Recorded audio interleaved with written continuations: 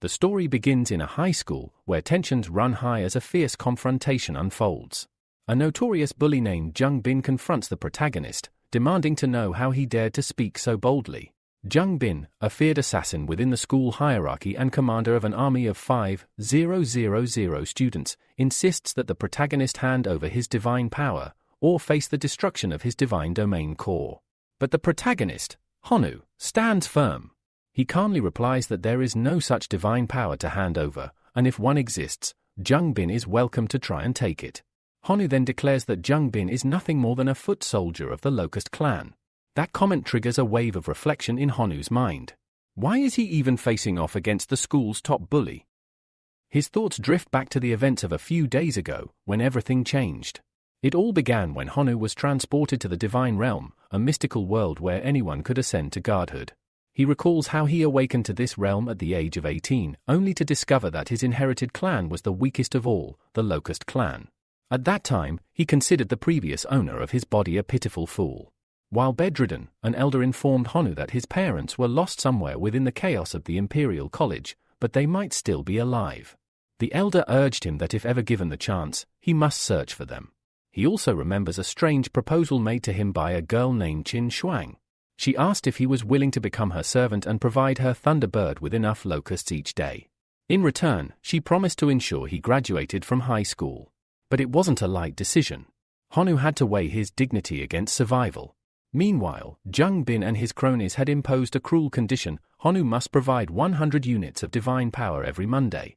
If he failed, his clan would face an invasion by a deadly dwarf army, an attack that could wipe out his entire bloodline and ruin his future. Faced with these impossible odds, Honu questioned how he ended up on the hell-difficulty path of life. Remaining in the Locust clan would mean certain doom, no entry to elite imperial universities and no chance of finding his parents. Determined to defy fate, he focused on passing the Yellow Knight massacre. But he knew brute strength wouldn't carry him through. Entering a specialized machine, he equipped a divine accessory and reaffirmed his resolve. Everyone got where they are by trying. Giving up without even attempting is pathetic, he told himself. Moments later, a system notification confirmed a successful connection to the divine domain. Staring at the vast realm before him, Honu observed thousands of locusts, the signature of his clan. He opened his system interface, curious about any updates. His past life's memories revealed only two character paths, the chosen son and the life sacrifice. Uncertain about the distinction, he asked the system for clarification. The system explained, the chosen son is blessed by the heavens, gaining luck and a unique attribute for every level he ascends. The life sacrifice, on the other hand, can offer his own biological life in exchange for randomly generated divine products of equal value. It became clear the chosen son would be his golden opportunity, his so-called golden finger, while the life sacrifice would serve as a rare auxiliary skill in the divine biological stage. With these powers, he might one day fulfill his grandfather's final wish. But first, he needed to survive the bully's blackmail. The next day at school, Qin Shuang approached his desk. She asked again if he'd reconsider becoming her servant. She emphasized that with her protection, no one would dare touch him. Honu gave a firm no, leaving her stunned. She couldn't understand why he would reject such a safety net. He calmly explained, though I have no power or influence, I still have my dignity. I appreciate your concern, but I won't accept protection at the cost of servitude. Angrily, she turned away and warned that he would come to regret this choice.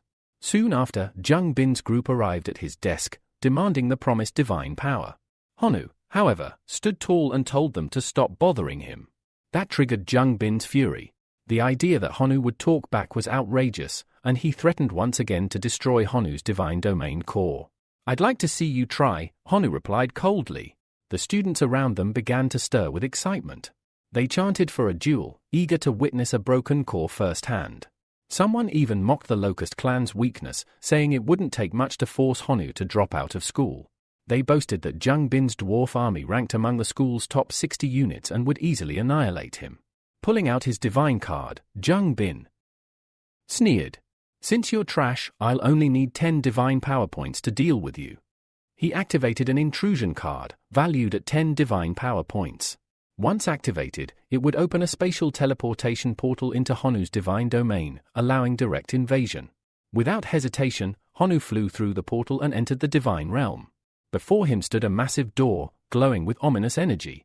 As it creaked open, a chilling sight awaited him, rows upon rows of grim-looking dwarfs, preparing for battle.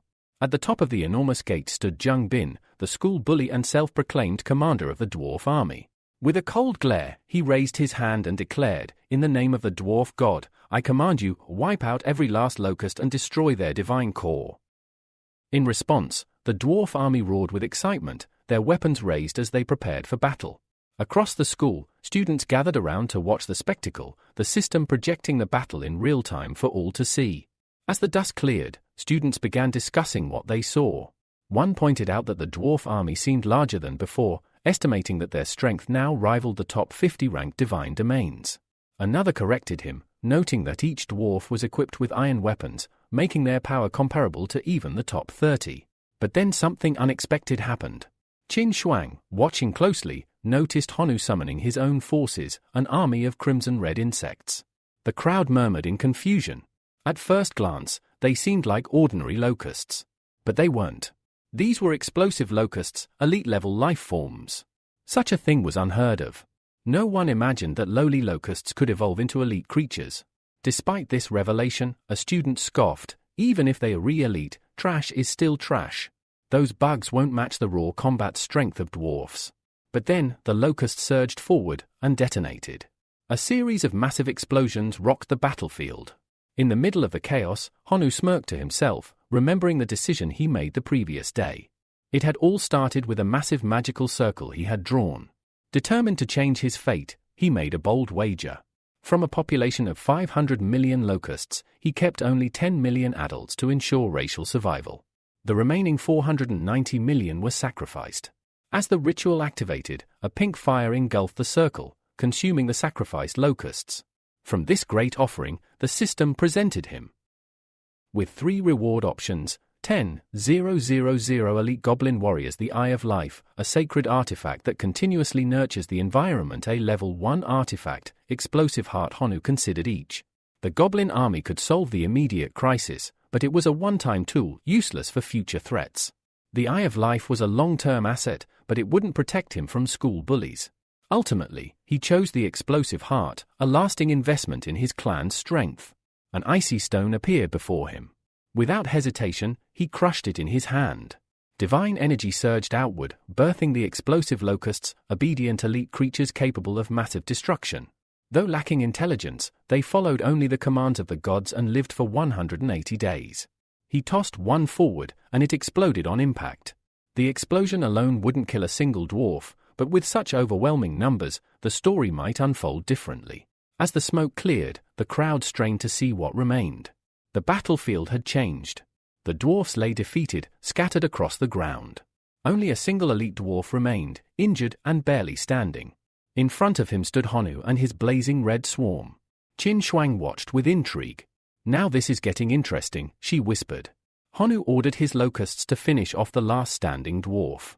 Panicked, Jung Bin screamed from above, "Retreat! All dwarfs, return to the divine realm." But Honu merely smiled. "Too late," he muttered. His entire swarm surged toward the portal, rushing through to invade Jung Bin's divine realm. The resulting explosion echoed across the sky. Jung Bin was left stunned. "Stop! Call off the locusts," he screamed. But it was far too late. Explosions began ravaging his domain, tearing down everything in their path. One by one, the dwarfs fell. Desperate, Jung Bin raised his hand in surrender. "I give up. Remove the locusts. I surrender the battle." Honu stood tall, eyes gleaming. "But didn't you say you'd destroy my core? Shouldn't I return the favor?" Jung Bin trembled, furious and humiliated. "My parents won't let this go. They're demigods."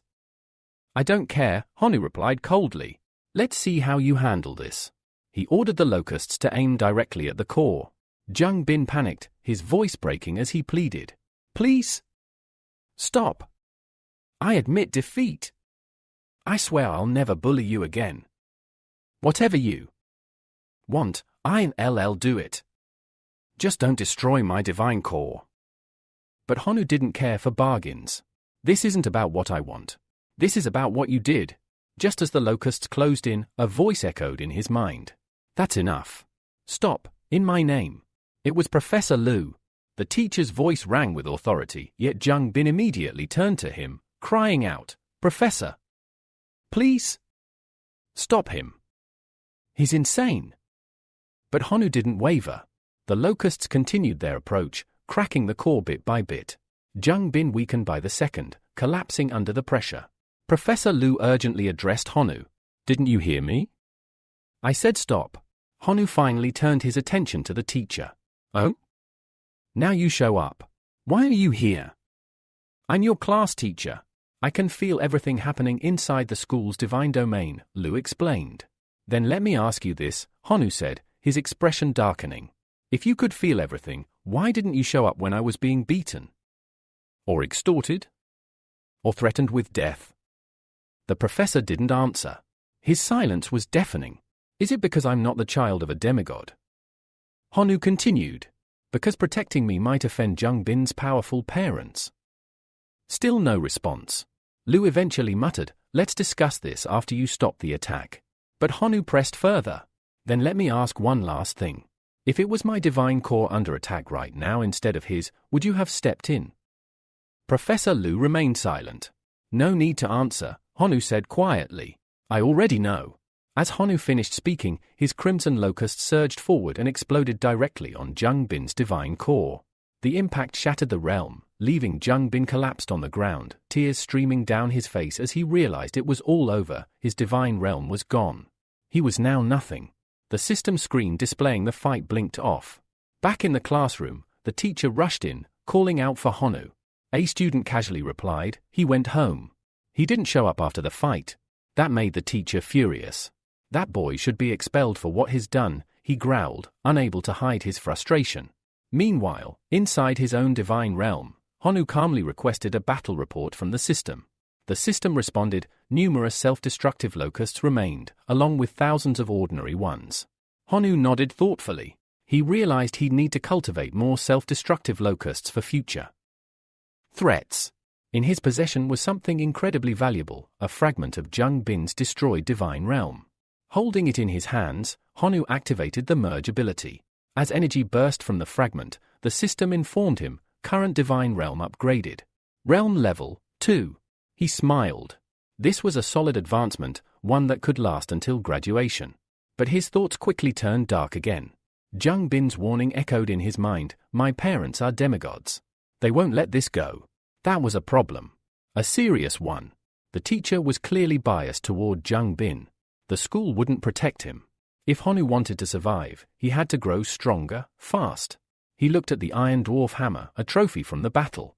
Without hesitation, he listed it for trade, hoping to find something more valuable.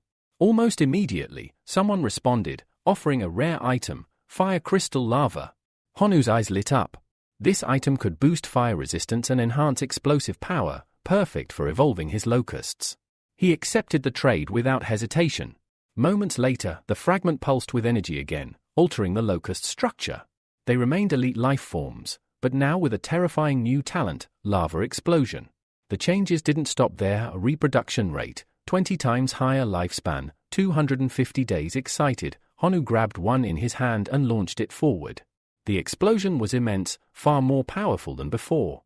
A fiery blast erupted, sending molten shrapnel across the area. He smiled in awe. These locusts now had the power of living grenades, with lava splash damage. Elsewhere, in the principal's office, chaos erupted. Jung Bin's father, radiating divine pressure, was furious. "Explain to me how my son's divine core was destroyed. There is no way to fix this." The dean tried to calm him. "Sir, the battle was initiated by your son. We have documented proof of his repeated rule violations and bullying." But that only made the man angrier. "So the school takes no responsibility? Then this is the fault of your teacher." Soon, Jung Bin's mother joined the tirade. "The one who destroyed our son's core must be punished. Expel that boy immediately." Back in his realm, Honu continued training, requesting the growth acceleration feature to regenerate more explosive locusts.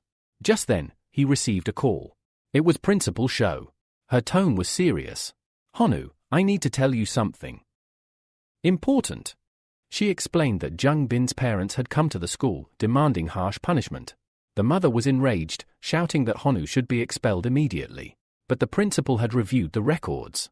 It was clear Jung Bin started the Divine Realm invasion. Honu defended himself, fairly, with no cheating. Show refused the expulsion. That only infuriated Jung Bin's parents more. So the school is protecting a troublemaker who destroys divine cause. But Principal Shou stood firm.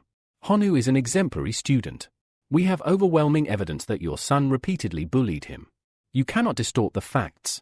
Still, the question remained, would the school act against Honu?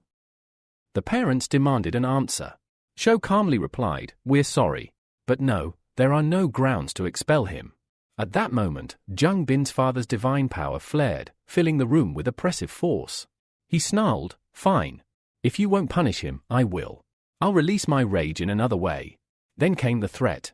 "If the school won't act, I will send a legion of 1,000 warriors to invade that boy's divine realm." Even for Shou, this was a line crossed. She calmly told Honu, "We cannot stop him. He is a demigod. 1,000 of his warriors are equivalent to 50,000 elite students. This is the most warning I can give you." "I'm sorry." She paused. "Can you handle it?" After hearing everything, Honu calmly thanked Principal Shou for her help. He promised to come to school the next day and face the looming threat head-on. With that, he ended the call, but his expression turned serious. There was no time to waste. He needed power, and fast. He activated his ability once again, initiating the second sacrifice. Billions of locusts began to burn away in an infernal offering. The resulting energy triggered a cataclysmic eruption, a massive volcano tearing through his divine realm. The system responded immediately, presenting 3 reward options: a level 1 sacred artifact, a level 1 skill crystal, fireball, a familiar named Jan Fun. Reading through the options, Honu thought the trade was worth it. Sacrificing billions of locusts for such a treasure? Not a bad deal. He chose the third option. A figure emerged, Jan Fun, a powerful swordsman-type familiar. He stood tall, surrounded by an aura of divine energy. His stats were astonishing: faith power, 500, 000 lifespan, 800 years, currently 150. Possessed a variety of combat skills. Jan Fun bowed slightly and addressed Honu respectfully, "My god, I need a sword." Honu nodded. That wouldn't be a problem. He opened his system's divine equipment menu. Over the past few days, his faith power had skyrocketed to 100 million, giving him access to 54 divine power points. In this menu, weapons were categorized by 4 levels: common equipment, faith equipment, divine power equipment, deity equipment. Each tier required greater resources. Knowing the danger ahead, Honu selected a powerful weapon, the Great Storm Sword, and handed it to his familiar. Jan Fun tested it immediately, slashing the air with such force that the shockwaves split the ground. But he wasn't satisfied. "My god! I still require 3 more identical swords to unlock my full potential." Honu froze. Just one sword had cost him 150 divine power points, and now he needed 3 more? Still, there was no time to hesitate. A battle against a demigod's legion was approaching. He had to gamble everything. As he reviewed the system again for upgrades, far away in the divine kingdom of Qin Shuang, a girl trained in deep focus. Surrounded by dozens of electric birds, she calmly channeled divine energy, her eyes closed. Her mind wandered to a memory. Years ago, she nearly drowned. But Honu had risked everything, diving in and saving her. He had even performed mouth-to-mouth resuscitation. The memory made her cheeks flush. "That idiot," she mumbled, flustered. "He deserves to be squeezed to death." Despite her complaints, she had a powerful family, 1 true god, 23 demigod relatives, so technically, she didn't need anyone to protect her. Suddenly, her system rang. It was Honu calling. She picked up with a smirk. "Changed your mind? Ready to be my obedient slave yet?" Honu replied calmly, "No. I just need to borrow your divine power." She scoffed. "What are you offering? Trash? Those bug familiars you summoned in the fight? Please, don't think you're impressive just because you beat Jung Bin." She added one final insult, "Those exploding grasshoppers? Garbage." Silence. Honu paused, then simply said, "Sorry to bother you," and ended the call. Her eyes widened. Why did I say all that? Panic rose in her chest. She immediately called him back. Honu answered. More insults. Embarrassed, she quickly asked how much divine power he needed and requested his transfer details. She didn't know why she cared, but she did. With the divine energy acquired, Honu purchased more swords for his familiar, whispering to himself, "I'm risking everything on this. I hope it's worth it." The next day arrived. In the classroom, whispers filled the air, "He's crazy for showing up. Doesn't he know 1,000-man army is coming for him? Let's see how brave he is when his core is shattered." Clearly, everyone already knew about the demigod's revenge, and many were hoping to watch Honu fall. Just then, Qin Shuang walked in. "So that's why you called yesterday," she said. "To face off against a demigod's legion? You're insane." She warned him, "You should give up. 1,000 men blessed by a demigod? You won't stand a chance." But Honu simply smiled. "Even if I had a choice, this is the only path I can take." Qin Shuang narrowed her eyes. "You do have a choice. Become my slave. My family has influence, one true god, 3 demigods. I can stop all this." He turned to her and said sincerely, "Thank you, but I'll handle this on my own." Then, he left to prepare for war. From the shadows, another figure watched them both. Rage burned in their eyes. Why does she treat him like that? That mysterious observer wanted only one thing: to see Honu dead. The classroom door burst open. A teacher stepped in, followed closely by Zhang Bin's enraged parents. The teacher pointed directly at Honu and said, "That's him." "Mrs. Du's fury exploded instantly. "You bastard! You destroyed my son's divine core." Her husband, Jan Lin, tried to restrain her anger. "Calm down. We're in a school. We must follow the rules." The teacher motioned to Honu, asking him to come forward. "Don't waste the time of the Zhang family. Show some respect." But Honu didn't budge. Calm and composed, he replied, "I'll wait for Principal Shou. I want an official witness." Letian scoffed at that. "You think such a small matter needs the principal? I'm enough. Get over here, or things will escalate." Just then, Principal Shou entered the room, her voice sharp. "And who, may I ask, are you speaking to like that?" The teacher quickly tried to explain, claiming he was merely dealing with student discipline. But the principal cut him off. "You're a teacher at a respected academy, not a watchdog for a demigod." Her words hit hard. Zhang Bin's parents seemed pleased with her presence and asked if they could proceed. The principal turned to Honu. "Are you ready?" Honu nodded, full of confidence. "Yes." At that moment, Jan Lin wasted no time. He activated his invasion card. Immediately, Honu's consciousness was transferred to a battlefield. As he materialized, countless hostile gazes locked onto him, the eyes of ferocious wolves. Spectators at school watched the scene unfold on the large display screens. "That's the wolf cavalry, right?" one student gasped. Another added, "Yeah. A mix of green orcs and dire wolves, all geared with high-level equipment." Honu's finished. The wolf army, led by a powerful cavalry captain, began to march. And at the rear stood Jan Lin, pulsing with divine energy. "You destroyed my son's divine core," he growled. "Now you'll pay, with blood." Qin Shuang, watching the battlefield closely, furrowed her brow. "That's 2 units. They said they'd send 1,000-man legion, but there are 2,000 units here. That's cheating." Principal Shou remained silent. Even she couldn't intervene now. As the wolves charged forward, a buzzing roar filled the sky. Honu's grasshoppers had arrived. Students leaned forward, stunned. 7 million elite explosive grasshoppers. Yesterday he had only 20,000. How did he cultivate that many overnight? Despite the impressive swarm, the first wave of explosions did little. Only a handful of mounted wolves were slightly injured. Letian observed from the side, shaking his head. "He's talented, but this is an obstacle he won't overcome. Otherwise, he could have made a name for himself." Then suddenly, someone gasped. "Wait! Look at the sky!" A massive black cloud loomed overhead. It wasn't natural. Explosive grasshoppers rained down like a storm. The sky ignited. Each insect erupted with devastating force, sending shockwaves and magma into the air. The battlefield turned into a volcanic wasteland, annihilating entire squads of the wolf cavalry. Even Qin Shuang was stunned. "What the hell are those things?" "That explosion, it launched magma." The principal asked if any student or teacher could identify the creatures. One stepped forward, activating his detection skill. These are evolved elite forms of the explosive grasshoppers. Principal Shou was impressed. Well done. Excellent progress by my student. But Jan Lin was unfazed. Do you really think a few bugs can defeat my cavalry? He raised his hand, and the wolves howled in unison.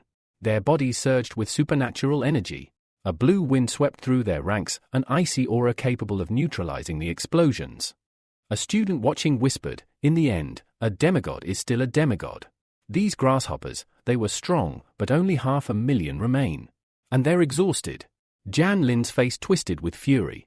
"Let me show you true fear. Destroy his core." The wolves charged once again, faster and fiercer. The principal lowered her head, sighing. It's over, but then someone pointed to the screen. Wait! Look at that divine form inside Honu's core. Qin Shuang's eyes widened. The wolves had stopped and were staring at a dark figure emerging from the shadows. Is that a familiar? Another student asked, aren't those storm swords? The ones that cost 50 divine power points each. 4 of them would be 200 points. How can Honu afford that? He's an orphan. The principal stepped forward and calmly explained, that's Jan Fun, a familiar from a legendary clan. A clan known for producing extraordinary life forms. As the battle raged on, a student watching the screen muttered grimly, it won't make a difference anymore. We're dealing with a demigod's army. That cavalry captain will take care of the familiar, while the rest will destroy Honu's core. But something didn't feel right. The girl stared harder at the familiar. Wait, that's not just an extraordinary life form, her voice dropped. That's a heroic life form. This revelation sent shockwaves through the crowd, and even Jan Lin was shaken. Impossible! I fought my whole life, and only once did I manage to create a heroic life form. How could a mere high schooler have won? Realizing the danger, he bellowed, destroy his core. Now! He wasn't just trying to win anymore, he wanted to capture the heroic life form for himself. But before his wolves could reach the MC, Jan Fun's eyes began to glow with concentrated power. The wolves charged, and were immediately cut down by a powerful slash, Storm Cut's level 3 ability. More wolves leapt into the air, only to be tossed away by a spinning gust, Whirlwind, level 1. But then, a monster unleashed its freezing breath, managing to trap Jan Fun's feet in solid ice. The wolves lunged in to finish the job. Jan Fun didn't flinch. He raised his 4 swords and activated Iron Cut. A circle of energy pulsed through the air, expanding, until it exploded outward with devastating force, creating a crater and annihilating the attacking wolves. The classroom fell silent. Can a familiar really have that much power? One student whispered. On the battlefield, Jan Fun stood tall amidst the wreckage. Jan Lin's expression changed. For the first time, he was worried. He turned to the cavalry captain. End this. Now. The captain stepped forward, emanating enormous energy, ready to engage. But suddenly, a voice interrupted the chaos. Are you seriously going to break the academy's promise? Everyone turned. The director had arrived. Jan Lin quickly backed down. Of course not. I wouldn't dare. He immediately ordered the entire wolf army to retreat. The director's gaze shifted to the battlefield and saw something surprising. Standing in front of Honu, shielding him, was Jan Fun. Back at school, the principal turned to Honu. You did well, but don't get complacent. A heroic life form may be powerful, but it's not invincible. Honu replied calmly, I have a request. Go on. I'd like to change classes. The teacher was stunned. He apologized sincerely. I'm sorry. I didn't realize your potential. I promise from now on, I'll give you proper attention and allocate resources for daily practice. Just give me a chance to make up for it. His motivation was clear. A student this strong could enter a top university, and the rewards for mentoring him would be enormous. But Honu shook his head. I don't want your help. I just want to switch classes. The principal explained the rules. You can't just change classes on a whim. There are protocols. But if you're serious, you must pass the class transfer exam. If you succeed, I'll help you personally. Honu agreed without hesitation. I'll do whatever is required. Suddenly, Qin Shuang raised her voice. I want to take the test too. The teacher was flustered. If there's something you dislike about me, you can just say it. You don't have to go this far. But she shook her head. I don't have a problem with you. I just don't want to stay here. Then Xiao Long stood up. I'll take the test as well. Letian looked at him, stunned. What are you doing? Xiao Long smiled. Thanks for everything, but I've decided. I'm leaving this class. His gaze drifted to Qin Shuang. I can't let anyone else take her from me. The principal noted all this and confirmed, the exam will be held tomorrow. Prepare yourselves. Later, outside the school, Qin Shuang chased after Honu. How did you obtain a heroic life form? Honu looked at her coldly. That's none of your concern. It is my concern, she snapped. You owe me 150 divine power points. If you don't pay, you'll have to become my slave. I at least have a right to know how you suddenly got this power. He responded firmly. If it's about the debt, I'll pay you 5 divine points as interest. But if it's about my familiar, you'll remain in the dark. Without another word, he teleported away, leaving her stunned and seething. Inside his divine kingdom, Honu reviewed his forces. 1 billion common grasshoppers, 1 million explosive grasshoppers, 30,000 detonating grasshoppers. He was unsure if this would be enough for the class transfer exam. Just then, Jan Fun appeared. The wolf cavalry. They're hiding in the mines. Should I destroy them? Honu paused. That made sense. Many wolves had escaped the earlier assault. Killing them would be a waste. He thought for a moment, then gave his order. Capture them. Keep them alive. They may still be of use. 2 hours passed, and the protagonist returned, dragging behind him all the wolves, tightly bound. At that moment, the system presented him with an option. Would he like to sacrifice 1 billion grasshoppers along with 24 wolf cavalry units? Without hesitation, he selected yes and activated his sacrifice ability. The result of the offering was swift. He received a wick, a furnace artifact, and 3 watchtowers.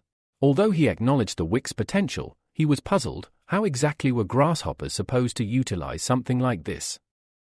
The same concern applied to the furnace and the watchtowers. Sadly, none of these rewards truly piqued his interest at that moment. Suddenly, he remembered something. During his earlier battle with B, he had captured a few hundred dwarfs.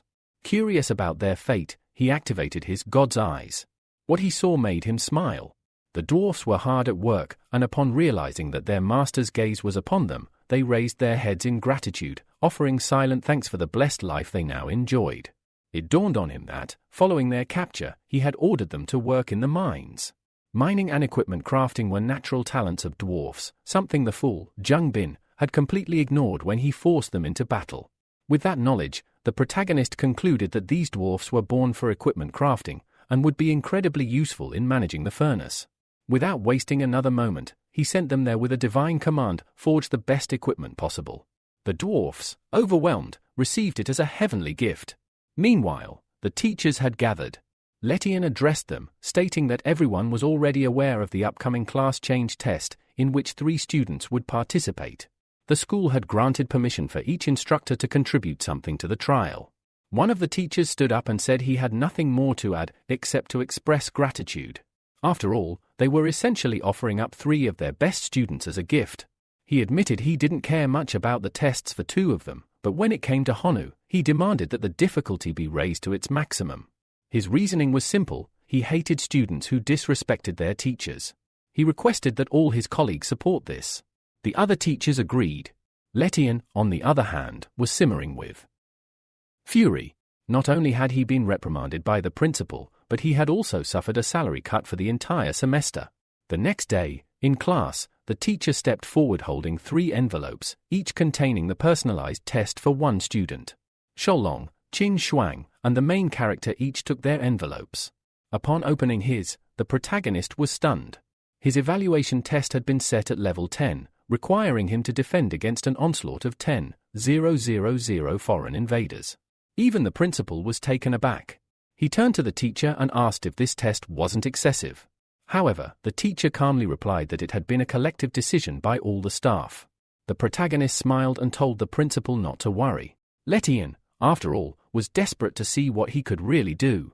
Letian scoffed at the response and warned him not to regret this confidence later. Once again, Qin Shuang approached him with an offer. If he would become her slave, she'd ensure no one at the academy ever dared to threaten him again. He politely declined, saying they would speak again after the test. She called him ungrateful, but agreed. Meanwhile, Xiaolong couldn't contain his excitement, eager to watch the protagonist fail miserably. The test began. Thousands of goblins emerged, ready for war.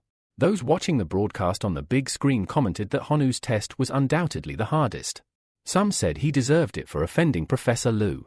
The protagonist, however, was unimpressed. Letian, in his eyes, wasn't even worthy of being called a man, especially for using fire-resistant goblins. Professor Lu, watching from the sidelines, justified the trial. According to him, the test was a learning experience, and the 10,000 red goblins would be more than enough to demolish the Divine Kingdom. He added, for all to hear, that there was no hatred between teachers and students, and this was merely a small test meant to help Honu grow. The principal, however, silently rooted for him. The battle began in earnest. The protagonist ordered his legion of grasshoppers to charge, but the goblins merely raised their arms and hurled fireballs, reducing the swarm to ashes in seconds. But the protagonist had expected this. He knew that normal grasshoppers wouldn't suffice. This time, he deployed his explosive grasshoppers. As they rushed forward, the goblins faltered. A moment later, a chain of massive explosions erupted, instantly eliminating 400 red goblins. Qin Shuang and Xiaolong returned from their respective tests and immediately ran to the principal. Qin Shuang anxiously asked how the protagonist was doing. Xu responded gravely. The grasshoppers were inherently inferior creatures. Even if trained well, they could never rise to the top. Still calm, Honu continued to send waves of explosive grasshoppers. Another massive blast tore through the battlefield, annihilating 3,000 red goblins at once. The remaining enemies desperately pushed forward, trying to reach the core crystal to destroy it. A student watching muttered, "It's over this time." He acknowledged that while the protagonist had a heroic life form, even that would be meaningless against 500 red goblins. Qin Shuang, equally distraught, feared that the army would completely destroy her classmates' core. Concerned, the principal reached out to Honu directly. He told him that if he could no longer endure, he should simply concede. There was no shame in defeat, he could rise again in time. But the protagonist's reply was resolute. He had already made up his mind. He was going to change classes, and he would fight until his last breath. He had not lost yet. As the protagonist stood his ground, he calmly spoke, his familiar relentlessly delivering blow after blow to the advancing goblins, finishing them off one at a time. The goblins, however, soon grew furious. With savage roars, they launched wave after wave of fireballs, causing a series of explosions across the battlefield, especially near Jan Fun's location. Observers began to think it was all over. Surely, they believed, the familiar must have sustained serious damage in the onslaught. Among the crowd, the professor was the most excited, convinced that Honu would finally learn his lesson. But just as the professor was basking in his premature victory, a student suddenly pointed toward the battlefield and urged everyone to look more closely. In the midst of the chaos, an army of dwarfs emerged. They charged forward, shouting their intent to protect their god. The red goblins, momentarily stunned, were now gripped with fear. The tide of the battle shifted. The students watching from afar were equally stunned. "Isn't that the same dwarf faction once led by Jungan?" one whispered. Given this kind of talent and control, they reasoned, Honu must easily rank among the top 10 students of the year. With the dwarfs overwhelming the goblin forces, the protagonist claimed victory, even while at a significant disadvantage. Both the principal and Qin Shuang were pleased with the outcome, though the professor was visibly irritated. When the 3 students returned from their tests, every teacher on the panel was eager to recruit them into their respective classes. They promised to provide the maximum available resources to each of the top performers. Xiaolong, with no personal ambition of his own, simply declared he would go wherever Qin Shuang went. Still, something continued to trouble the main character. Turning to the principal, he asked why his test had been made so difficult. The principal explained that the level of each test had been determined through a collective vote by all the teachers in that grade.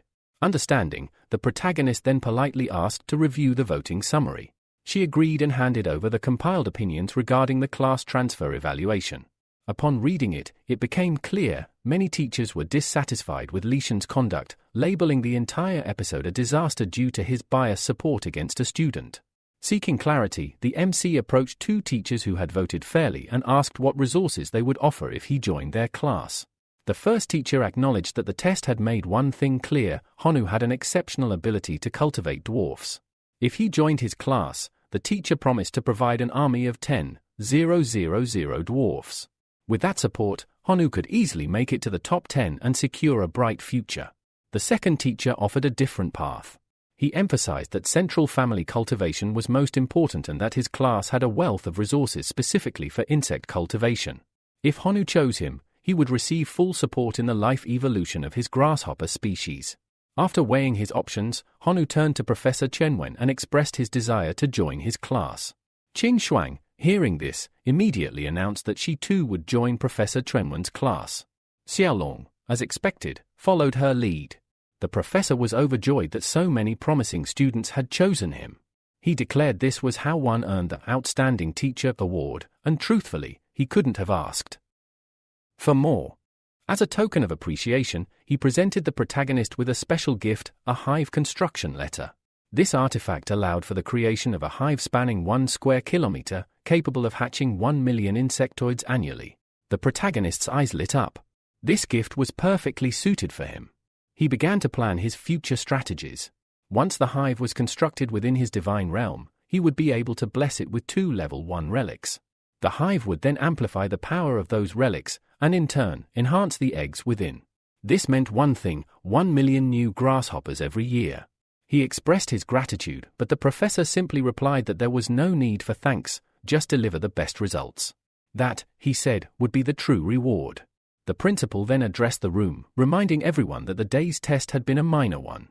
There was no need to overreact. However, in 7 days, a far more serious exam would take place, one that would involve the entire school and determine future resource allocation between classes. Later, inside his divine realm, the protagonist assessed his current resources: 2 million grasshoppers, 5,000 self-destructing grasshoppers, 300 explosive grasshoppers, 52 dwarfs, and Jan Fun, his heroic life form. His expression darkened. Given his current strength, participating in the school-wide exam might result in the lowest score of all. He needed to act. He had to find a way to increase both the number and power of his grasshoppers. Then, something caught his attention. The dwarf status had changed. They were no longer ordinary. They were now listed as red forge dwarfs. Curious, he flew directly to their location to see what this meant. Upon arrival, he immediately noticed the difference. These dwarfs had evolved into elite beings, possessing a variety of new talents and a significant boost in power. He couldn't help but think how much better it would be if they belonged to his main family line. With that, he could use growth acceleration on them far more frequently. For days passed. Now armed with 7.3 billion grasshoppers, he activated his life sacrifice ability once again, this time on all of them. Watching the system's interface, he wondered what kind of reward such a monumental offering would bring. Then the system responded. First option unlocked, a sacred item, level 2, Law of Gluttony. Once charged within the Divine Realm's core, the main race would gain the ability to consume voraciously. If the total energy of consumed food surpassed their own by 1,000 times, it would trigger an evolutionary breakthrough. A new path had opened. The system offered 3 tempting rewards. The second option was the hero model, an upgrade that could promote an extraordinary life form to a heroic life form. And the third option would grant the MC a fragment of divinity, the equivalent of absorbing 100 billion faith, a jackpot reward in any system. Faced with these remarkable choices, the MC was thrilled and conflicted. All 3 rewards were excellent, making it difficult to decide. He weighed his options carefully. The first option, the Law of Gluttony, had the potential to transform a wide range of grasshoppers into elite life forms, but it might come with a price he couldn't afford. The second, the hero model, could elevate one of his existing creatures into a heroic force. The third offered raw divine power, a leap that could boost his cultivation immeasurably.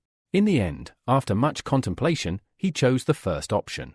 3 days later, Honu stared in awe at the massive beast in front of him. He couldn't even tell if it was still a grasshopper or some kind of colossal lizard.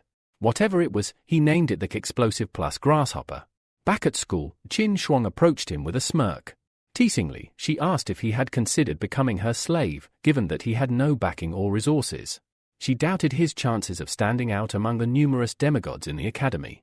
Though she admitted his grasshoppers were strong, she dismissed them as unimpressive in the grand scheme. As for the dwarfs, sure, they were cool, but not being part of his main family limited their potential. The MC thanked her for the advice but calmly replied that they'd all find out the truth after the upcoming exam. Qin Shuang didn't appreciate his indifference and muttered that he was driving her crazy. Meanwhile, Xialong watched silently from his desk, wishing that Honu would vanish from Qin Shuang's sight altogether. The professor soon addressed the class, stressing the importance of the general exam. It would directly determine the future distribution of academy resources. He promised to offer sacred relics, domain lands, and core fragments if necessary.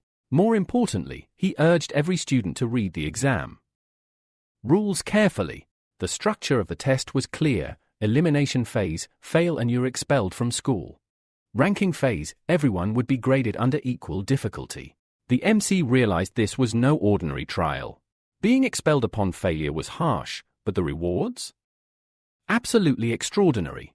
Here's what was on the line: Top 100, Divine Territory Top 50, Level 1 Sacred Relic Top 30, Creation Card Top 20, First Grade Building Top 10, Divine Weapon of Choice Top 5, Transcendent Seed, can rapidly evolve an elite life form, Top 3, Divine Core Evolution First Place, 1 full point of divinity. Reading this, the MC's eyes burned with determination. No matter what, he would fight until the end for one of those top spots. With the professor's final warning, the general exam officially began. The first round, the elimination test, was about to start. The MC returned to his divine realm, immediately summoning all his family members and preparing them for war. Before long, the enemy arrived.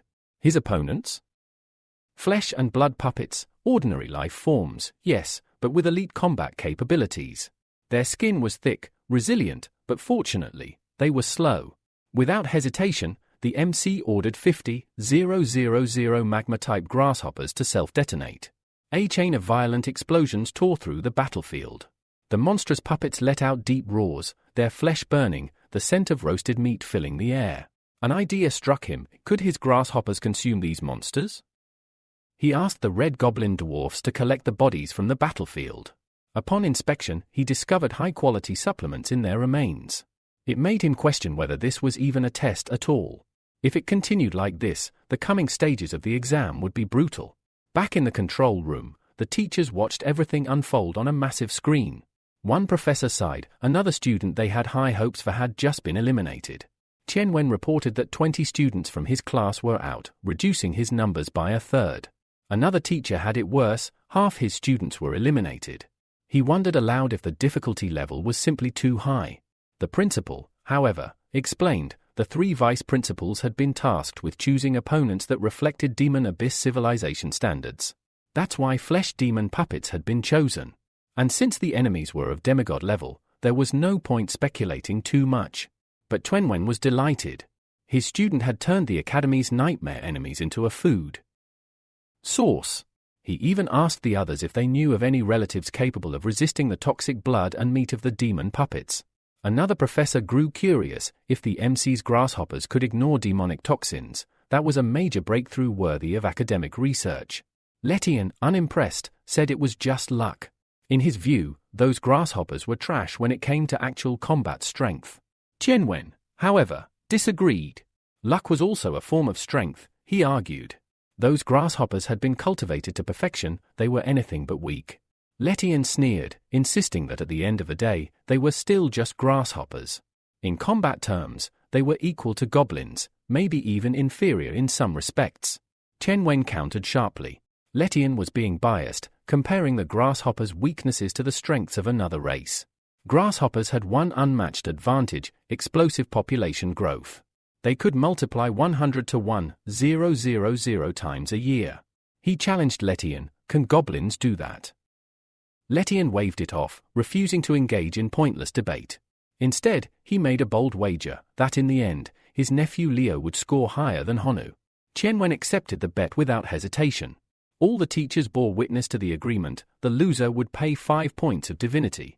Letian smirked, confident. Leo had every advantage: backing, bloodline, and resources. There was no way Tianwen would match that.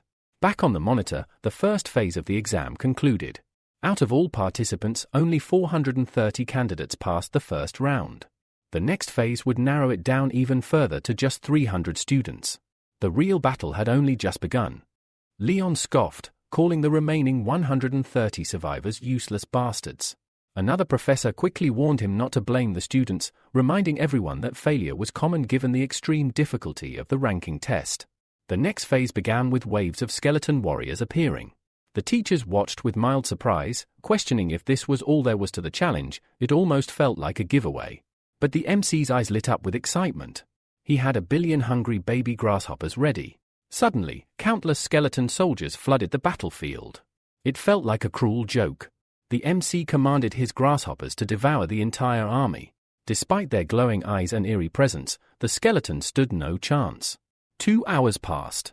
The MC felt relieved. This was just a warm-up, a great appetizer. But then came the second wave. Another horde of skeletons charged, only to be annihilated immediately by the self-destructing grasshoppers. The MC observed that as lava rose higher and higher across the field, the skeleton soldiers would soon be unable to swim through it. The increasing temperature would become their undoing. With this in mind, he ordered the red goblin dwarfs to pour molten lava from the great furnace onto the battlefield. They obeyed instantly, killing every skeleton that emerged from the portal. One professor was impressed. "Honu is definitely coming up with some brilliant strategies," he noted. Qianwen smiled knowingly. "Of course. He's in the best class possible." Leon, however, remained unimpressed. The MC had only just reached the 7th wave, but Leon's nephew Leo was also at that level. Meanwhile, inside Lumo's divine realm, the scene was entirely different. Lumo stood surrounded by an impressive array of defenses, arcane towers, lightning towers, fire towers, and more. The professor who observed this smiled, convinced this student must hail from a wealthy family. He had invested heavily in his nephew's success, determined to secure first place this year. Then the conversation shifted to Qin Shong's divine realm. Peering inside, the professor's eyes widened. There were 100 lightning towers, 300 000 elite thunder natural life forms, and 100 gigantic ancestral trees. Everyone was impressed. Qin Shong's family was undeniably powerful. Even many demigods lacked such an overwhelming arsenal. Rumors whispered that she ranked among the top 3 students in the entire series. Letian seethed with anger, knowing all of this was due to Honu's influence. "That boy will pay dearly for this," he hissed. The 10th wave ended, leaving only 18 candidates still standing. The professor announced the impending 11th wave, warning that the difficulty would spike dramatically. Suddenly, a shadow emerged from a glowing red portal, shocking everyone. It was a heroic life form. The monster revealed itself as the bone collector of the skeleton race. As it passed, all bones on the ground trembled. A pink aura surrounded it as it raised its staff. With a flourish, it summoned a colossal skeletal giant. The bone collector commanded its new creation to attack relentlessly. The giant stomped, triggering a massive explosion that rattled the entire area. The professors watched in awe. Only 3 minutes had passed, and already 8 students had quit, overwhelmed by the brutal challenge. Letian furiously accused the MC of cheating. He couldn't believe the giant skeleton in Honu's realm looked so small and weak. Indeed, the summoned skeleton was pitiful, trembling in fear. Qianwen calmly explained the truth. The bone fragments in Honu's divine realm had been reduced to ash by the lava, so the bone collector simply lacked the resources to create a massive skeleton. All that remained was the bone collector itself, soon disintegrated by Jan Fun's iron-cutting technique. The MC yawned lazily, implying the test was too easy as he passed the 11th invasion wave. The professor refused to accept the result, accusing Honu again of cheating, claiming he must have known the test in advance. Qianwen asked what evidence supported the claim. The professor insisted Honu's unusual fighting style was suspicious. Who else would clear the battlefield after defeating the skeleton soldiers? Only someone who knew the bone collector would appear next, and that bones would be needed for its greatest creation. He demanded the school investigate this alleged cheating. The principal calmly intervened, explaining the exam content was set by the supreme director before she left, meaning even she had no idea what the test would be. "Do you really think the supreme director would be so careless?" she asked the professor, who panicked and stammered no. She insisted Honu's victory was pure luck. But even if there was no cheating, she noted, his scores were still unfairly high compared to other students. She asked Letian, a demigod, if he understood how ridiculous those words were. After all, in the civilization of the divine realm, it was never about justice, but survival. No one score could be fairly compared to another's. Her final words underscored the truth behind the so-called justice the professor had mentioned. The professor accused Letian of using his authority to favor his nephew by providing him with an overwhelming amount of resources. This angered Trenwen, as it became clear the professor was biased, handing out colossal advantages to his own family. Now, the professor's reasoning behind the bet made sense, but it backfired since the MC had already passed the wave while his nephew struggled. Inside Lumo's divine realm, Letian realized the challenge was massive. His army had been crushed, and frustrated, he admitted defeat on the test. Chenwen then announced the exam results. Honu had passed, while Lishan's nephew failed. She asked if Letian would pay the 5 divinity points as promised, reminding him the other professors had witnessed the agreement. Reluctantly, Letian handed over his card but vowed to regain the lost points eventually. An hour passed. Only 3 students remained to face the 13th wave: Han Wu, Qinchang, and Hang Fe. The professors eagerly anticipated who would claim first place among them. In Hang Fe's divine realm, the challenge became unbearable, and he gave up at the 14th invasion wave. Qinchang pushed through to the 16th wave but eventually also conceded defeat. The principal was pleased to see Honu holding first place, dominating the test with his explosive locusts. By the 20th wave, his attacks caused fiery explosions across the battlefield. A giant skeleton was summoned to replace the smaller ones that had been destroyed, but Jan Fun, his familiar, appeared, unleashing an annihilation technique that shattered the giant skeleton to pieces. After 15 minutes, the system announced the start of the 21st invasion wave, warning that the difficulty would increase dramatically and urging all candidates to prepare. The MC's excitement grew. This promised to be a great challenge. Suddenly, a colossal portal emerged before him, far larger than usual. From it stepped the Supreme Lady of the Skeletons herself. Even the teachers gasped in shock. The Supreme Lady's arrival confirmed the system's warning. The difficulty had skyrocketed. The MC carefully observed the gap in power, realizing the difference was overwhelming. He thought it might be best to surrender right there. Raising his hand, he signaled surrender. Frustrated, the Supreme Lady demanded to know why, but the portal began pulling her back, out of the divine realm. She roared furiously and hurled a bone shard past him, causing a massive explosion. Even though it was a simple attack, the MC couldn't help but ask what that was. Finally, the portal closed, and the MC was sent back to the normal world, ranking first on the leaderboard.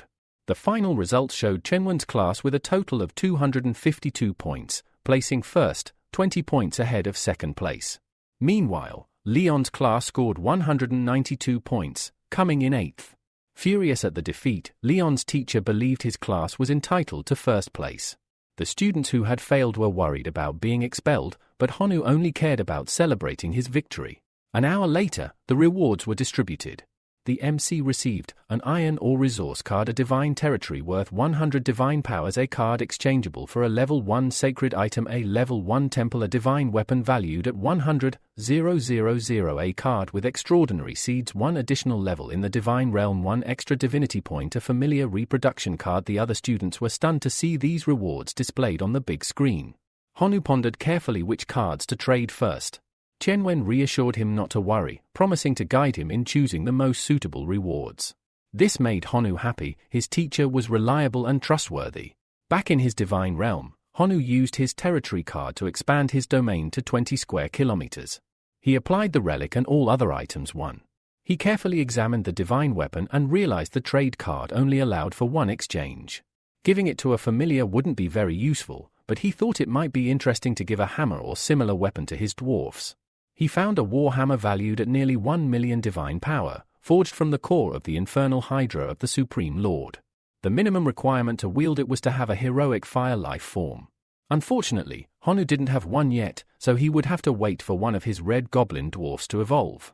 An hour later, still at school, the teacher commented on the overall exam results. He believed that the students remaining at the school were the elite. He also invited the top 3 students to the stage to receive their prizes. The 3 stepped forward. The teacher announced Honu's excellent performance, securing first place overall. As his reward, Honu would get to choose any superior resource. This made the MC thoughtful, wondering what treasures awaited him. The system listed the options: Giant's Fist, Fountain of Life, Iron Mine Core Level 2 Skill, Frozen Missile Level 2 Buildings, Goblin Nest Extraordinary Life Form. Without hesitation, Honu chose the Fountain of Life, a water fountain imbued with vital energy that could nourish life and greatly improve the environment. The teacher praised Honu's choice, acknowledging how remarkable it was. Unlike others who stubbornly chase raw power, Honu recognized his own strengths and sought to develop them thoughtfully. Soon after, a man approached the MC, congratulating him on his newfound wealth. He urged his colleague to sell the divinity point Honu won in the overall exam, offering an exchange price of 105 million divine power. Honu silently wondered how this man dared to give orders when offering just 5 million extra. Curious, he asked why the man wanted the divinity point. The boy responded casually, saying there was no special reason, he simply wanted to see if Honu would agree to trade for 105 million divine power. That amount was enough to focus his efforts on the locusts or any other goal. Honu refused the request. The student persisted, explaining that his grandfather was preparing to be promoted to a true god and urgently needed divinity. If Honu sold it, the boy promised to owe him a favor in addition to the agreed divine power. This made Honu think. 105 million divine power was a huge sum, enough to greatly strengthen his locust army. He admitted it was an interesting offer until his phone rang. The message shocked him. Qin Cheng was offering 150 million divine power for the same divinity point. He couldn't believe such an absurdly high amount. Clearly, she had money to spare. She challenged his valuation, asking if he really thought 1 point of divinity was worth only 100 million. She questioned his common sense. Qin Cheng explained that a bit of divinity could indeed be condensed into 100 million divine energy, but only if a god produced and sold it directly. If mixed with the faith power of other gods, the success rate of condensation dropped drastically. Therefore, the current market price of divinity was about 145 million divine power, though there wasn't even a formal market for it. With this explanation, Honu understood better. Shuju had tried to scam him earlier. He firmly rejected his classmate's offer, leaving him nervous and warning Honu not to get cocky just because he ranked first. But Honu no longer cared. The 150 million divine power had just been deposited into his account. Feeling rich, he smiled. Back in his divine realm, Honu instructed that the level 1 temple be built near the Red Goblin site, and it was constructed immediately. He decided the Fountain of Life should be built near the desert to quickly make the land fertile. Next, he visited the Red Goblins and presented them with the new artifact, the Infernal Warhammer. They were amazed and grateful for all the blessings their god had provided. Honu held the seed of supremacy in his hand and entrusted it to them, proclaiming that from now on, this Red Goblin would be known as the Hammer of God. He placed his trust in the goblin, believing he would soon become a hero worthy of wielding the Infernal Warhammer. The goblin was deeply moved by this honor and flew off, praising his god. Meanwhile, Honu examined a crystal the teacher had asked him to choose, but he wasn't sure what it was for. Suddenly, he received a call from Tian Wen. When he answered, she asked if he wanted to meet, then brought up the question of who was stronger, Honu or Leo. With that, the teachers bet 5 points of divinity, which Tian Wen won. She offered to give Honu a divinity card equivalent to 150 million divine power as his prize. She also explained another rare reward he had won, an egg laid by the celestial demon insect king, refined using a special method. Even dead, the egg would produce 10 liters of magical fetus essence daily. Tian Wen emphasized that she had promised to support him with every resource possible, especially regarding core familiars. Honu reflected that he lacked the support of other teachers, who considered his locusts useless. But he knew that if the locusts mastered the path of life leap by assimilating the celestial demon insect's power, their potential would be immense. The teacher asked him to choose any reward he wanted as part of the bet. Without hesitation, Honu chose the magical fetus egg.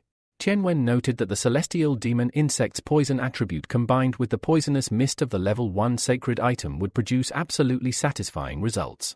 Honu thanked her and promised to live up to expectations. Before ending the call, Tian Wen asked if there was a way to provide a large amount of meat, regardless of quality, since the shopping center meat was expensive. She suggested not feeding the locusts meat purchased from shops because of the high cost and low benefit. She mentioned that the director had recently been invading the demon abyss, where there should be plenty of blood and flesh from puppet corpses.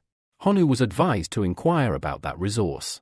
Honu thanked her for the advice and ended the call.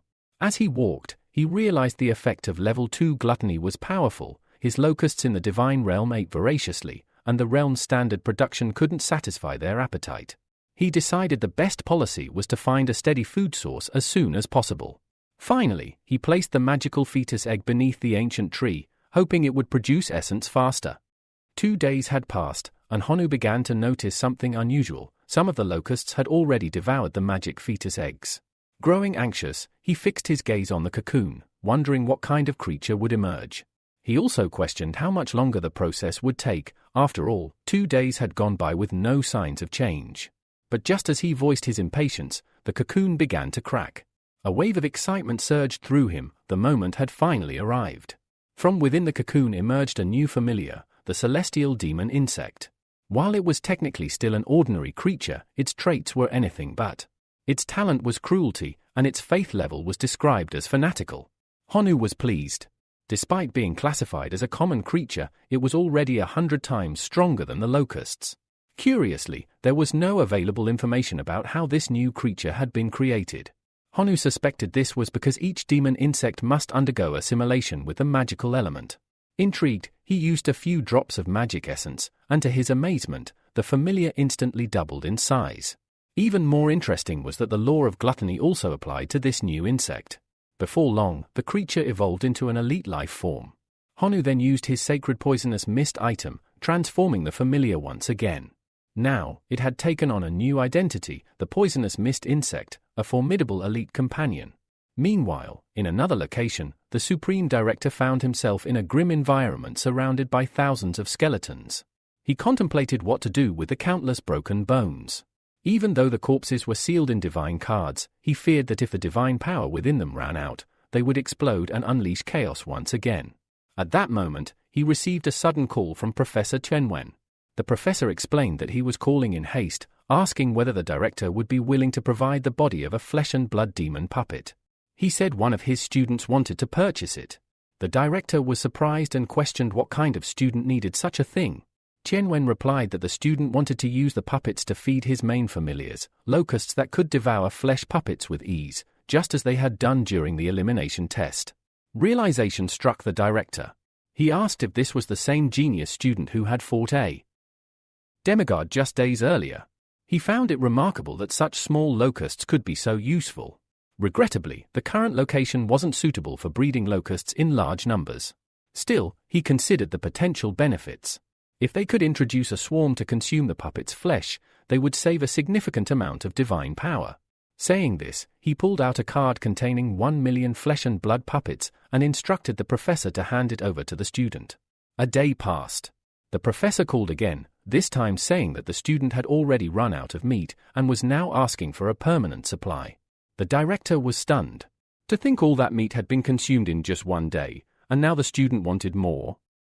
After taking a moment to think, the director admitted that while there were enough corpses available, they couldn't be given away for free. He proposed a deal, 100 demon puppets for 10,000 divine power. Just 5 minutes later, the professor called back with the student's answer. He agreed to the terms, and was ready to begin with a payment of 1 million divine power in exchange for the meat. Several days later, Honu stood ready with his most powerful army to date. Once again, he activated his sacrifice ability, which presented him with 3 exchange options: giant warriors, extraordinary life forms known for their intelligence and overwhelming power, with a single one worth 10 million. Level 3 skill crystal, a powerful enhancement that, if combined with his celestial demon insects and their poison mist, would form an unmatched synergy. Decomposition system, a method that breaks down matter and extracts pure energy, considered food for magical familiars. He carefully weighed his options. Although the skill crystal was tempting, he couldn't use it due to his divine core being already maxed out at level 3. After thorough consideration, he chose the decomposition system. Upon selection, a massive machine materialized before him. To test it, he fed it a small amount of iron ore. 5 hours later, the result was 3 iron crystals. Holding one in his hand, he discovered that it could be used as food for certain rare races and was also valuable for forging weapons. Each crystal was worth 5 divine power points. It was clear, this system had the potential to bring in massive profit over time. Suddenly, a voice echoed in his head. They were under attack by the undead during a mining operation. 3 companions had been injured, and the leader of the Red Dwarf clan was currently battling the enemy. The message was a plea for divine support. Honu was startled. How could there be undead in his realm? To investigate, he activated his divine vision and saw the Red Dwarf clashing with a skeleton. Strangely, the skeleton's robes resembled those worn by the Supreme Lords, and it was handling the powerful dwarf surprisingly well. Intrigued, Honu attempted to consult the monster's data, but was met with failure. The skeleton was not registered as one of his followers, meaning he had no access to its information. Just then, Jan Fun appeared to face this mysterious foe. With one swift strike, he decapitated the skeleton. However, the corpse rose again, fully intact. Honu appeared in holographic form, trying to make the skeleton submit, but his hologram was swiftly attacked. Annoyed, Honu remarked that this monster was truly naive. As long as the divine realm remained intact, his divine form would endure forever. He gave a commanding order. His familiars were to keep pressuring the skeletons until they completely submitted.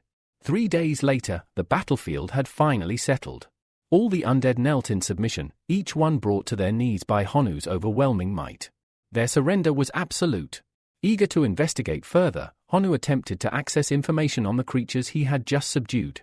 This time, the system granted him access. What he found was intriguing. It was a weak undead lord from the skeleton clan, possessing the talent of crystal bones. Even more impressive, it generated a faith power of 1 million per day. The next day at school, the atmosphere turned tense. The teacher stood before the students, asking if they were ready for the new challenge. He warned them that the upcoming test would significantly widen the gap between participants and would directly impact which colleges they would be eligible for in the future. Honu, silent but focused, remembered his grandfather's dying wish that he one day enter Imperial College. It was one of the most prestigious institutions in the divine realm, and it might hold the key to finding his missing parents. The teacher continued, announcing that all students would be transported to the demon abyss for the next phase. The full exam details would arrive via email. A concerned student commented that the abyss was notorious, said to corrupt the minds of those who entered, twisting them into demonic servants. Only undead beings, it was said, could survive its malevolent energy. Xiaolong, watching quietly, smirked with confidence. He believed that this was finally his chance to defeat Honu. Just then, Xiaolong received a mysterious system call. When he answered, Professor Letian appeared on screen. The professor asked for Xiaolong's help to eliminate someone. Without needing clarification, Xiaolong guessed it was Honu and responded coolly, saying he'd take care of him during the test anyway.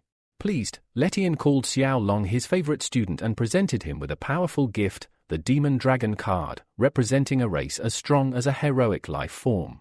With that, the exam began. All students were teleported into the demon abyss. The rules were strict, only one familiar incarnation could be active at a time. If it died, the student would revert to their true form. They could summon one familiar per day, with a limit of 100 total. The objective was to eliminate 90% of the skeleton enemies. The lowest-ranked enemies were common undead, while the strongest were extraordinary undead. Honu received a prompt asking him to choose his starting familiar. His choices were the Locust, the Red Dwarf, Jan Fun, or the Weak Skeleton Lord. He chose the Skeleton Lord, reasoning that, as an undead, it would be immune to the abyss corrupting aura. But the moment he made his choice, his body was enveloped in a strange aura. He was immediately teleported, now embodied in the form of the Skeleton Lord. Looking around, Honu confirmed his theory. The demon abyss was indeed an undead paradise. He then summoned 100 locusts and sent them to begin harvesting the bone demon fruit, which he'd located nearby. Just as he gave the order, a strange sensation struck him. He turned around and spotted a massive undead army approaching. Rather than fear, excitement surged through him. This was the perfect opportunity to test his new incarnation's strength.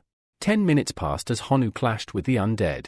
Confident in the results, he estimated that the bone demon fruit would only yield about 20 evaluation points, a far cry from the 100-point task, which required defeating a demigod. Knowing he needed to think bigger, he ordered his locusts to harvest all the fruits in the abyss, betting on quantity over difficulty. One day later, he had them all. With his inventory full, Honu opened his system and posted an announcement, selling 100 bone demon fruits for Mission 49. Also open to trades. Immediately, students began to respond. One accused him of cheating. Another defended him, saying it was called resource integration. Soon after, offers rolled in, each one for 50 divine power points. Then, Professor Trenwen stepped in. He warned Honu that only resources gathered within the abyss were allowed in trades. This was his first warning. 3 would mean disqualification. Despite the reprimand, Honu couldn't help but smirk. He truly was a business genius. No matter the obstacle, he found a way to turn the situation to his advantage. Elsewhere, a figure cloaked in dragon scales and flanked by wolves read Honu's trade messages and smirked. It was Xiao Long in his dragon familiar form. The messages had revealed Honu's location. Xiao Long now knew exactly where to strike. Back in the abyss, Honu noticed his ranking was dropping. He grew frustrated. His current familiar was too weak to earn points quickly. Without taking on higher-tier missions, he'd be overtaken in no time. That's when he spotted another undead army. Deciding to take a risk, he approached them directly. With a loud, commanding roar, he asked whether they recognized him. The army of skeletons froze. Their hollow eyes stared at him. Then, one by one, they bowed. These were common undead soldiers, but their faith was absolute. They were true believers, and they now served him. Honu stood still, confused. He couldn't understand what was happening. Without warning, more than a dozen skeleton soldiers, all true believers, had knelt before him in complete submission. There was no command, no trigger. They simply bowed, pledging loyalty. Though puzzled, Honu didn't overthink it. He immediately ordered his familiars to rise and begin patrolling the camp. An hour later, his army had grown. A skeleton knight had now joined his forces. This one wasn't ordinary, it possessed the talents of iron bones and skeleton summoning, and like the others, its faith was that of a true believer. Honu was stunned. In such a short time, his modest undead squad had become a formidable force. The knight stepped forward and introduced himself. He revealed he was once part of the first skeleton legion, who fought in the battle against the flesh and blood demon. After the legion split during combat, he had remained behind, enduring endless waves of corrupted corpses, zombies, and puppets. His numbers dwindled, forcing him to send skeleton scouts in search of the bone demon fruit for survival. Now under Honu's command, the knight and his men were eager to follow orders. Honu, pleased with this development, began to think about how to strengthen them further. Checking the current exam rankings, Honu's name sat at position 178. That wasn't good enough. Determined, he made a decisive move. He distributed bone crystals to empower his soldiers and left the rest of the equipment for them to use freely. 10 minutes later, the transformation was evident. His undead army looked far stronger. He then set their next mission, eliminate the flesh and blood demon puppets. The army marched toward a dark cave, the lair of their next challenge. Honu stood at the entrance and addressed his forces. There are 10,000 flesh and blood demon puppets inside. We only number 1,000. We must fight as one. Inside the cave, they were soon greeted by a wave of twisted creatures charging forward. It was hard to tell whether they were monsters or humans. The skeleton soldiers formed their battle lines and began cutting down every puppet that approached. From afar, Honu watched carefully, hoping that these slain enemies might transform into skeletons and bolster his ranks. Time passed, and the plan worked. Now his army was 7,000 strong. Only 3,000 puppets remained. Seeing the finish line, Honu shouted, "Advance with all your might." 3 hours later, one of his soldiers returned carrying an item. It was a key drop from the lair. Upon receiving it, Honu's score increased by 60 points, pushing him up to rank 108. Meanwhile, outside the lair, a lone wolf sniffed the ground aggressively. Its master, Xiao Long, was furious. He couldn't find Honu anywhere. Frustrated, he checked the rankings and was shocked to see that his target had just earned 60 points. Did he clear the entire flesh and blood demon lair? Xiao Long growled. His eyes narrowed. That's the last bit of luck he'll have. Without hesitation, Xiao Long charged toward the lair. When he arrived, what he saw enraged him further. Honu had secretly created a full skeleton corps, a personal undead army clearly designed to skyrocket his score. Xiao Long didn't wait. Hellhounds, attack! The beasts lunged at Honu, but the skeleton stepped forward, shielding their master. A massive battle broke out. Xiao Long gritted his teeth. 2 days. Just 2 days, and this guy's gathered an entire army. If I let him continue, he'll become unstoppable. He shifted into his dragon form and prepared to crush the resistance. But before he could move forward, he was blocked by none other than the skeleton knight. Honu watched the scene unfold and called out calmly, "Xiao Long, what is the meaning of this?" But Xiao Long was seething. "I don't need a reason. I just hate your face. Die already." With a roar, he unleashed a flurry of slashes, each strike landing directly on Honu's incarnation. The skeleton soldiers were outraged. Their master had just been attacked. But to Xiaolong, they were nothing more than cannon fodder. Riff-raff, he scoffed. Not even worth killing. Just as they prepared to retaliate, Honu stirred. He rose again, his skeleton lord form had resurrected. He stood firm and gave a single command, "Don't stand still. Retreat immediately." With one final glance at Xiaolong, he added coldly, "Next time we meet, your death is certain." The skeleton army disappeared into the darkness. Xiaolong, panting and frustrated, checked the rankings again. Why isn't he eliminated yet? He muttered. But then he noticed the number, rank 1063. Honu had escaped death. Again. Xiaolong's rage erupted. "I'll hunt them all. I'll wipe out every single skeleton if that's what it takes." He flew straight back to the lair, only to find it completely deserted. Not a single skeleton remained. He barked an order to his wolves, "Search the entire 100-mile radius. Don't let a single one escape." Elsewhere, Honu regrouped with his army. Although he had escaped, the damage was done. Xiaolong's ambush had reduced their numbers to just 5,000. Still, Honu remained focused. He distributed bone crystal stones to the survivors, each one a tool to help them grow stronger. Despite the odds, he knew this wasn't over. This was just the beginning. Honu opened his system interface and furrowed his brows. Despite all the progress, his current strength still wasn't enough, not if he wanted true recognition from the Imperial Capital Academy. The bar was higher. Far higher. To stand out, he needed to achieve something greater. And the system had just the mission, eliminate the fallen. Demon Tribe. The reward? 80 evaluation points. A level 2 skill crystal, chain fireball. He knew the fallen demon was native to the Abyss Demon Plane. Although individually weak, they might be useful, perhaps even a way to mass-produce soldiers. With that thought, he turned to his army. "We move for the fallen demon tribe," he declared. 2 months later, teachers' meeting room. A heated discussion filled the air. One instructor proudly announced, "My student, Hang Fei, now commands over 100,000 demonized goblins. He's leading with 200 points. Another chimed in, "Lumo is right behind him with 100. Then, someone asked the uncomfortable question, "What happened to Han Wu?" He was ranked first last time. Now he's nowhere near the top. Letian scoffed and waved it off. "I've said it before. That kid got lucky. Some professors foolishly treated him like a genius. But no matter how many resources he gets, he's a waste." Tianwen raised an eyebrow. "Professor Letian, please show some decency. He's still a student." Letian shrugged, sneering, "Am I wrong? Let's see if he even survives the evaluation." But Tianwen smiled confidently. "Care to wager on that?" Letian narrowed his eyes. "What's the bet?" 10 divine points. Letian hesitated. "I don't have that. But I'll wager my level 3 divine healing." Tianwen accepted without hesitation.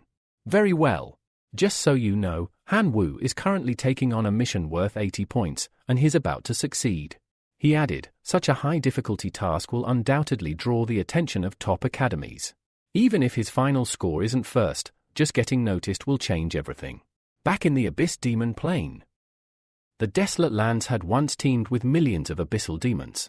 Now, less than 100,000 remained. Atop a mountain, Honu watched silently, pleased. His strategy was working perfectly. His undead army had swelled to 900,000 skeleton warriors, and it was time to collect the final debt. "Advance," he commanded. The army descended like a tide, crushing every monster in its path. Within 20 minutes, the tribe was cornered and defeated. Honu raised his victory banner. Then, the skeleton mag stepped forward and began chanting. Resurrection spells burst into action.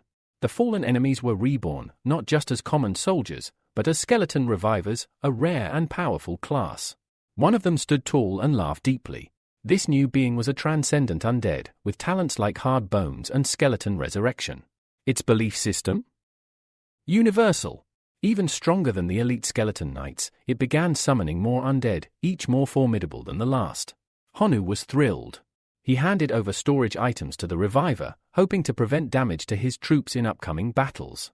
Just then, a soldier approached, kneeling before him. "Master, this is the loot." Honu's eyes widened. It was a sacred weapon, the fireball staff. It had once been charged at the Divine Realm's core. Now, it could grant members of the central clan the ability to cast level 1 fireballs, while also offering resistance to demonic erosion and negative effects. Even more interesting, it carried the source of desolation, capable of triggering a life transition, something he planned to test later with his locust swarm. Now with over 1 million soldiers, Honu finally felt ready to face Xiaolong's army head-on. He checked his mission status. Mission complete, 80 evaluation points earned new rank, 401 reward, level 2 skill crystal, fireball barrage. A new mission appeared, targeting another native race, this one worth 70 evaluation points. Honu didn't hesitate. March! 3 days passed. Inside the faculty hall, professors tuned into the Abyssal live feed, watching closely. One of them turned to Tianwen, amazed. Your student? Han Wu. He's completed several missions in a row. He's now in 4th place overall. Letian grunted, so what if he's 4th? He's still not 1st. But just then, a message alert flashed across the screen. Battle Fury Academy had just sent a message, requesting a post-evaluation interview with Honu. Hidden Dragon Academy followed suit, expressing strong interest in recruiting him.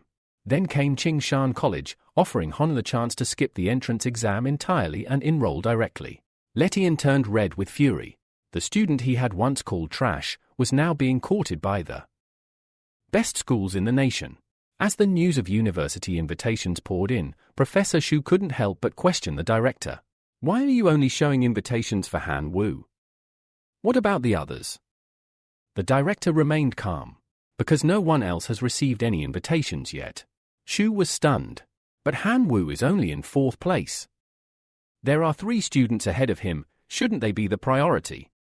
The director explained firmly, the criteria are clear, a student must have a total score of at least 3,000 and must have completed at least one mission worth 80 points or more. Right now, Han Wu is the only student who meets both conditions. Soon after, Qin Shong completed her own 80-point mission, and she too received an invitation from Battle Fury Academy. But the mood shifted. The focus wasn't on invitations anymore, there were very few missions left. And Han Wu's chances of taking 1st place were diminishing. With concern rising, Letian secretly contacted Xiaolong. There are only 3 missions left. If you want to beat Han Wu, you must act now. Xiaolong responded with determination. I understand. I'll complete the 90-point mission before he arrives. Meanwhile, Han Wu reviewed the final available tasks. 100 points, exterminate the Black Frog Demigod people 90 points, annihilate the Minotaur tribe 90 points, eradicate the evil forest of the Trance currently ranked 3rd. Han Wu had 480 points, 130 behind 1st place. That meant he had to complete at least 2 of the remaining tasks, but all were incredibly difficult. Fortunately, he had a terrifying force, 20 million skeleton warriors, 2 heroic life forms, multiple transcendent class undead. Without hesitation, he set course for the Minotaur tribe. But he wasn't the only one eyeing that mission. Inside the Minotaur stronghold, explosions echoed across the battlefield. Xiaolong was already fighting the tribe, but he was struggling. This is insane. Retreat! We're just wasting resources, he shouted. Another student beside him agreed. Even together, we can't finish this evaluation mission. But then, they saw it. A massive, shadowy army advancing, millions strong. Their eyes widened. What the hell is that? An entire skeleton army marched straight into the Minotaur tribe. At first, Xiaolong and his ally thought they were just unlucky to cross paths with undead. But then they realized, this army wasn't here for them. It was here to conquer the Minotaurs. While the skeletons were numerous, their combat strength was spread thin. We can still break through, one of them said. But Han Wu saw their intentions. You're not going anywhere. He summoned his bone controllers, elite undead commanders, and ordered them to attack. The skeleton mage cast endless spells, reviving every fallen lizard man into a new undead soldier. The 2 students began to panic. We can't fight this, it's endless. Suddenly, a giant skeleton appeared and roared, don't move. Both students froze. Then, atop the colossal skeleton, Han Wu appeared. Xiaolong. Susan. Xiaolong looked up in disbelief. Han Wu. Aren't you from the Locust clan? Shouldn't you greet us? Han Wu didn't respond directly. He simply smiled and said, "Goodbye. Courtesy is essential, after all." With that, the giant skeleton stomped down, crushing Xiao Long beneath its foot. His scream was silenced instantly. Susan's eyes went wide. "Wait! There's no conflict between us." "If this is about a misunderstanding," Han Wu interrupted him, "letting you live doesn't benefit me." Susan begged, "I'll give you everything I found in the abyss. Please spare me." Han Wu considered the offer, then nodded. "Fine. Go." Without another word, Susan turned and ran for his life. 5 hours later, the Minotaur tribe was completely defeated. The survivors surrendered and pledged allegiance to their new master. Han Wu's evaluation score rose by 90 points, bringing him to 3,570. Now, he was just 40 points behind the top rank, with 2 missions left. But suddenly, the system displayed a shocking update. Only 1 mission remained. Someone else had completed one. Quickly checking the leaderboard, he saw that Qin Shong had risen to 3,580 points, taking second place. Han Wu smiled. "She's strong. I'm not surprised." Now, only one path remained, the Black Frog Demigod people. A 100-point task. Incredibly risky. No one in history had ever completed it. But to attract the attention of Kyoto Academy, the most elite institution in the realm, he had to claim first place. "Mobilize the army. We're heading to the Black Frog Nest." Back at the academy, the faculty gathered. 11 classes have completed their evaluations. Only 3 students remained: Qin Shong, second place Han Wu, third place Susan, seventh place Letty, and scoffed. "What are they still doing in the abyss?" He sneered. At the monitor, "They must be insane. The only task left is to slay a semi-divine being. They fail, and they lose everything." No one in 11 classes had dared to even attempt that task. No one in history had ever completed it. But Han Wu was marching toward it. And this time, the entire world would be watching. Professor Trenwen watches the battlefield through the divine projection and calmly states, "That's right. They are going to challenge the semi-divine frogman." She has complete confidence in her students. Suddenly, her army of Thunderbirds launches the first wave. Bolts of electricity rain down from the sky, striking the enormous black frog. Sparks explode, thunder echoes, and lightning sizzles as the assault begins. The giant demonic frog roars in rage, activating a protective shield and thundering, "You dare invade my tribe and slay my kin. I curse you all." The moment he speaks, Chen senses something is off. A massive, ominous force gathers, shaped like a colossal bird, and rushes toward her. Struck mid-air, she spirals downward, injured. Forced to act, she invokes her divine purification, healing herself and regaining composure. Reinvigorated, she commands her birds to unleash more lightning, relentlessly targeting the frog's barrier. Thunderbirds dive and strike in perfect formation, pouring electric fury upon the shield until it shatters. But the monster responds by activating one of its forbidden techniques, mountain-devouring demon frog. Chen watches in disbelief as the already massive creature grows even larger, its form warping into something out of nightmares. It lashes out with a gigantic tongue and swallows Qin Shong whole. Inside the beast, Qin Shong refuses to give in. But her lightning, once devastating, now feels meaningless against such monstrous mass. Suddenly, a message arrives, a telepathic call from Han Wu. "Where are you?" "The place looks a little too exotic for my taste." She's livid. "Mind your own business, idiot." But Han Wu presses, "If you want to cooperate, now's the time. In less than 10 minutes, all your thunder sparrows will be gone." Frustrated, she growls, but quickly realizes she's running out of time. "Fine. If we win, I get the divine body of the frog. You can take everything else." Han Wu agrees. "Perfect. Just issue a divine command to have your birds pick us up." She does so immediately. Moments later, her Thunderbird swoop in and grab Han Wu's elite skeletons. Even he is surprised by their speed. Mounting a sparrow, Han Wu soars above the battlefield alongside his undead troops, descending upon the frogman tribe in full force. The sky darkens with thunder, lightning, and an army of the dead. But the enemy is fierce. Han Wu notes grimly, "My skeletons are too weak. They're being wiped out." However, he quickly realizes that although he's losing troops, the number of bone fragments on the battlefield is growing. Time for the bone controller to act. His undead mage begins channeling immense magical energy, absorbing bone fragments scattered across the ground, summoning a new giant skeleton, even more powerful than the others. Meanwhile, the frogmen initiate a dark ritual, attempting to turn the tide. But the colossal skeleton crashes into them like a walking cataclysm, crushing everything in its path.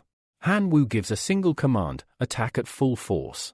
The Bone Restorer and the Demon Shaman Bull charge in, wreaking havoc. The Restorer reanimates fallen frogs into skeleton soldiers. The enemy is thrown into confusion. As they falter, Chen Wen's Thunderbirds unleash another coordinated barrage of lightning strikes from every angle. The Frog Chief, now enraged and humiliated, finally unleashes his true power, dark magic, dusk. A black moon manifests in the sky. The atmosphere freezes. Shadows stretch unnaturally. Han Wu's skeletons begin to crumble, their life force being drained. Han Wu clenches his fists. He doesn't know what to do until he hears telepathic voices. It's his other familiars, Jiangfan and the dwarf Redforge. We will fight for our god. Han Wu's eyes gleam. A new day has dawned, which means he can summon them. With a gesture, the gate opens, and his familiar and the dwarf battalion storm into the field. Even the Locust clan appears. God Han Wu. We're ready to be sacrificed. Han Wu is moved and inspired. Without hesitation, he initiates the sacrificial ritual, using the locusts as offerings. In return, he receives a divine reward, the sacred flame of hope, a heavenly item that dispels darkness, removes all negative effects, and empowers his familiars. Raising the torch high, he declares, "Flame of hope, shine through this cursed land." A brilliant light radiates outward. The Frogman Chief's face twists in horror, his entire advantage vanishes as the darkness melts away. Han Wu smiles coldly. Now begins the counterattack. The chief refuses to believe it. A divine item. How do you have something like this? Flying across the battlefield, Han Wu clears the shadows. As he watches the chief's grotesque form, he realizes Qin Shong must still be inside. That monster devours mountains, she's in its stomach. He orders his strongest familiars to strike the belly of the frog. The battle intensifies.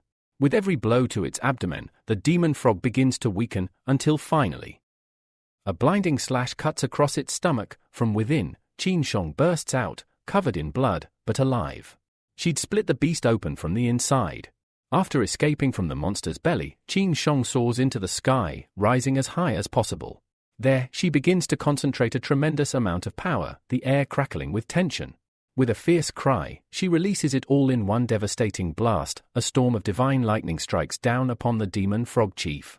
Simultaneously, she calls upon her thunder sparrows and the red-forged dwarfs, ordering a coordinated assault. Explosions ripple across the battlefield as the dwarfs unleash their firepower, and the sky is illuminated by bolt after bolt of electricity. Below them, the giant skeleton continues its rampage, trampling the remaining frog warriors under its colossal feet. The demon frog, now badly wounded and cornered, still tries to intimidate them. Don't get too arrogant. But before he can finish, Han Wu appears, his figure bathed in the golden glow of the sacred flame of hope, illuminating the battlefield. That sacred radiance instantly grants Qin Shong an opportunity. With divine power surging through her, she strikes. Her strongest lightning attack lands directly on the chief, obliterating him. The battle is won. As agreed, Qin Shong keeps her word. I'll only take the chief's divine body. The rest of the spoils go to you. The demon frog, barely clinging to life, begins to beg. Spare me. I'll give you everything I have. But Han Wu coldly replies, after I kill you, everything will belong to me anyway.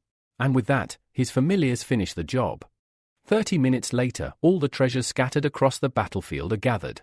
Han Wu, now wearing a crown he found among the spoils, jokingly asks, "May I at least keep this as a token for your help?" Qin Shong blushes slightly but nods. Fine. A deal's a deal. Just then, a telepathic message from Professor Chen Wen reaches Han Wu. The professor commends him on his performance and informs him that the directors of the top universities want to meet him. He's to return immediately. Chen Wen leads both students back, warning them sternly, don't say anything foolish. These professors are in the true God realm. Soon, they arrive at the university gathering hall. Han Wu can feel the divine pressure in the air and wonders uneasily, can they see my life sacrifice ability? If they can, one of the professors, a bald examiner, begins by speaking about Qin Shong. He explains that she hails from a family of true gods and possesses incredible resources. Since she kept the demon frog's divine body, she's on track to create a lordly life form. The examiner asks how much divinity she currently holds. To everyone's surprise, she responds, 4 points of divinity. The other professors are stunned. She hasn't even ascended to demigod status and is already preparing to cultivate a divine body, with a high chance of success. Many true gods never reached that stage even after decades. Han Wu silently admires her cunning. She kept it a secret and has probably received over 400 million divine power in support. She really is the face of wealth. The bald professor continues, your qualifications surpass the entry requirements of any university. After your cultivation, you can apply freely and enjoy university life. Qin Shong thanks him gracefully. Then, the focus shifts. Now it's Han Wu's turn. The bald professor looks him over and begins asking, are your familiars truly locusts? Han Wu nods. The professor marks an X on the report. Next, you currently have only 1 divine point. Another nod. Another X. Finally, tell me, how did you acquire the hero Jiangfan and that weakened version of the Lord Skeleton's incarnation? Han Wu hesitates. He quickly realizes they can't see his ability. I cannot answer that. With a hint of disappointment, the bald examiner concludes, you do not meet any of our university requirements. However, if you wish to apply in the future, please continue working hard. Despite the rejection, Han Wu remains composed. Understood. I'll continue working hard. Professor Chen Wen, seeing the decision, sighs quietly. It's clear these professors couldn't truly see Han Wu's potential. Outside, Chen Wen speaks to Han Wu. Top universities are incredibly strict, but several elite schools are willing to recruit you. Are you interested? Han Wu shakes his head. No. My only goal is to enter Imperial University. As he walks out, he encounters Qin Shong once again. She explains that she'll now cultivate her lordly life form and join one of the top universities as a reserve student. Then she smirks and asks, so, you are really going to Imperial University? He nods confidently. I have to. My parents disappeared into the star sea of chaos. That place holds the answers. Imperial University is my only path. She responds, good. I'll be going there too, as a reserve student. With their resources, I'll grow rapidly. When we meet again, we'll probably be opponents.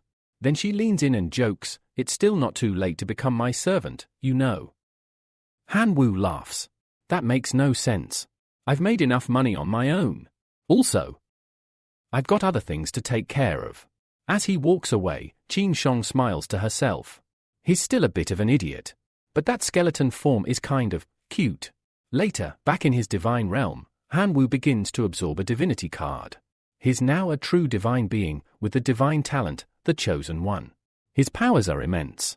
His forces include 219 extraordinary life forms, 49 million elite life forms, 2 billion ordinary life forms, and among his loyal familiars, Jiangfan Red Dwarf, Bone Controller, Bone Restorer, Demon Shaman Bull. The path ahead is long, but Han Wu is ready. He was pleased. With the wealth he had just acquired, he could finally upgrade his familiars' equipment, drastically boosting their battle power.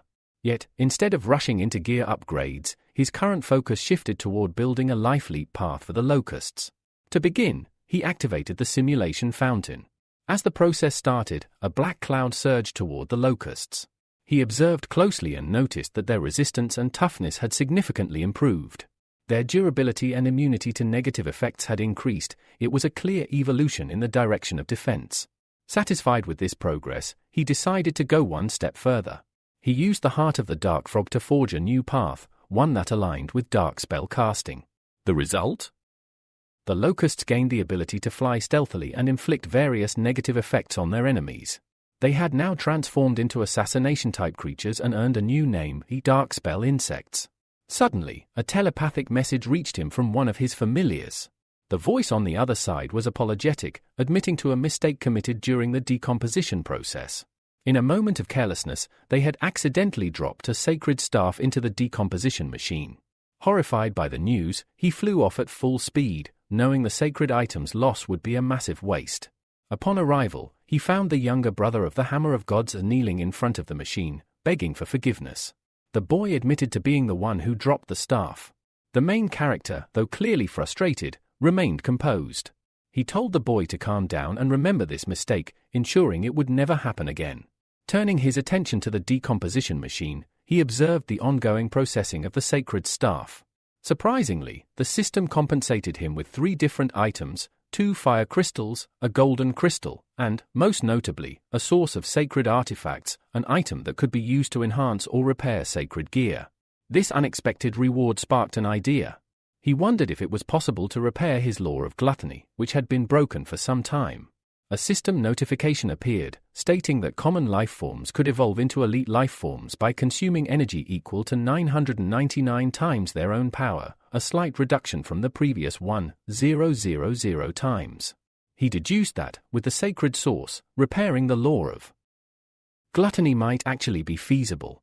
However, there was a catch. The sacred artifact source had to be extracted from sacred items, and he didn't have nearly enough of those to proceed.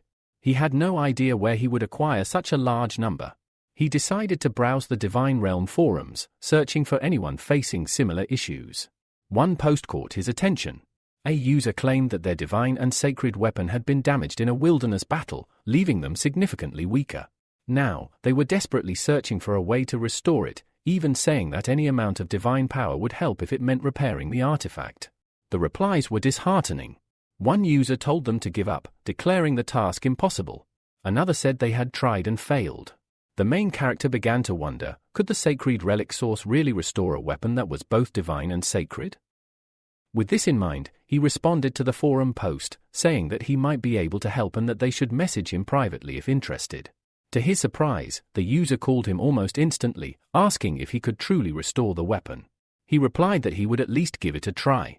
After all, the post had been sitting there unanswered for a long time. The user had nothing to lose. The main character assured him, "Trust me. Just send the sacred relics." The other user agreed, noting that he had already installed the Divine Realm's anti-fraud system, so any trickery would be pointless. He then asked what level of relics would be needed. While he had access to anything below level 4, higher-level relics would take time to obtain. This surprised the main character. Anyone who had level 4 relics had to be extremely wealthy. He smiled and calmly responded, "Level 1 will be enough." Almost immediately, a massive box materialized in front of him, catching him completely off guard. He stood up, stunned. It looked like there were at least 100 sacred relics inside. For a brief moment, he even considered blocking the user and keeping the loot. But the Divine Realm's anti-fraud system seemed far too intimidating to take that risk. He took all the relics and tossed them into the decomposition machine. 2 hours passed. The system returned 109 sacred relic sources. He kept 9 for himself and sent the remaining 100 to the desperate user. Shortly after, the user called back, grateful beyond words. He referred to the main character as Master, thanking him profusely and pleading for his help in the Divine Realm too.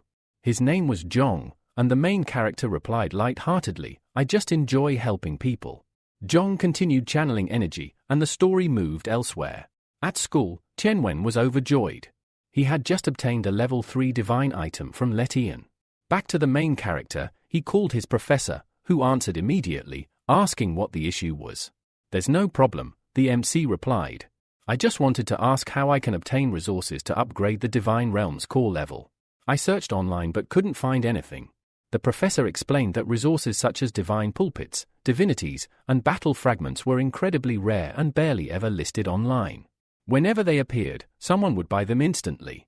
However, the professor then made an offer. "Help me defeat Lan," he said, "and I'll give you my collection as a reward." The MC thanked him. The professor continued, revealing that he too once had a problem. He couldn't carry good relics because of a low-level core. And just like that, another opportunity had begun to take shape. In search of strength and resources, the protagonist sought help from a senior figure, someone experienced in the workings of the Divine Realm. This senior brought him to a location known as the Blood Arena, a ruthless battleground where the victor of each match earns a Divine Realm core fragment. After explaining how the arena worked, the senior turned to Honu and asked for his thoughts. He reminded him that entering meant risking his entire army. If he lost, the cost would be tremendous. However, if he won, the rewards would be just as great. Honu weighed the decision carefully. He had recently invested heavily in evolving his followers and was eager to test their strength. With a confident smile, he replied, "No problem. I have nothing except an army." The next day, Honu and his professor arrived at the blood arena. As he looked around, the main character couldn't help but marvel at its grandeur. The professor instructed both of them to wear special masks, items that could prevent detection by demigods and anyone below that level. After all, they were in the outer realm, a perilous region filled with hidden threats. Before entering, an examiner asked them to fill out a registration form. As they did, the professor provided further details. The arena was divided into 3 categories, one for divine beings, one for demigods, and one for true gods. Battles between different categories were rare and only occurred by special request. There were no limits to how many followers a competitor could bring into the match, but a contestant would automatically lose if more than 50% of their followers died. Some competitors, stubborn to the end, even fought until their mortality rate reached 100%. Not long after this explanation, Honu received a notification from the system. He had been matched with his first opponent, and the battle was about to be broadcast. Without warning, he was sucked into a different dimension, startled by how sudden the transition was. He found himself standing in a massive arena. Across from him stood his opponent, who sneered and asked mockingly if he was a rookie. "Don't worry," he added smugly. "The Rat Lord will make this quick." From the crowd, whispers began to circulate. The rookie had been matched against a rat disciple, a fighter infamous for his brutality. A system prompt informed Honu to release his followers. He had 3 minutes before the match would begin. His opponent wasted no time and summoned his army of rats. "I'll kill everything in front of me," the Rat Lord growled. But Honu only laughed. "You really want to compete in numbers?" With that, he summoned his army of locusts. The Rat Lord burst into laughter. "Locusts," he mocked. "This match will end before it even starts." A notification blinked across the arena. The battle was about to begin. The rats swiftly raised their bows. At the signal, they unleashed a volley of arrows. But Honu, calm and collected, commanded his locusts to activate their shields, completely blocking the attack. Enraged, the Rat Lord ordered another barrage. But Honu had already begun his counterattack. With a sharp cry, he instructed his dark spell insects to launch a surprise attack. His flying familiar soared above the rats and unleashed a special ability that threw them all into confusion. "Now!" Honu roared. "Demonic insects, kill them all!"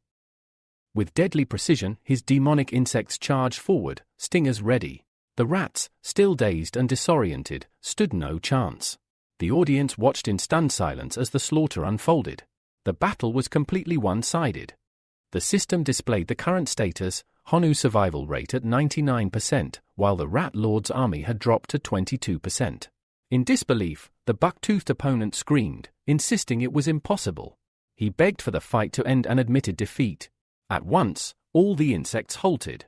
From beneath the heap of fallen rats, a glowing item emerged. Honu approached and identified it, a divine core fragment. Interestingly, it bore a resemblance to his life sacrifice ability. The system announced the battle was over, and both participants were transported back to the waiting area. Waiting for him was the professor, who greeted him with a proud smile. "You did well. Not only did you win your first battle, but you also gained a significant amount of divine power. Would you like to proceed to the second round?" Given how few losses his army had suffered, Honu was eager. "Absolutely," he replied. "My followers need the training anyway." 32 days passed. In that time, Honu fought continuously, winning match after match. Though he had sacrificed 100 million locusts, it had been worth it. With 889 consecutive victories, he amassed a massive collection of divine core fragments. Now, with the fragments in hand, he could upgrade his divine level to 7. However, he knew the path ahead would only grow more difficult. The fragments required to reach level 8 were greater than the combined amount needed for all the previous levels. The professor, noticing his progress, offered a new suggestion. "With the strength of your followers, you could try challenging a demigod." Honu raised an eyebrow. "Would the rewards be higher?" 10 times higher, the professor confirmed. "If you win, your current 90 consecutive victories would be multiplied by 10, 900 times the usual reward." Tempted by the massive reward, Honu fell silent for a moment, then nodded. "Let's do it." The examiner handed him a new form, one for cross-level challenge registration. He paused and asked, "Are you sure about this?" "Once you enter, there's no turning back." But Honu answered without hesitation. "I'm sure." Word of his challenge spread quickly. In the arena, murmurs echoed through the crowd. "Is that the locust boy?" He's been dominating the blood arena for 30 days straight, and now he thinks he can challenge a demigod. The next battle was about to begin, but this time, the stakes were higher than ever. As the arena prepared for the upcoming battle, tension surged through the crowd. Among them, one of the strongest commentators couldn't help but scoff. Demigods possess a higher level of divine core and can wield superior sacred artifacts, he said. It's sheer madness for a mere locust boy to challenge one. Another chimed in mockingly, that kid needs a solid beating. Maybe then he'll learn some humility. The professor, observing the overwhelming doubt, noted that the odds were 1 in 100. Not a single spectator seemed to believe in Honu. But Honu, unfazed, simply said, "That's fine." Since betting on oneself was forbidden, he asked the professor to bet 10 million divine power on him. Qianwen, watching from the side and enjoying Honu's unwavering confidence, decided to join in. "I'll wager an extra 5 million from my personal funds," he declared. "After all our hopes rest on you. And if you win, I'll gift you a magical weapon." Honu thanked him, though deep down, he didn't even care about the reward. What truly thrilled him was the chance to fight someone strong. Back in his divine realm, he realized he had yet to link any sacred artifacts to his divine core. He considered his options, but the law of gluttony and the pearls of poisonous mist now seemed too weak to make an impact. Just then, the same senior who had helped him before contacted him. "Did your master extract the source of the sacred artifacts today?" he asked. Honu confirmed it and asked if he truly had level for all lower sacred items. The senior responded confidently he had an abundant stock and could send anything required. Excited, Honu specified his need: powerful level 2 sacred items with poison, earth, darkness, or fire attributes. Almost immediately, a giant box appeared in front of him. Staring at it in awe, Honu muttered, "This guy is definitely ridiculously rich." He began by extracting 2 powerful relics, Lava Orb of Earth and Fire, a level 2 sacred relic with earth and fire attributes. It enhanced the defense, resistance, and regeneration of his followers. Nail of Shadows, another level 2 sacred relic, this one bearing the shadow attribute. When connected to the divine core, it granted compatible followers the ability to nail shadows, effectively immobilizing enemies. He found both perfect, especially for his submerged locusts and dark curse locusts. Wasting no time, Honu combined the 2 relics. A massive explosion lit up the sky. He summoned his locusts to absorb the fused power, and immediately, they began to evolve. Empowered once again, Honu felt a surge of confidence. His army had grown stronger, and future battles now looked even more promising. Just as he completed this upgrade, he was summoned by the battle arena system. Competitors were instructed to proceed to the preparation arena. He teleported instantly. Upon arrival, the entire arena thundered with cheers for Mr. Elephant, the demigod. Standing proudly, Mr. Elephant took in the applause and turned to Honu. "You must be blessed," he said with a grin. "To face me, a demigod, this early in your journey." He tilted his head and added coldly, "It's admirable, really. But courage is not strength. I'll show you the terror of facing a higher being." With that, he summoned his army of giant mammoths. The audience roared, urging him to crush everything and give them a spectacle. Mounting one of the massive beasts, the demigod smiled. "Do your best to entertain us." Honu, calm and ready, responded, "That's fine." With emotion, he summoned his swarm of locusts. This time, his dark cursed locusts carried the power of both the law of gluttony and the nail of shadows. Meanwhile, his explosive submerged locusts were infused with gluttony and the lava orb of earth and fire. Mr. Elephant raised an eyebrow. Interesting. This might be a fun fight after all. Then, with a command, his mammoths charged. Honu did the same. "Dark cursed locusts, attack!" The locusts launched forward, their stingers gleaming. Upon contact, they nailed the shadows of the mammoths, completely immobilizing them. "What kind of cheap trick is this?" the demigod shouted, but before he could finish, the explosive locusts launched their own attack, releasing a devastating toxic explosion. But the thunder mammoth, Mr. Elephant's mount, didn't budge. Unfazed, the demigod smirked. "It doesn't matter how evolved your locusts are," he said. "Even in their transcendent state, my mammoth is invulnerable.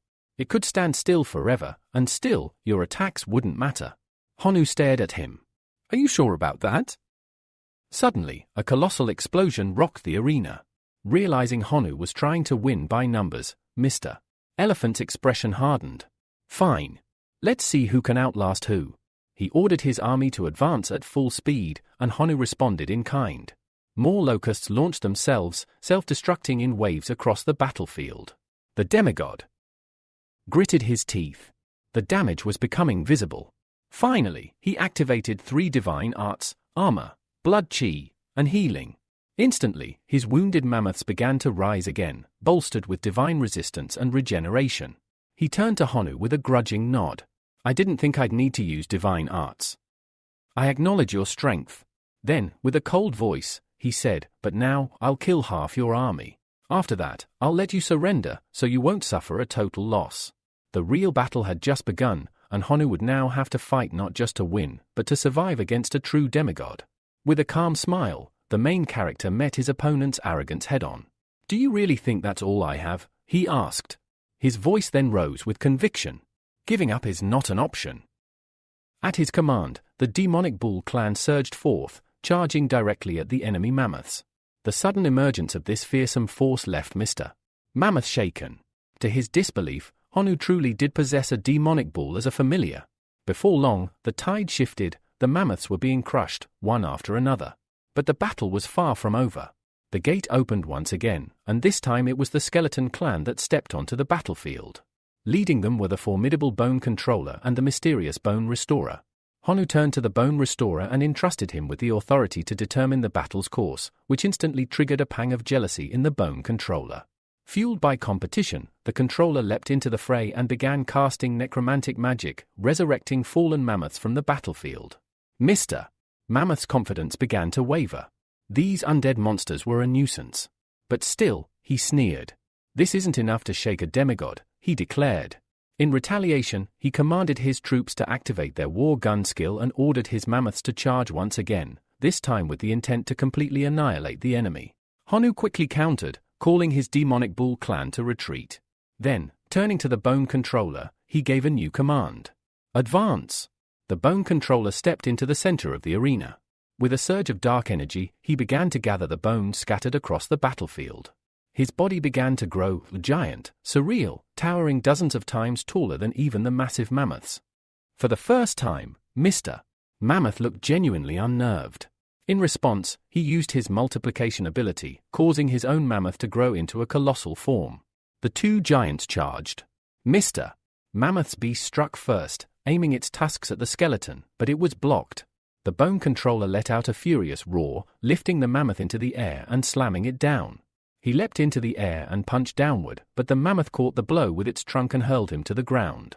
In an instant, it raised its legs to crush him, but the Bone Controller rolled away just in time and counterattacked with a devastating kick to the face. It's time to end this. Honu roared. The Bone Controller obeyed, lunging at the mammoth. With a monstrous grab, he tore one tusk clean off, sending waves of shock across the arena. Mr. Mammoth panicked, shouting for his troops to respond. But it was too late. The second tusk shattered, torn from its base by the Bone Controller's monstrous grip. Honu watched in surprise. He had taught the Bone Controller hand-to-hand combat, but he hadn't expected such mastery, especially in a giant skeletal form. The skeleton wasn't finished. He launched a flying kick, sending the mammoth hurtling toward Mr.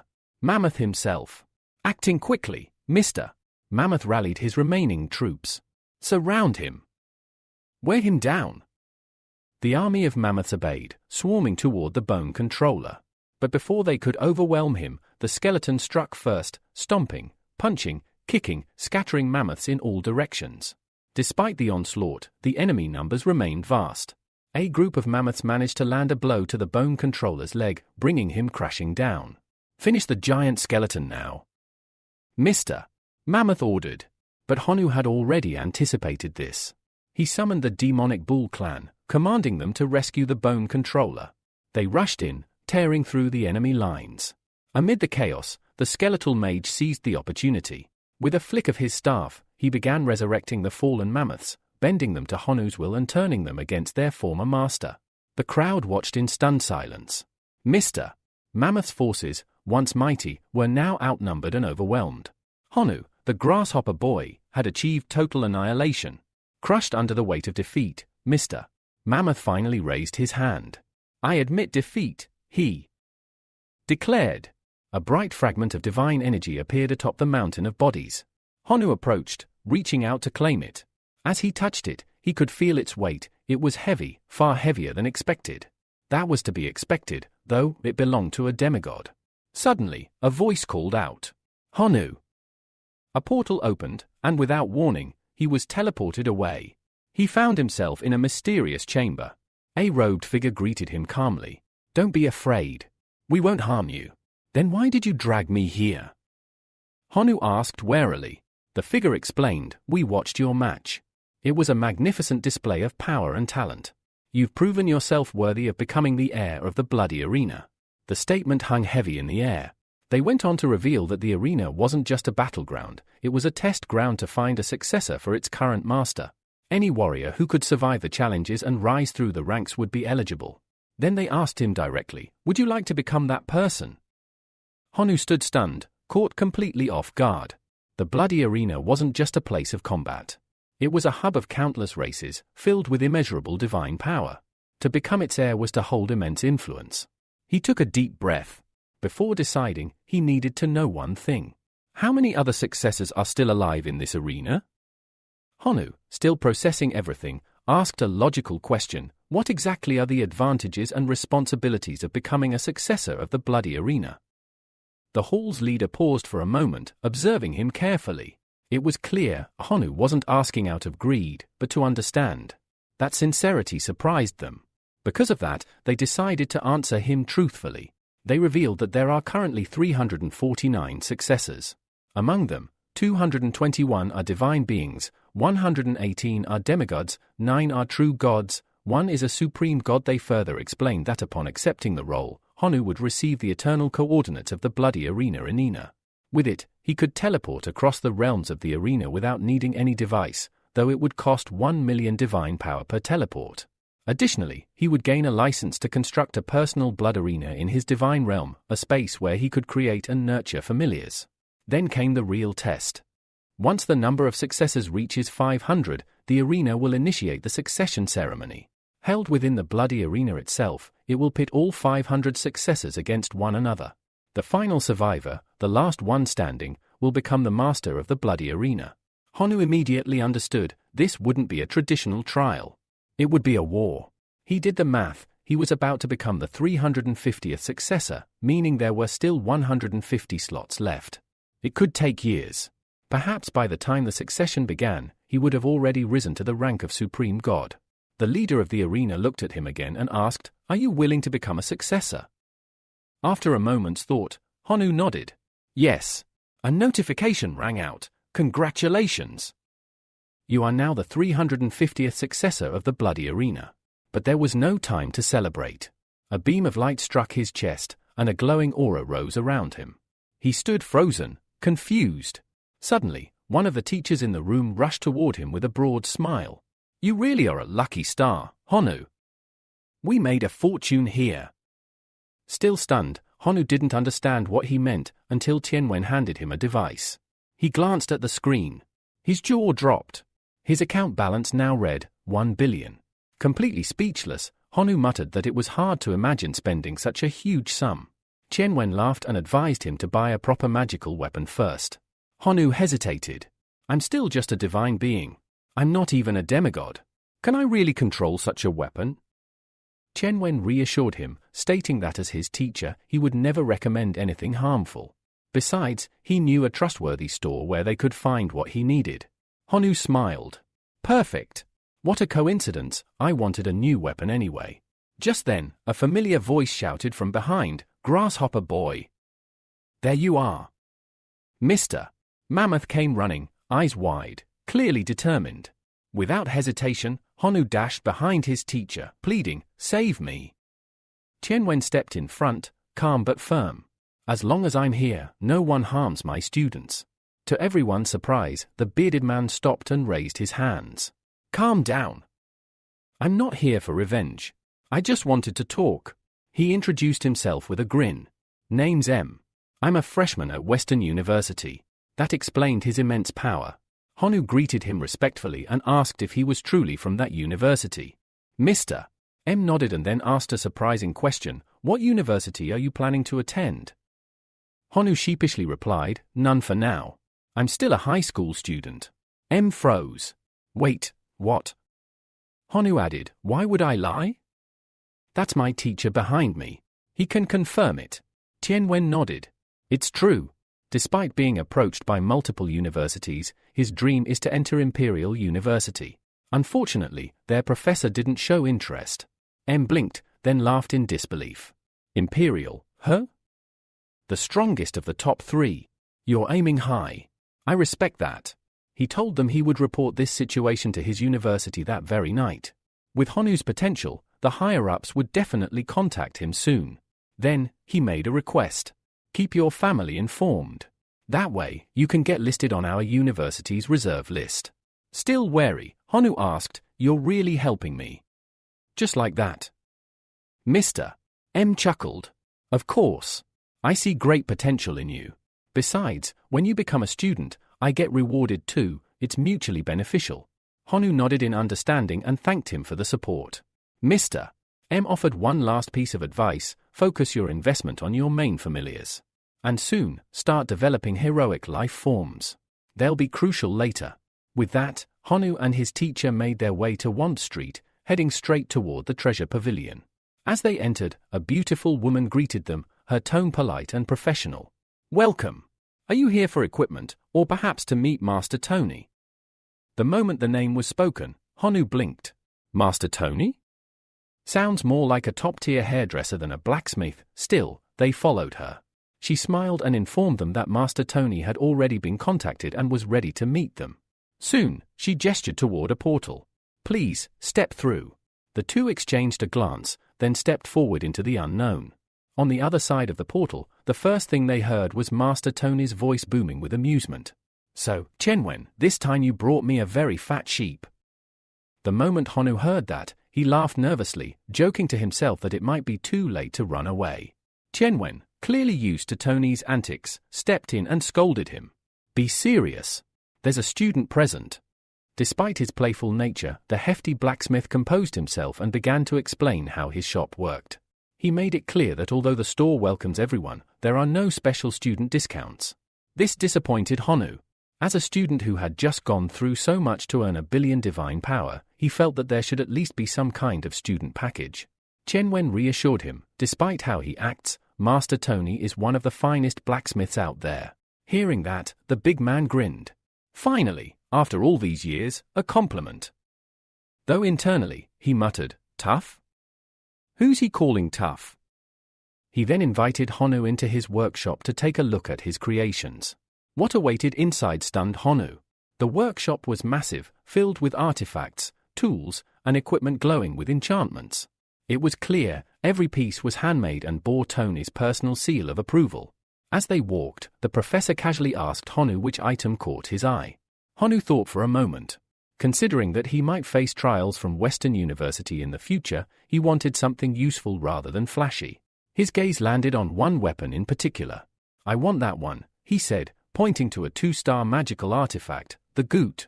Tony raised a brow, then explained, "That item contains a dimensional space that can hold up to 100,000 insects. It's designed for the goo refinement ceremony, where the insects battle each other. The final survivor has a small chance to evolve into a heroic life form." Tianwen smiled in approval. "Not the strongest weapon, but it's perfect for you." Tony revealed the cost, for divinities, or 580 million divine power. Honu's jaw dropped. "That much?" Tianwen turned to Tony and warned, "Charge less. Or give it to us for free. Or I'll scold you." Tony reluctantly agreed. Fine. I'll charge 600 million, but I'll throw in a 0-star artifact, the Eye of Detection." With that, the transaction was completed, and the two prepared to leave, until Tony called out again. "Wait! I've got something special. A brand new artifact, created from remnants of a lost civilization." He held it out to Tianwen, who examined it carefully. After a few seconds, the professor's face twisted in annoyance. "Are you kidding me?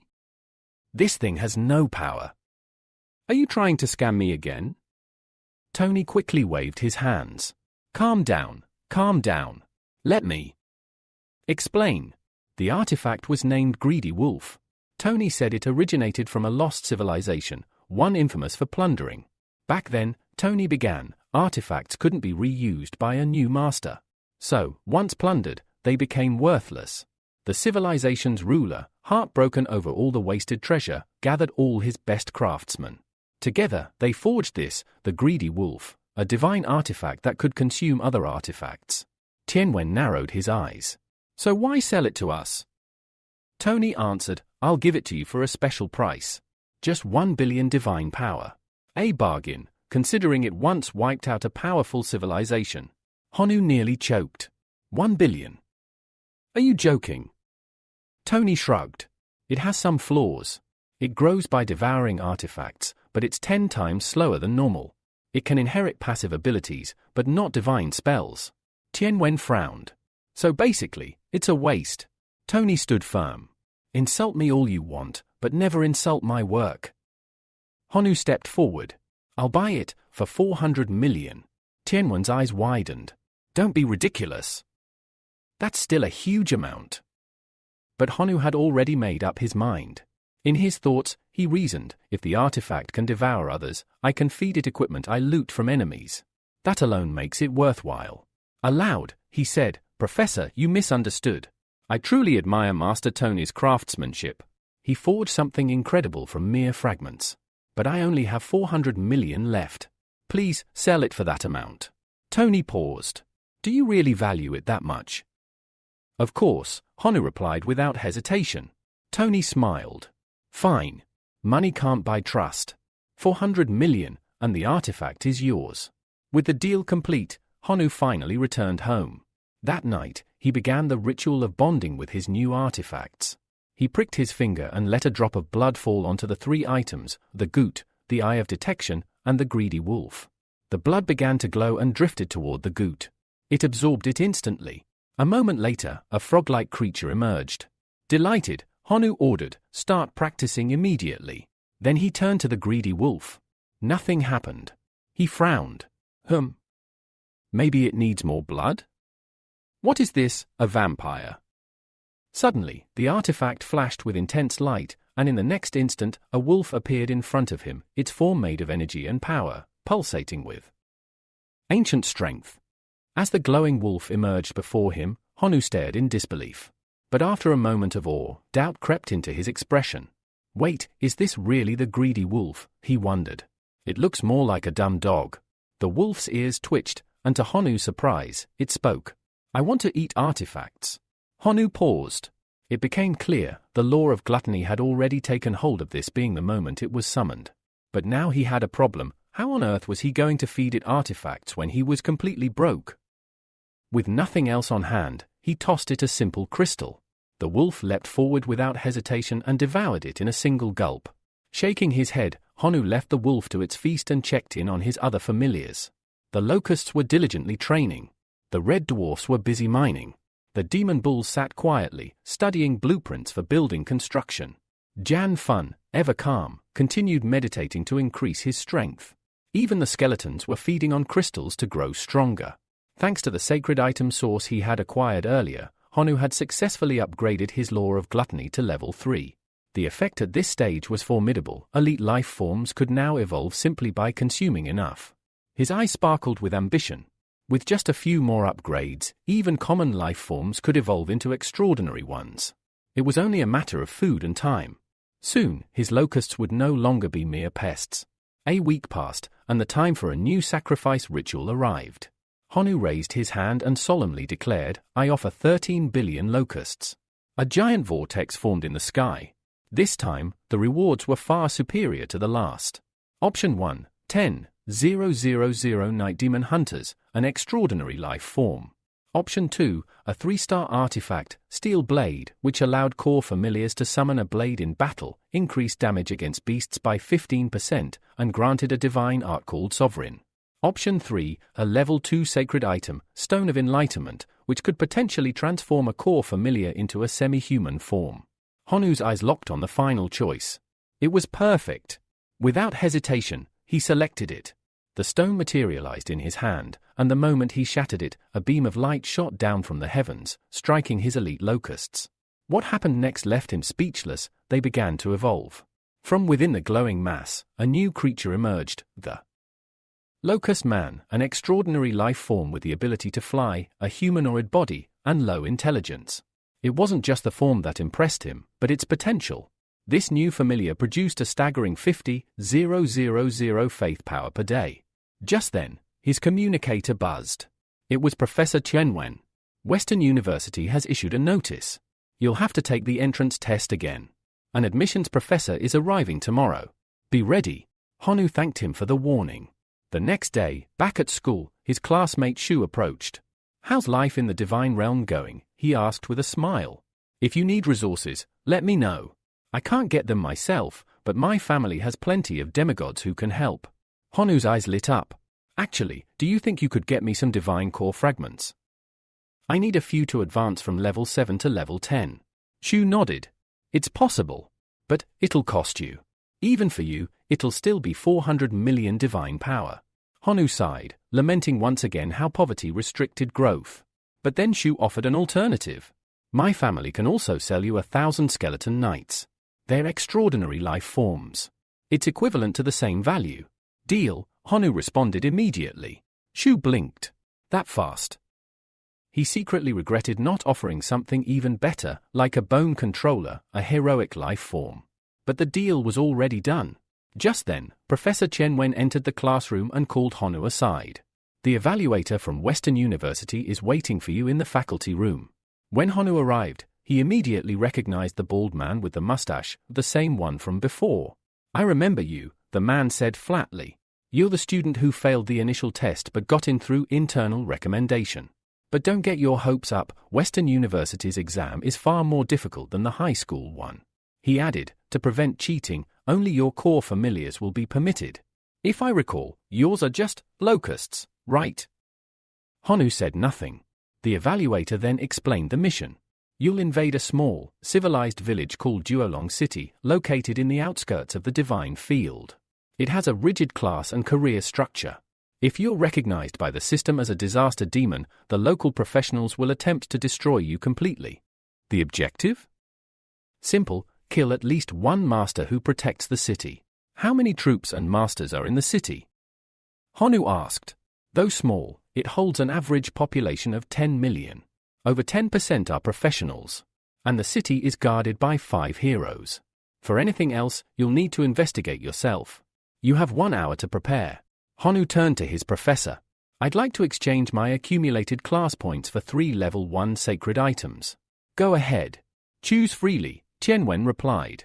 Returning to the divine realm, Honu inserted the final divine core fragment. With it, his core finally reached level 10, dramatically expanding his internal space. He then equipped his 3 new sacred items. Poison Gland gives core familiars a chance to develop poison glands and gain the poison attribute. Earth Core grants the earth attribute and increases defensive stats. Goblin Short Bow, a sacred weapon that allows familiars to summon bows. The host god can also use it directly in battle. After successfully loading them, Honu observed the changes. Most of the locust men had now grown poison glands. Nearly half had received the earth attribute, greatly improving their defenses. And almost all of them were now able to summon the goblin short bow as a weapon.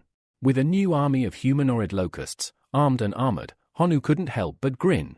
This test might be easier than I thought. The next day at school, the evaluator informed Honu that he and his familiars would be teleported together to the outskirts of Duolong City. Without delay, the man activated a teleportation crystal. The moment it lit up, Honu felt a strange sensation, like being ripped through space, before being hurled straight into the test zone. Almost immediately, a series of notifications appeared in front of him. Warning, intruder detected. Leave the current realm or be classified as a demon and eliminated.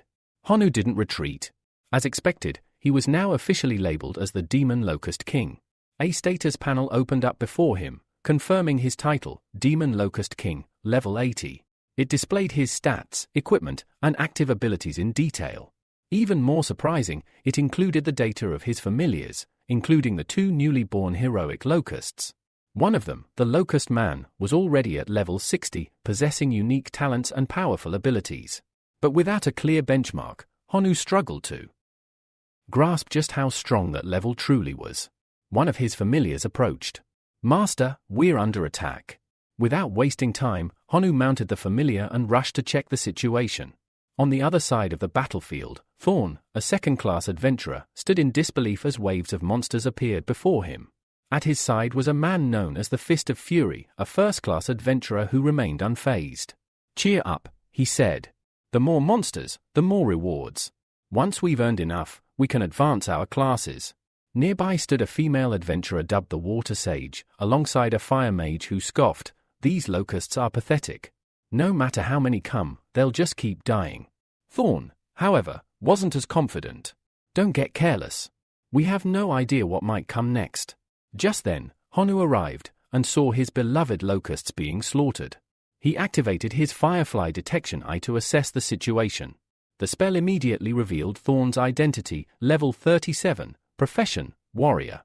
Interestingly, all four adventurers wore matching badges, but Thorn's was made of silver, while the others bore bronze. This told Honu all he needed to know. Thorn was the team leader. When the adventurers saw the sheer volume of approaching locusts, panic set in. "We can't kill them all!"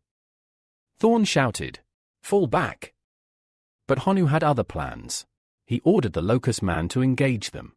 As the humanoid insect landed before the group, it declared ominously, "No one is leaving." The adventurers froze in disbelief. "It's a third-class monster." Realizing they were outmatched, they tried to flee while launching a powerful coordinated attack. But to their horror, the barrage barely scratched the locust man. One of them admitted aloud they didn't stand a chance. Moments later, the locust man delivered a devastating kick, disarming one of them entirely. One by one, the remaining adventurers were captured and dragged before Honu. He stood tall, his aura oppressive. "Tell me," he said coldly, "how do I look to you?" One of the adventurers, still shaken, cried out, "Stay away, you ugly monster." Honu's expression twisted. "Ugly? I am a handsome guy. Why would you call me that?" Still, he offered them mercy, on one condition. "Answer one question, and you may live. I want to know, how do I look in your eyes?" The boxer clenched his fists. "I'll never answer a monster's question." Without warning, the locust man punched him hard in the stomach, knocking him out cold. Even Honu was stunned. "I was just trying to scare him," he muttered. "Didn't expect him to actually hit." The girls began to scream in panic. Honu turned calmly to his venomous insects. "Silence them." In unison, the bugs unleashed a wave of venom, silencing the room. Thorn, trying to remain composed, asked, "What do you really want?"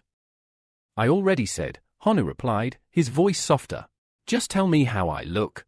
The swordsman, nervously eyeing him, answered, You have big eyes and long antennae." Honu paused. That sounded exactly like a giant locust. He laughed darkly. "So this place is tarnishing my image. I see." Delighted, he decided to keep questioning them. 3 hours passed as he interrogated the group. Eventually, he untied Thorn. "I've learned what I needed. You can go." Wasting no time, Thorn fled in terror, racing to report the incident to the Adventurers Guild. But Honu wasn't finished. Taking to the sky, he followed from above, using his familiars to track them. As Thorn neared the city, Honu realized his location could be compromised. "Sorry," he whispered, "but I can't let you go just yet." He cast a spell, Sleep, knocking the exhausted adventurer unconscious mid-run. Now floating in silence, Honu reflected. If Thorn was telling the truth, there are millions of adventurers in the city. If we storm it head-on, we'll be crushed. He needed to act smart. His current army needed to reach at least level 60 if he wanted a fighting chance. Just then, movement caught his eye. Goblins, plenty of them. Weak, yes, but better than nothing. Still, something stood out. Among the low-level creatures, their leader was level 62, already a third-class being. How? Honu thought to himself. How did that goblin get so strong? His curiosity had just found its next target. Honu approached the goblin leader with curiosity burning in his eyes. "How did you manage to reach third class?" he asked, scrutinizing the creature that clearly stood above the rest. The goblin leader puffed out his chest with pride and answered, "I ate many class fragments left behind by adventurers. That's how I got my class." Honu's eyes lit up. So that was the secret. He quickly deduced that if a goblin could ascend by consuming class fragments, then his own familiars, especially the locusts, could do the same. According to the data, it would take 39 class fragments for a locust to obtain a class. Without wasting another moment, he summoned a swarm of locusts and issued 2 urgent commands. First, they were to monitor the Adventurers Guild, every movement, every mission, every returning party. Second, they were to scavenge the battlefield and collect class fragments from the remains of fallen adventurers. With this strategy in motion, Honu now had a new goal: to evolve his entire swarm into a classed army, one capable of leveling entire cities. 3 days later, the protagonist had finally gathered a substantial number of class fragments. Confident that the time had come, he initiated the fusion ritual. As he began, a class selection interface appeared, presenting options such as mage, fighter, warrior, and archer. After careful consideration, he chose asterisk that a long-range combat style would perfectly suit the abilities of his locust man. The decision proved satisfying. The bow had worked flawlessly with his familiar, and now he entertained the idea of absorbing another compatible first-level class. His goal was to fuse and evolve it instantly into a third-level class. Just then, one of his locusts returned with urgent news. They had discovered a mysterious cave, and the aura emanating from it was overwhelmingly powerful, almost divine. Intrigued and cautious, the protagonist ordered the locusts to lead him there. As they arrived near the cave's entrance, one of the locusts pointed ahead. The protagonist, Honu, immediately sensed the tremendous pressure seeping from within. It wasn't just strong, it carried a divine essence. Clearly, this place held something worth investigating. With 2 locust men by his side, Honu stepped into the cave. Looking down, his eyes widened. A massive dragon lay sleeping in the darkness. He recalled something his professor once told him, how certain civilizations from other realms would seal away enemies they couldn't destroy. The black dragon before him was likely one such being, an ancient creature imprisoned by someone incredibly powerful. One of the locusts activated its detection ability. The result was shocking, as the dragon's eyes snapped open, freezing the locusts in fear. The MC quickly shouted for them to stand down, but they trembled uncontrollably. The dragon slowly rose and addressed them with disdain. "How dare you interrupt the meal of the great rebellious black dragon?" Without hesitation, the dragon launched an attack. The MC urgently ordered a retreat as explosions erupted all around them. 5 minutes later, he cautiously returned to the dragon's lair. "You done venting yet?" he asked. The dragon, still seething, glared at him. "You insignificant scum. You try to take advantage of my sealed state and expect forgiveness?"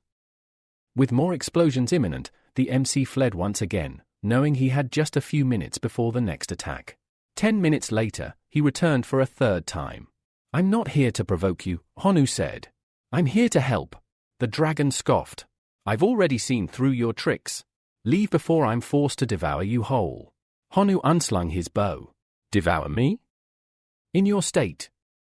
He fired an arrow, but it harmlessly deflected off the dragon's scales. "I am a black dragon," it declared. "I possess absolute defense. Your attacks are meaningless."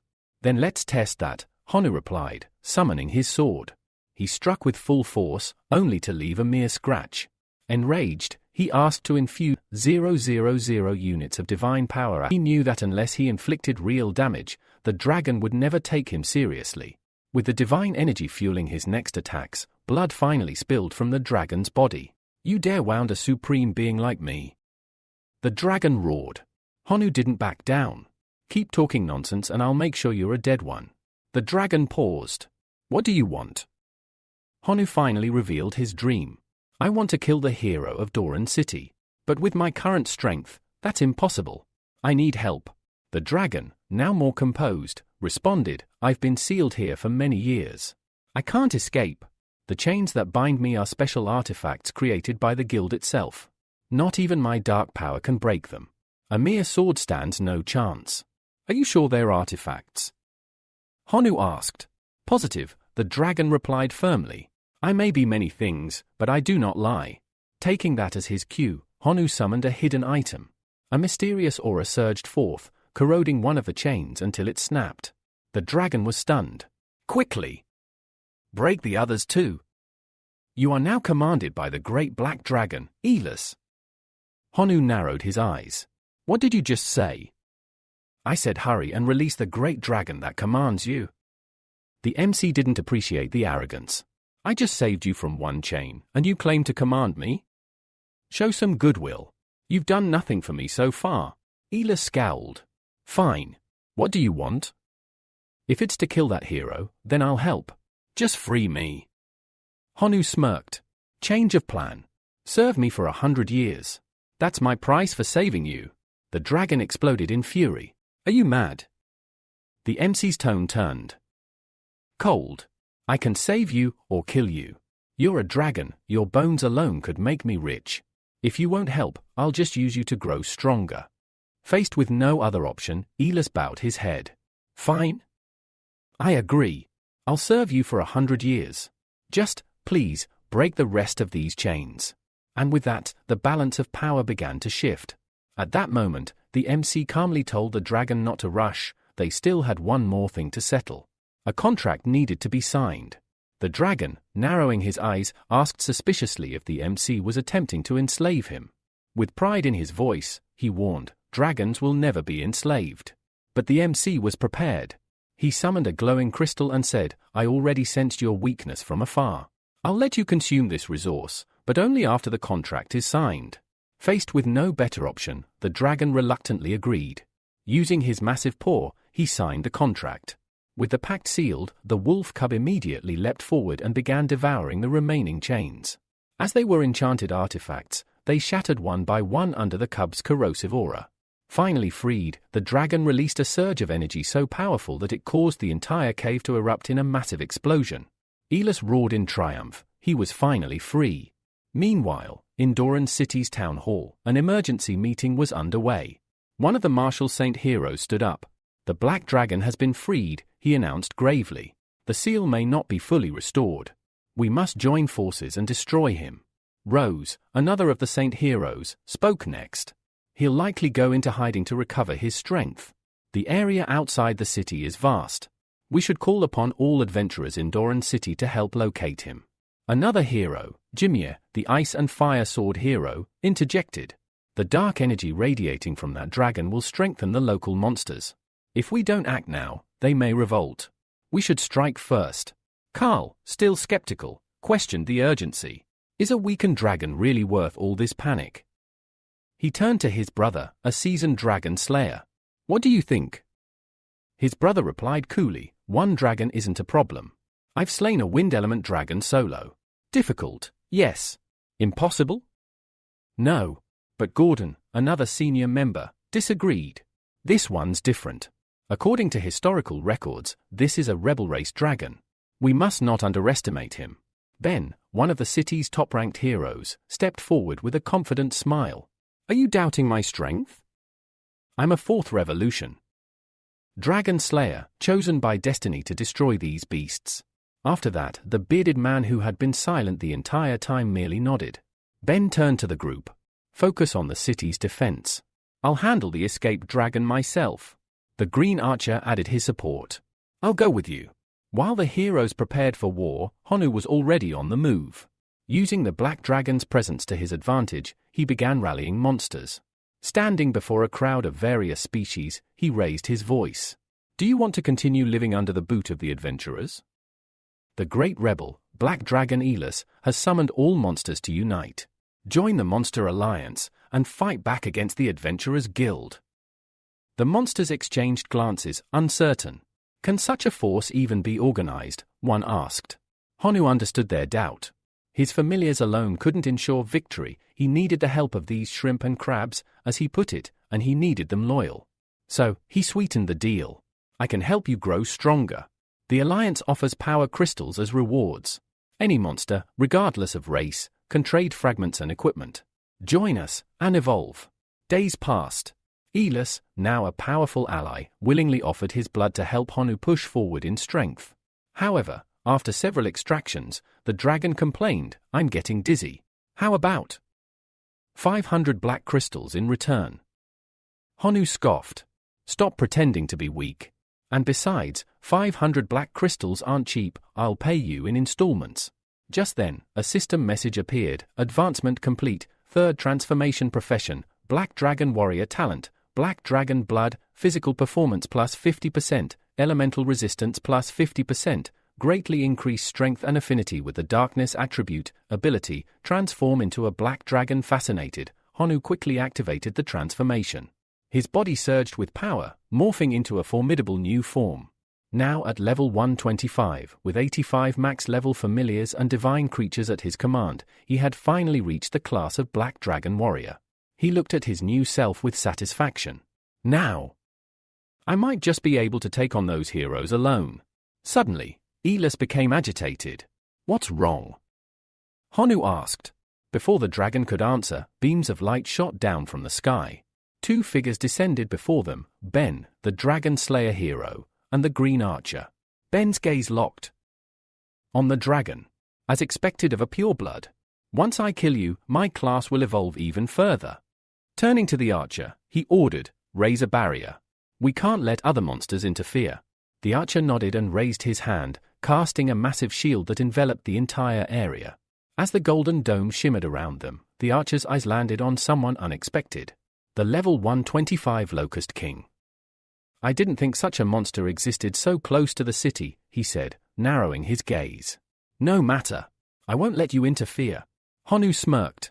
This was exactly what he'd wanted, a hero to test his new strength against. He activated his detection eye and focused it directly on the Green Archer.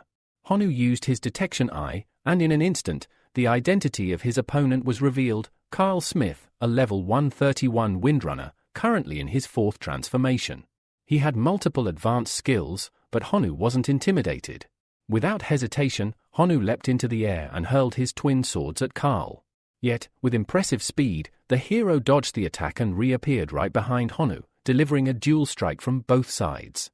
Confused, Honu questioned how there could be two of him and quickly ordered his locust swarm to break the barrier immediately. Meanwhile, the clash between dragons had already begun. Ben, the Dragon Slayer, was radiating a powerful aura, one so intense it felt like multiple dragons were bearing down at once. The fight between him and Elis erupted into an intense battle of raw strength and speed. Suddenly, Ben appeared behind Elis and struck him hard with his blade, sending the black dragon crashing into the ground. Ben walked up to the dazed dragon and summoned the dragon spirits, commanding them to carry Elis back to Doran City. Then, he looked over at Carl and asked if he needed help. Carl shook his head. I can deal with this demon locust alone. Go back. I'll join you soon. Ben gave a nod, turned away, and left the battlefield with the unconscious Elis in tow. Watching this unfold, Honu's fury exploded. He roared at his swarm to shatter the barrier at any cost. His army of locusts obeyed immediately, battering the shield with overwhelming force. To Carl's disbelief, cracks began to form across the magical wall.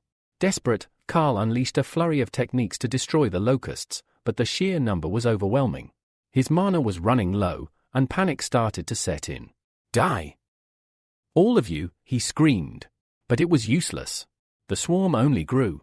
Within seconds, they reached him, completely engulfing his body. His screams were short-lived as the locusts devoured every last piece of flesh, only bones remained. At that moment, a voice echoed, the evaluation professor. He appeared before Honu, commending him for completing the mission and announcing that a portal was now open for his return. But Honu refused to leave. The bald professor raised an eyebrow. You intend to go after the captured dragon, don't you? That's right, Honu replied firmly. He's my contracted partner.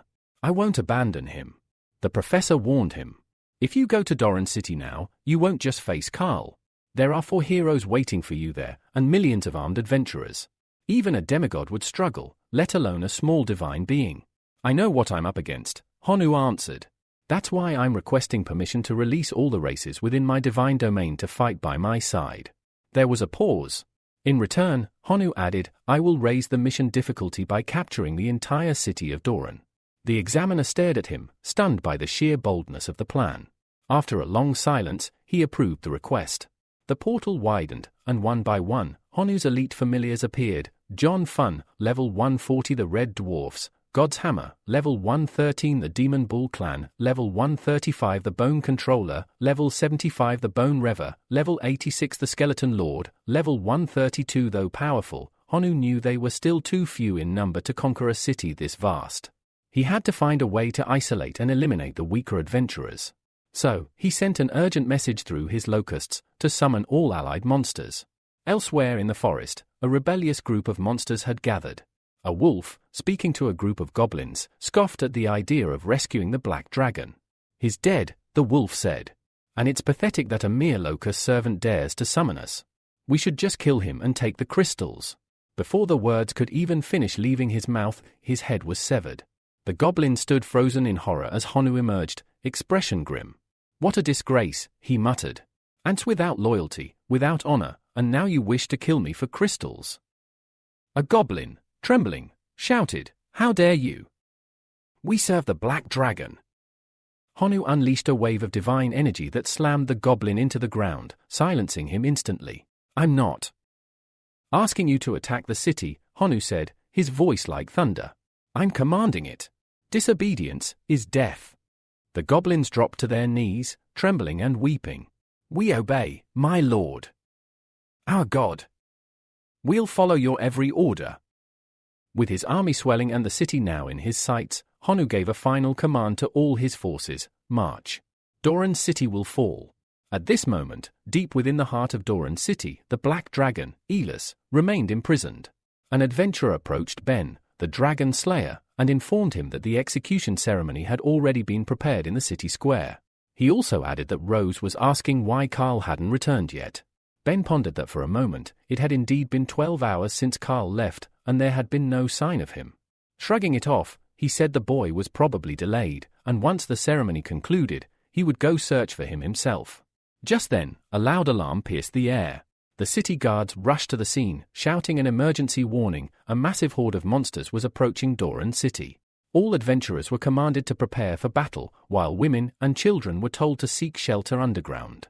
From the lookout, the guards could see the monstrous alliance approaching: ants, goblins, locusts, and more, all united under a single cause. "Mags, take down the flying monsters with spells," a guard shouted. But before they could act, a flurry of arrows struck their chests. The attackers were locust men, and they were swift and deadly. The mags retaliated with a volley of explosive spells, but their efforts were futile. The locusts evaded the magic with ease. Meanwhile, at the city gates, a massive goblin wielding a hammer was relentlessly smashing against the barrier. Honu immediately issued new orders. The skeleton commanders were to attack while reviving a new undead army. The dead from the battlefield began to rise, and soon, waves of skeletons surged toward the gates. The orc finally shattered the entrance, forcing the city's defenses to collapse. But Rose was ready. She summoned thorny vines that coiled around the giant goblin, trapping it in place. Suddenly, Ben joined her, unleashing flames that engulfed the area, halting the goblin's advance. Elsewhere, Gordon was rallying the adventurers to hold the front lines. Mags readied their spells and released a storm of explosions on the invading goblins. From near the imprisoned dragon, Ben confidently told the crowd that if they repelled the invasion, he'd reward them with a grand display of slaughter, the execution of the black dragon. But Honu was already moving. He ordered the bone controller to take action. At his command, a giant skeleton formed from bones scattered across the battlefield. It marched through the flames, grabbed the thorny vines, and ripped them away, clearing a path into the city for the invading army. Honu stormed into the city alongside his forces. Seeing Elis, he shouted, "Wake up and save yourself." The dragon opened his eyes, stunned. How did you get here?" From afar, the heroes observed the chaos and were shocked by Honu's audacity. Gordon, burning with rage, flew straight at him, yelling, "You miserable monster! You'll be crushed! Die!" Just before Gordon could strike, the demon bull intercepted him with a crushing blow and growled, "How dare you insult our god?" Rose jumped in to assist, summoning more thorny vines, but a red dwarf wielding the divine hammer appeared and struck the ground, engulfing her vines in fire. Rose stood in shock. What the hell was that? Ben, now visibly frustrated with the disruption, muttered that only minutes remained before the execution. Enraged, he summoned his dragon spirits and ordered them to annihilate the invaders. One spirit dove straight for Honu, ready to devour him, but the giant skeleton intercepted it midair, slamming it back. The dragon tried to retaliate, and the two clashed with tremendous force. Watching from the sidelines, the skeleton lord licked his bony lips. "I'm starving," he muttered before leaping onto the dragon's back and biting deep into its flesh, causing the dragon to scream in pain. It couldn't reach its own back to fight him off. Ben roared, "A mere skeleton dares to devour a dragon soul. Do you have a death wish?" He struck the skeleton lord hard enough to blast off its arms, but before he could breathe, the creature reassembled and bit down again, more vicious than before. Ben stood in disbelief. What kind of monster is this? Honu took the moment to summon the greedy wolf and ordered it to bite through Elis's chains. The black dragon looked at him gratefully. You have the word of the great black dragon, Elis said. I will never forget this act. Let me serve you for a few hundred more years in return. Eat the black crystals, regain your strength. Suddenly, Elis's eyes shifted. Something was wrong. Looking back, Honu saw that the red dwarf with the divine hammer was being overwhelmed by Rose's vines. He shouted for his army to assist, realizing they were losing momentum and risked annihilation. Then Elis, filled with emotion, turned to Honu. Let me give you something, my name. From now on, you are also the great rebel. With a flash, a spell activated. The system informed Honu, title acquired, rebel, though the effects remained unknown. Feeling immense power coursing through him, Honu focused on Ben, the dragon slayer, and charged. He landed a powerful strike, which Ben barely blocked, but the force caused him to bleed. Seizing the moment, the skeleton lord pierced Ben's chest, killing him instantly. But that wasn't the end. Ben's corpse twisted and mutated, a heroic undead form emerged, the blood skeleton. Furious beyond reason, Honu turned to Rose and struck her with a devastating flying kick, sending her crashing into the ground. The battlefield burned, the city crumbled, and Doran trembled before the wrath of the new great rebel. Rose stood frozen, disbelief in her eyes. She could hardly accept the truth, the dragon slayer was dead. But Honu, cold and resolute, offered no sympathy. Don't worry, he told her. You're next. He turned toward the hammer of God, the red dwarf who once stood by his side. It's time, Honu said. Time for revenge for the pain she caused you. The dwarf nodded, thanked his god, and approached Rose with his divine weapon raised. With a single devastating strike, he finished her off instantly. Now turning his gaze elsewhere, Honu saw another battle unfolding. JN Fun was clashing with a powerful hero, struggling to keep up. Without hesitation, Honu rushed to help. His initial attack was blocked, but that small distraction was enough. His familiar closed the gap and landed a solid blow, sending the hero crashing to the ground, unconscious. Meanwhile, Gordon watched helplessly as one hero after another fell. Panic took hold, and he turned to flee, only to stop dead in his tracks.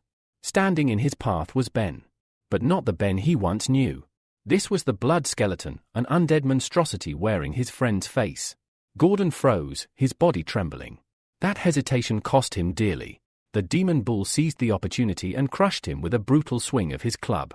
With the battlefield theirs, Honu issued a command to his army, sweep the city. Bring everything you find to the crystals.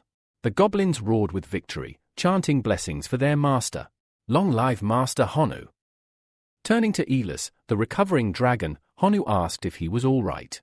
Elis, with quiet strength in his voice, thanked Honu for his concern and swore allegiance. From now on, I will follow you, he said solemnly. Just then, a message arrived from the examiner professor. He congratulated Honu, now revealed as Wu, for accomplishing the impossible and creating a miracle. He informed him that the teleport portal was ready and that he had 3 hours to organize the war spoils. Wu thanked the professor and asked if it would be possible to build a stable portal directly to the divine realm from there. In exchange, he offered all the war spoils as trade. The professor understood Wu's ambition to build a powerful civilization, but cautioned him about the dangers. If you're not careful, your divine realm could be violated. Wu replied confidently, I've already considered all the risks. The professor agreed. Very well. In 10 days, I'll help stabilize the portal. 10 days later, Wu prepared to depart. He summoned the skeleton lord and left the city of Duolong in his care. You'll stay here with the skeleton tribe and demon bull tribe. Protect the city, and if the situation becomes unsalvageable, retreat to the divine realm without unnecessary losses. The skeleton lord nodded. Understood. With everything settled, the portal opened. Wu stepped through and returned to school. As he walked down the hallway, a teacher stopped him, staring intently. What happened to your eyes? Wu was confused. Pulling out his phone, he checked his reflection and paused. His eyes had turned black and yellow. A side effect, perhaps, of his new special class, Rebel. Curious, he accessed the system to investigate this newfound power. But to his irritation, a message blocked him. You must reach at least semigod level to unlock details about this talent. Annoyed, he muttered to himself. He was still far from that level. At that moment, a bald teacher appeared. He informed Wu that he had successfully passed the test and received a recommendation to Jinxie Academy, but there were still conditions to enroll. He laid them out clearly: possess a family core as an elite life form, create a heroic life form, accumulate at least 4 divinity points, own a saint or lord level life form. 2 out of 4 had already been fulfilled. Wu only needed 2 more. But Wu wasn't pleased. These requirements were steep. The teacher simply told him to work harder, assuring him the doors of the academy were open if he could earn them. Determined, Wu went to ask Tianwen if there was a way to quickly earn divinity points. Tianwen sighed.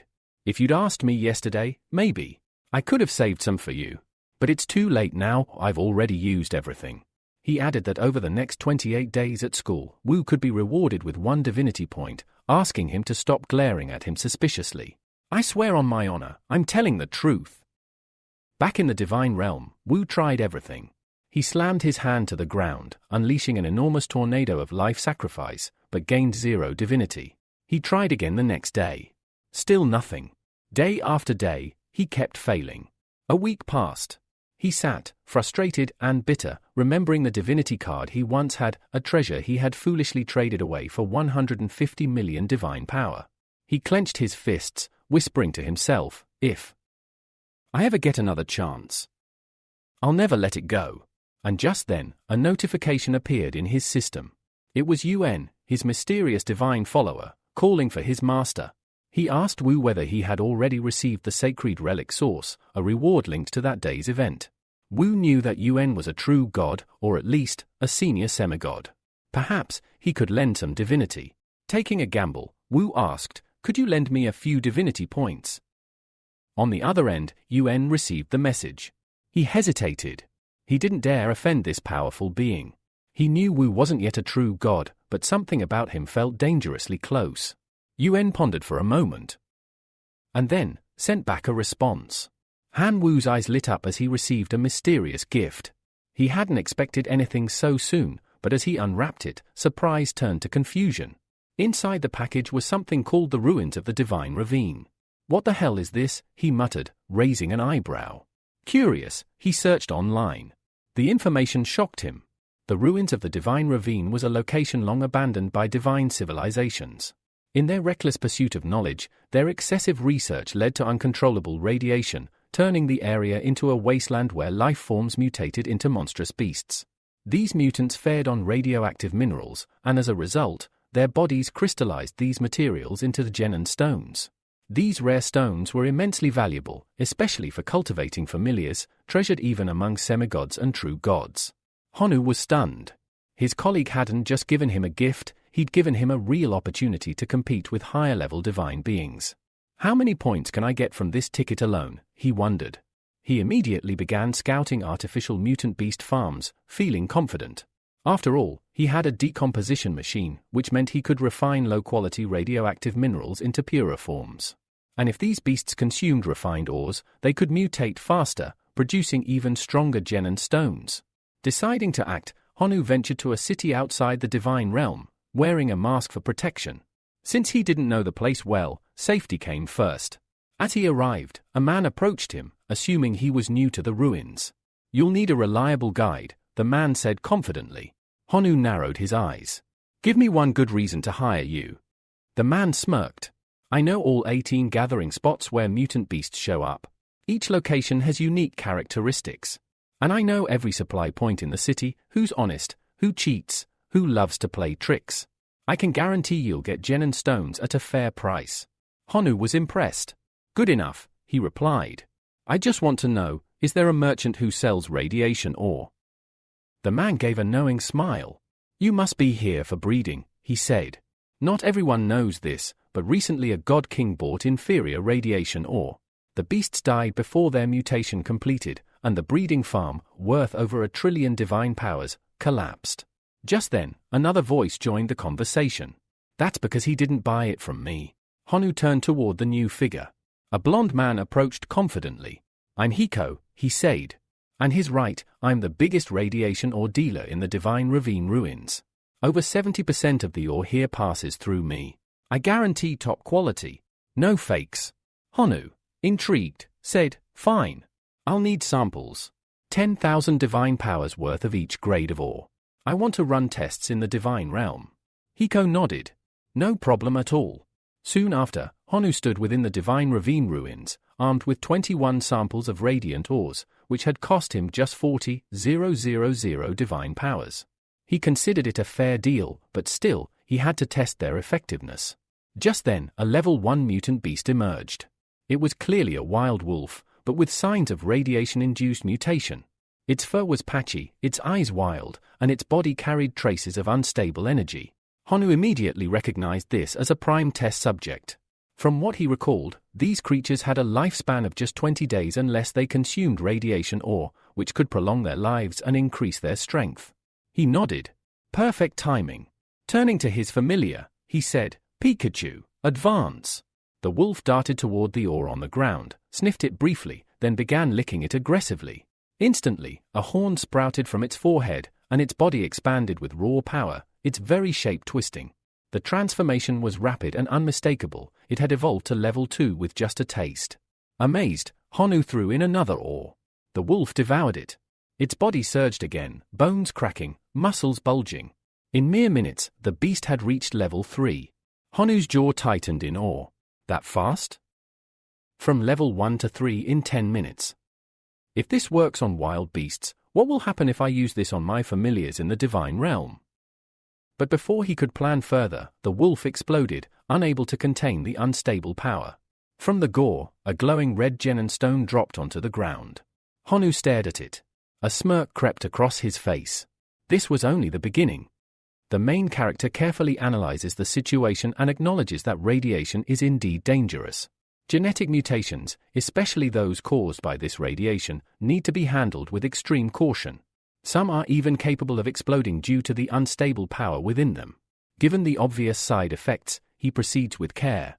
Among the debris, he notices a special item, the Gene Stone. However, he quickly realizes that this item requires level 3 authorization to be transported into the divine realm. According to its description, the Gene Stone induces mutations specifically in the teeth of familiars, making them significantly larger and longer. However, this enhancement comes with a price. It shortens the familiar's lifespan by 3 years. Just as he is processing this information, someone appears behind him. The stranger warns him coldly, "If you're smart, you'll hand over the Gene Stone and the other green stone. If not, you'll regret it." The protagonist turns around, and his eyes widen in disbelief. The person standing before him is none other than Gang, a demigod, and the father of the very first student he fought back in school. The MC silently thanks his luck for wearing a disguise mask at this moment. Trying to remain calm, he asks, "And if I don't hand them over?" Gang responds with a chilling threat. "Then you might die." With that, he summons several vicious wolves, ready to attack. Acting swiftly, Honu bites his own hand, triggering his black dragon transformation. The wolves hesitate, startled by the sudden power surge, but it's already too late. The MC lunges into action, attacking them one by one with deadly precision. Seeing his subordinates being taken down, Gang activates a powerful enhancement technique, the art of the God of Fury, and orders the wolf cavalry to charge again. The wolves resume their attack, but the MC leaps into the sky, flying above them and out of their reach. Confused, the wolves can only growl from the ground. Looking down, the MC mocks Gang. "What now, old man? Can't fly, can you?" Gang narrows his eyes, unimpressed. "You dare to show off with such cheap tricks?" He raises his hand and uses divine magic to forcefully drag the protagonist out of the sky. The MC crashes to the ground, shocked by the raw force of a demigod. It's clear now, these beings have far too many dangerous abilities. Realizing the odds are not in his favor, the MC begins to flee, with the wolves chasing close behind. In his escape, he notices a warning sign, "Do not approach." Curious and desperate, he heads straight for it. Seeing this, Gang orders his cavalry to halt. Only then does the MC understand why. The area ahead is swarming with bizarre mutant creatures, and they're already closing in on him. With no time to hesitate, he takes off running again. All these beasts seem like serious trouble, and at that moment, escape becomes the only logical plan. However, the mutants soon spot the wolves and turn their attention toward them. As chaos erupts, Gang retaliates with a powerful punch, wiping out the nearby beasts. Frustrated, He looks around, wondering, where did that brat go? Just then, he senses a strange and slightly terrifying aura. Choosing not to take the risk, he turns around and leaves. Meanwhile, the MC finally reaches a river. Gasping for air and dying of thirst, he kneels down to drink. But just as he does, a bizarre fish jumps out of the water. It has legs. Alarmed, the MC realizes that the river is also contaminated with radioactive waste. This entire area is far more dangerous than he expected. He quickly pulls out his map, trying to get a sense of direction, only to discover that he's completely lost. Suddenly, more mutants begin approaching. He takes a deep breath to calm himself. He's stuck here anyway, so he might as well gather more gene stones. He tosses some red stones toward the approaching monsters. As the creatures devour them, they immediately explode. The MC smiles slightly. So this is how you farm gene ores. Not too difficult after all. Time passes, and soon night falls. The MC starts to grow anxious. The forest is no place to be after dark. He decides it's safer to rest somewhere elevated and abandoned. Looking toward a distant mountain, he transforms into his black dragon form once again and flies toward the peak. Upon arrival, he sees what appears to be a crumbling, abandoned castle. Landing softly, he explores cautiously, knowing full well that wild beasts might be lurking inside. He spots some old papers scattered on the ground and begins to sense a strange energy coming from deeper within. Following the energy trail, he quietly observes a group of people in black cloaks performing a mysterious ritual. Confused, the MC whispers to himself, "What the hell are they doing?" One of the cloaked men speaks.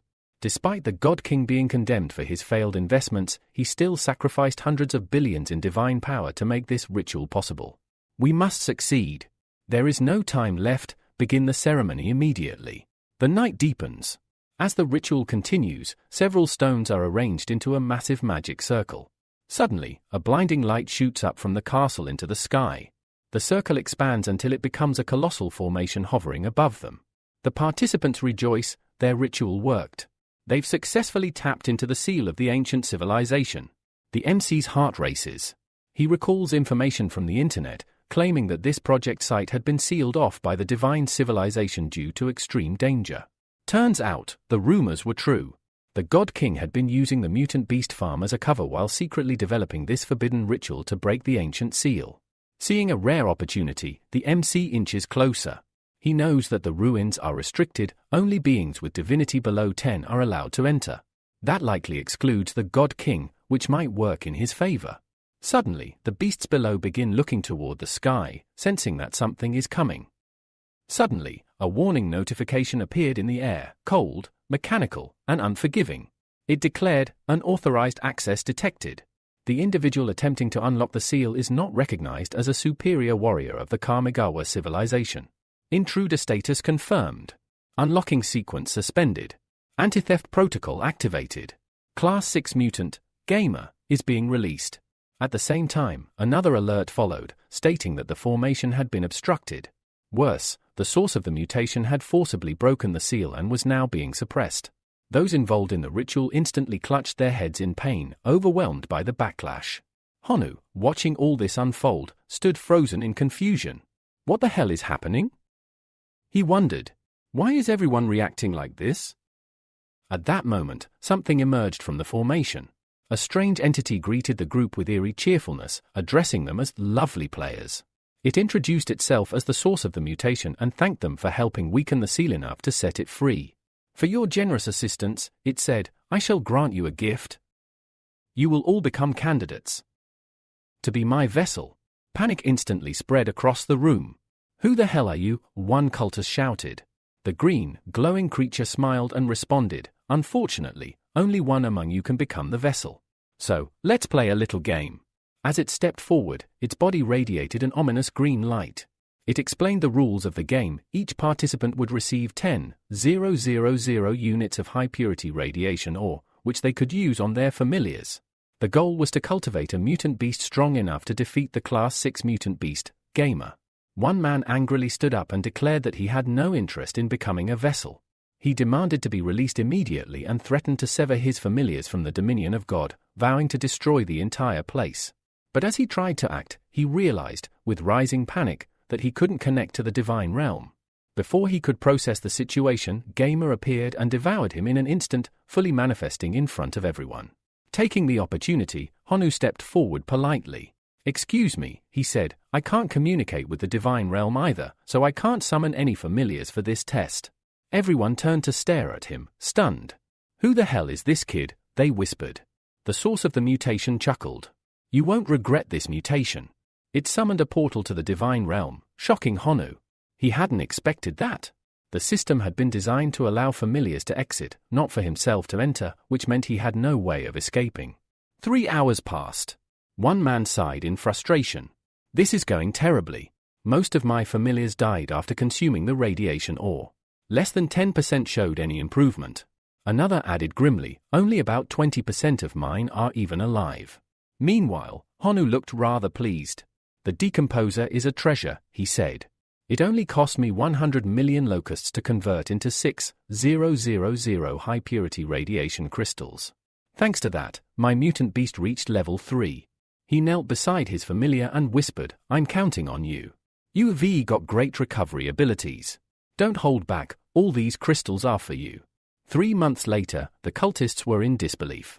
One of them muttered, "Is this kid even human?" All eyes turned toward Honu's monstrous creation, a mutated grasshopper named Chiang, which now stood ready to challenge the Class 6 mutant, Gamer. The source of the mutation was thrilled and called out to Gamer, signaling the start of the final test. The beast charged forward, devouring another familiar as if it were nothing. The green monster grinned. "Losers don't deserve to live." It gave the command, and Gamer began devouring the cultists, one by one. Screams echoed as they were consumed by the very creature they helped unleash. Now it was Honu's turn. He glanced at Chiang and sighed. "I had to sacrifice a lot of gene stones for this. You've undergone intense mutation, but now, your life expectancy is down to a single day. Show them what you're capable of." The green entity clapped gleefully. "Exciting! Gamer, attack!" The battle began. Chiang launched a barrage of strikes, triggering Gamer's rage. The massive beast retaliated with a crushing headbutt. Chiang immediately took flight, his body regenerating mid-air. But Gamer roared and activated a power of his own. "This is going to be good," the source of the mutation whispered, enjoying the show. The battle raged for a staggering 18 hours, until finally, Chiang stood victorious. "It was a glorious fight," the source of the mutation said, turning toward Honu. "You, my dear receptacle, are perfect." Honu froze. "What the hell are you talking about? Who's your operator? What are you planning to do with my body?" Without answering, the green creature began using its power. "From this moment on," it said, "we will share this body." Everything went black. When Honu opened his eyes again, he wasn't sure if he was dead. Then he saw it, a system screen flashing in front of him, status, Honu, source of the mutation, all attributes, displayed. What caught his attention wasn't the stats, it was the name. The system was now identifying him as the source of the mutation. Then, a familiar voice echoed in his mind. "Is my dear receptacle awake?" "Who are you?" Honu asked, unsettled. "I am the source of the mutation," it replied. "A superior gene. Be grateful. Through parasitism, I've granted you power far beyond the limits of divine civilization. I've overwritten your growth acceleration ability, direct mutation suits us better. But don't worry. We are one now.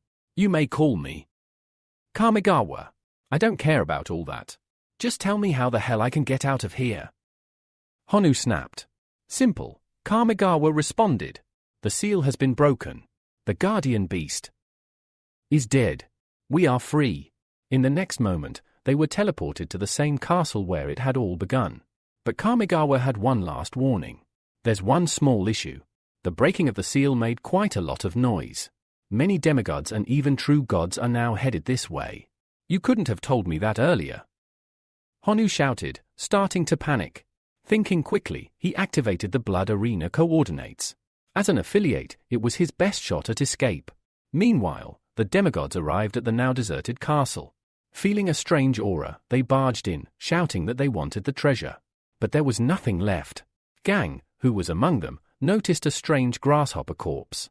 He narrowed his eyes and muttered to himself, "Don't tell me, it was him." After that event, a mysterious figure storms into the castle, demanding to know who dared to steal his treasure. Furious, he orders his subordinates to continue broadcasting signals day and night in order to locate the missing seed.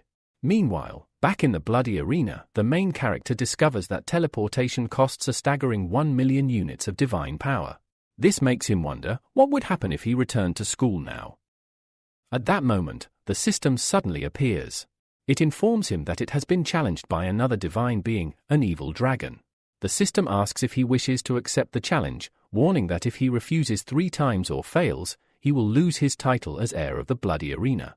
The MC finds this form of intimidation laughable and scoffs, asking if a beating is what they truly want, because he's ready to deliver it.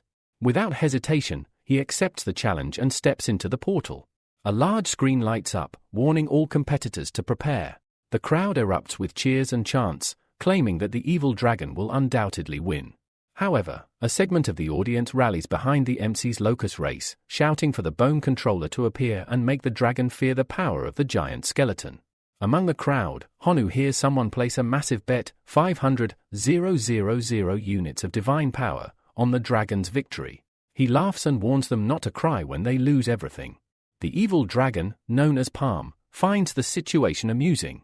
He mocks the MC, saying his locusts rely on skeletons to cheat in battle. But this time, things would be different. He finally sees an opponent worthy of facing him. The MC wastes no time. He summons his swarm and commands, "Less talk, more action." Palm responds in kind, summoning an army of half-dragons. The battle between the dragons and locust men begins. However, Palm is unimpressed. He questions whether he's being underestimated and demands to see the skeletal army. Honu calmly responds, "First, defeat the locusts. Only then will it be worth showing the skeletons." Infuriated, Palm orders his dragons to unleash their flames. The MC counters by shouting for his army to defend themselves and summons the celestial demon Locust. This entity silently appears and begins launching devastating attacks on the dragons. In response, Palm summons a half-dragon hero, who begins firing arrows at the cursed locusts. Mocking his opponent, he claims their resistance is pointless, they'll read just locusts and will fall easily. Han Wu, however, is unbothered. In fact, this is part of his plan, to use them as sacrifices. He considers whether it's time to summon his army of demonic bulls, raising his hand in preparation to call upon the divine realm's forces. Suddenly, Kamiawa appears and interrupts, demanding how he can tolerate such humiliation. This causes him to second-guess his choice of operator. He asks what she means.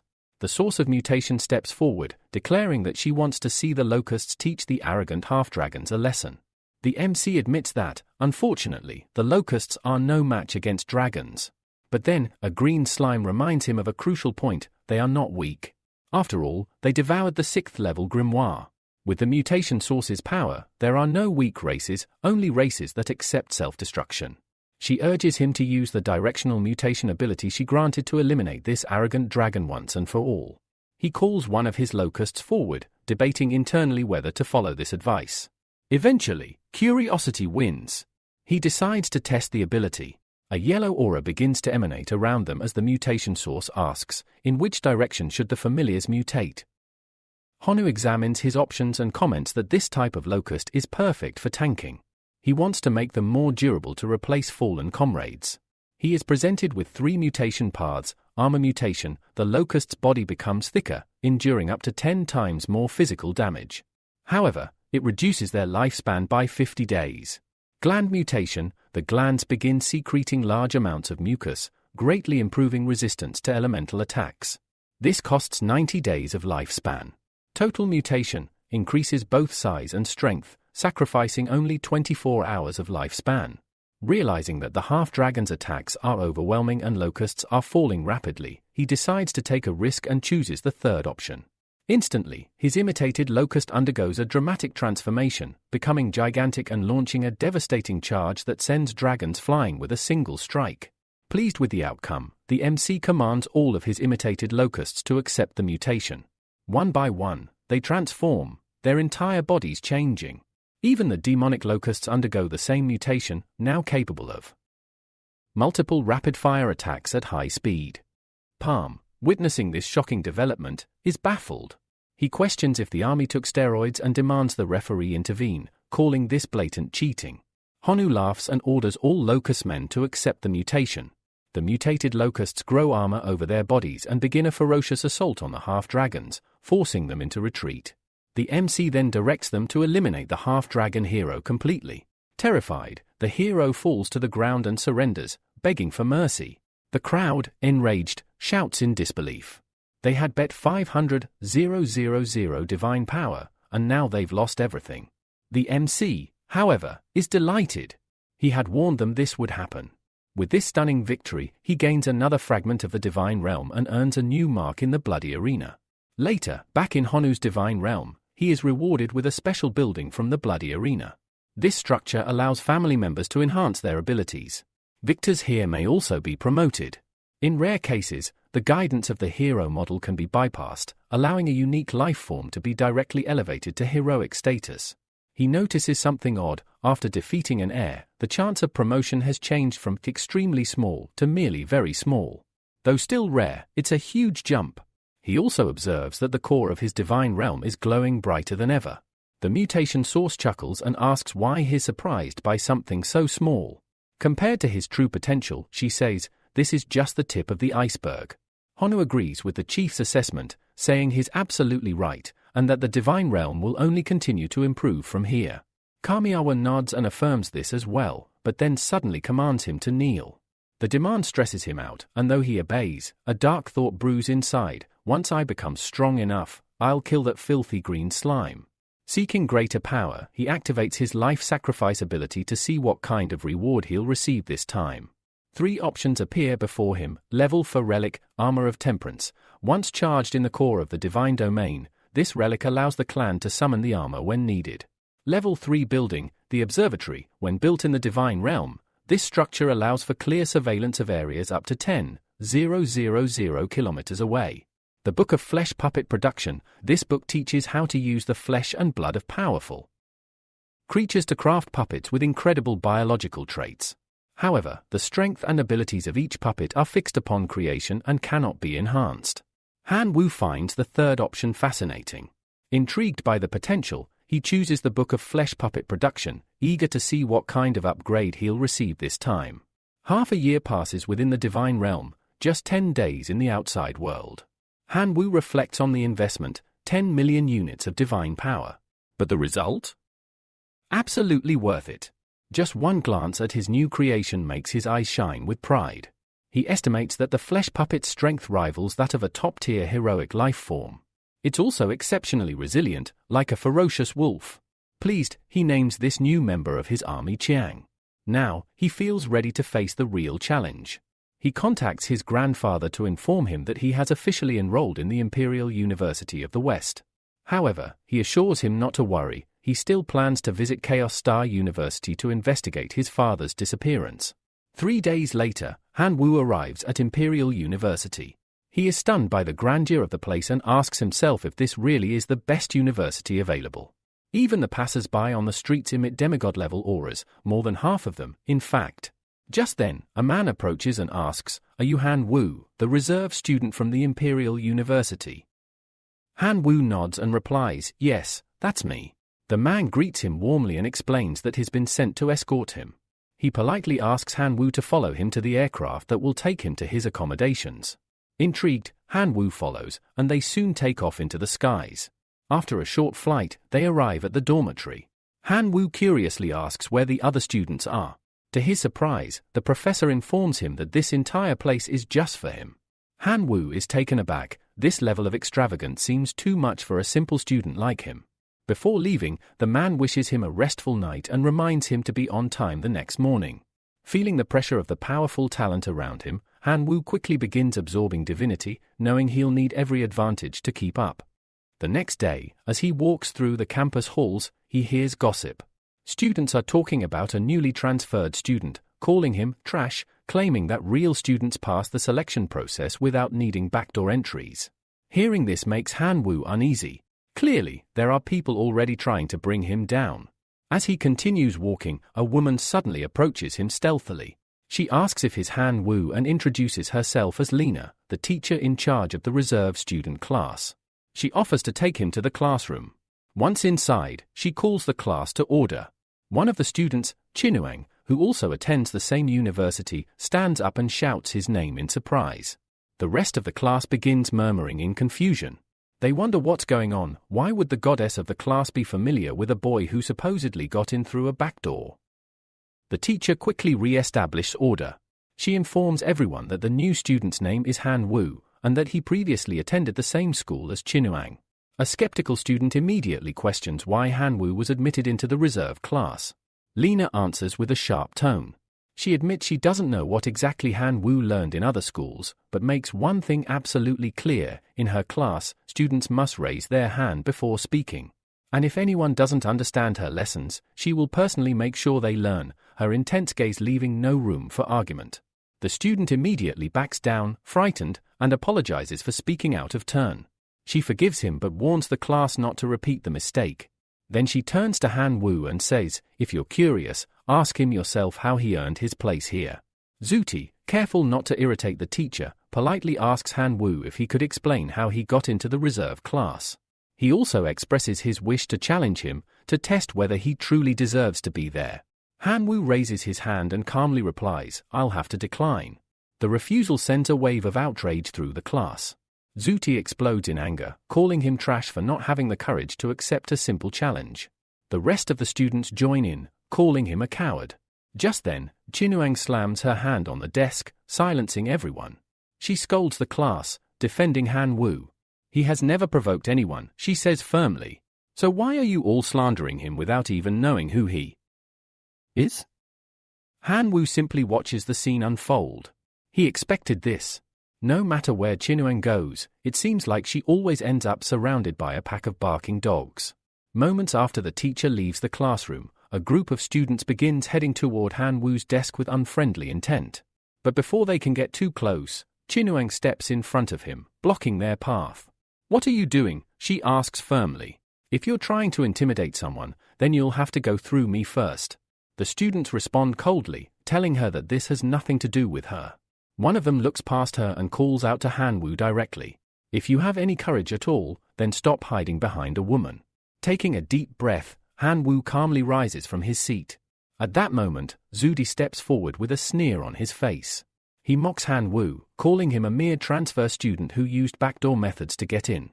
In his eyes, Han Wu isn't even qualified to study alongside them. He tells him to leave the reserve class willingly, or be beaten out of it.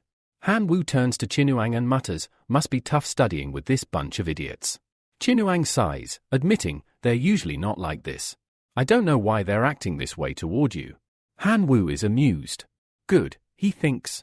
That means she doesn't know them well enough to feel guilty when she beats them down.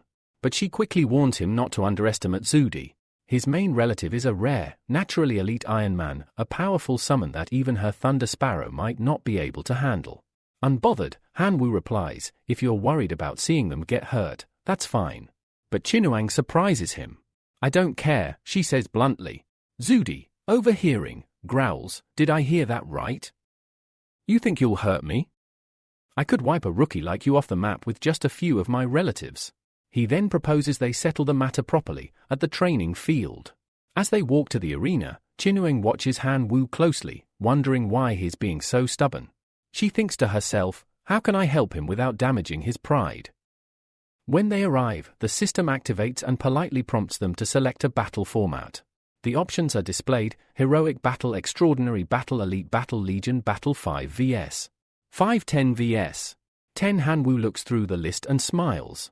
Let's go with 10 against 10. It's the perfect time to test my 10 strongest relatives. Zudi looks at him in disbelief. Is this guy arrogant, or just clueless? He expected him to pick something more conservative, like a Legion battle. Instead, Han Wu chose the most direct clash. Then, in front of everyone, Han Wu begins summoning his flesh puppets. The sight of them shocks the entire room. Zudi's eyes widen. What the hell are those? While they exude the aura of heroic life forms, there's something undeniably unnatural about them. Realizing that he can't afford to be careless, especially in front of his goddess Qinuang, Zudi decides to get serious. He summons his Iron Men, a formation so powerful that even Lord-level warriors would struggle against it. Outside the arena, Qinuang watches the live battle unfold on a large screen. Her eyes are locked onto Han Wu's side. When did he get these relatives? She wonders aloud. Next to her, another student uses a battle analysis eye and confirms they're puppets. Heroic life-grade puppets. But how's he controlling so many at once? More whispers break out among the spectators. Some are stunned by how expensive these creations must be. 10 heroic-grade puppets, just one costs nearly 30 million divine power, a student mutters. Maybe he got in because of money. Chinuang frowns, her thoughts spiraling. He has no background, no support, how could he afford this? But she shakes her head. No point thinking about it now. I'll just watch, and ask later. The battle begins. Zudi commands his Iron Men to launch a full assault, delivering massive, power-charged punches toward the flesh puppets. He taunts, let's see how long before those freaks turn into toothpaste. But Han Wu smirks. What's wrong? Already tired. Zudi is confused. But when he looks at the arena, he's stunned. His Iron Men are being effortlessly overpowered. One by one, they're getting punched down, overwhelmed by the unnatural power and precision of the flesh puppets. The Iron Men are forced into full defense mode. The students gasp. What are those monsters? They're not just resisting, they're counter-attacking, copying the Iron Men's moves and even injuring them. Chinuang's eyes widen in disbelief. He's so much stronger than before. Back in the arena, Han Wu casually leans back and asks, hey little girl, still want to continue? Zudi grits his teeth in rage. I haven't even used my trump card yet, he roars, ordering his Iron Men to merge. Han Wu bursts into laughter. What's next? You gonna transform into a truck? You watched too many Transformers as a kid. The merging process completes. The Iron Men now stand fused into a single massive figure, shining so brightly that Han Wu winces. Ugh, too shiny. Gross. Explosions ripple across the field as the transformation finalizes. The giant robot looms over the battlefield. Zudi laughs maniacally. Scared yet? This is my masterpiece, 10 times the power of a regular Iron Man. Let's end this. Die already. The robot charges at full speed, swinging at all of Han Wu's puppets simultaneously. Zudi yells, now I'll show you the real power of a reserve-class warrior from the greatest university in the world. Han Wu chuckles. You call that strong? Zudi snarls and gives him an ultimatum. I'll give you one last chance. If you kneel and beg for forgiveness, I might spare the rest of your clan. He raises a hand and begins a countdown. 10, 9, as Zudi's countdown ends, Han Wu casually speaks up and says, 0. He smirks, clearly eager to see what happens next. Zudi grits his teeth in frustration. Fine. But don't blame me for what happens next. Yet before he can even begin his attack, a chilling scene unfolds. All of Han Wu's flesh puppets suddenly begin to regenerate, healing their injuries as if nothing had happened. Then, in perfect unison, they leap into action. The monstrous puppets assault the massive armored robot, biting into its joints and ripping out cables from within its metal frame. The spectators watch in horror as the fight turns brutally one-sided. The battle quickly devolves into a massacre. Even the robot's head is torn clean off, crashing to the ground in a heap of scrap metal. Zudi collapses to his knees, screaming, "This is impossible." Meanwhile, Han Wu calmly steps out of the portal, completely unscathed, the undisputed victor. Just as Chinuang is about to say something, someone else calls out, "Grasshopper boy!" Han Wu turns and sees a young man rushing toward him with open arms. The man hugs him tightly and says, "I knew you'd pass the entrance test. I told them you wouldn't disappoint me after I recommended you." Han Wu freezes for a second, confused. Then he realizes it's Xian Meng, the same person who once looked like a rugged warrior. But now he looks decades younger. How the hell do you look so young? Han Wu asks. Laughing, Xian Meng explains, "I just shaved my beard. My old look scared off all the girls." Other students overhear the conversation and their expressions change instantly. Realizing their mistake, they begin to apologize, admitting that they wrongly accused Han Wu of using backdoor connections. Now they know he was actually personally recommended. Han Wu smiles lightly. "It's fine. Don't worry about it." Xian Meng then steps forward with a much firmer tone. "I'm a first year at Imperial University and Han Wu's official protector. Anyone who messes with him Will have to deal with me. He then invites Han Wu to follow him, saying he wants to introduce him to a few friends. After climbing a flight of stairs, Xian Meng gestures to two other students. The first is a well-mannered young man who introduces himself. I'm Zine, a freshman at the academy. Pleasure to meet you. Next to him is a confident girl. My name is Yeling, she says with a smile. Is it true you beat Xian Meng in the arena? Han Wu scratches his head. I am just a rookie here. Beating your friend was pure luck. But Yeling waves off his modesty. Having luck is also a kind of strength. She quickly shifts the topic and reveals something important. We found out the next class for reserve students will be a survival simulation in Outland, the zombie city. It's a low-level secret realm. She then gives Han Wu a small request. While you're there, could you bring something back for us? Han Wu raises an eyebrow. You three are demigod-level students. Why would you need help from a novice like me? Yeling chuckles. Come on. Don't be so modest. You're nothing like a novice. She explains further. Zombie City is a special training area restricted by university regulations. Only reserve students can enter. We can't. Xian Meng nods in agreement. That's true. If I could go, I'd flatten that city. Zine laughs beside him. Yeling then adds one more detail. Inside that secret realm exists an extremely rare item, the wisdom fruit. It helps non-human races raise their intelligence, though each fruit costs 1 divine point to claim. Han Wu listens carefully. Divine points. I really need those. With that in mind, he agrees to help them out. Before parting, Yeling hands him a seed and says, take this. It'll be very useful in your upcoming class. That night, Han Wu lies on his bed, reflecting. If I can gather 6 divine points, I can perform the demigod ascension ritual. He recalls his teacher's explanation. 6 points is the minimum requirement to start the ceremony. But there's a catch. A demigod with only 6 points is considered a hybrid and can only merge with lower-level divine authorities in the future. That's why students at Imperial University rarely stop at 6. They continue gathering divine points to maximize their future potential. She explained that after 6 points, each new point requires even more divine energy. The 7th point needs 2 divine points. The 8th point requires 3. And so on, up to a maximum of 10 divine points. A demigod who ascends at 10 points has the highest possible potential and can eventually merge with 5 different divine authorities. Han Wu is amazed.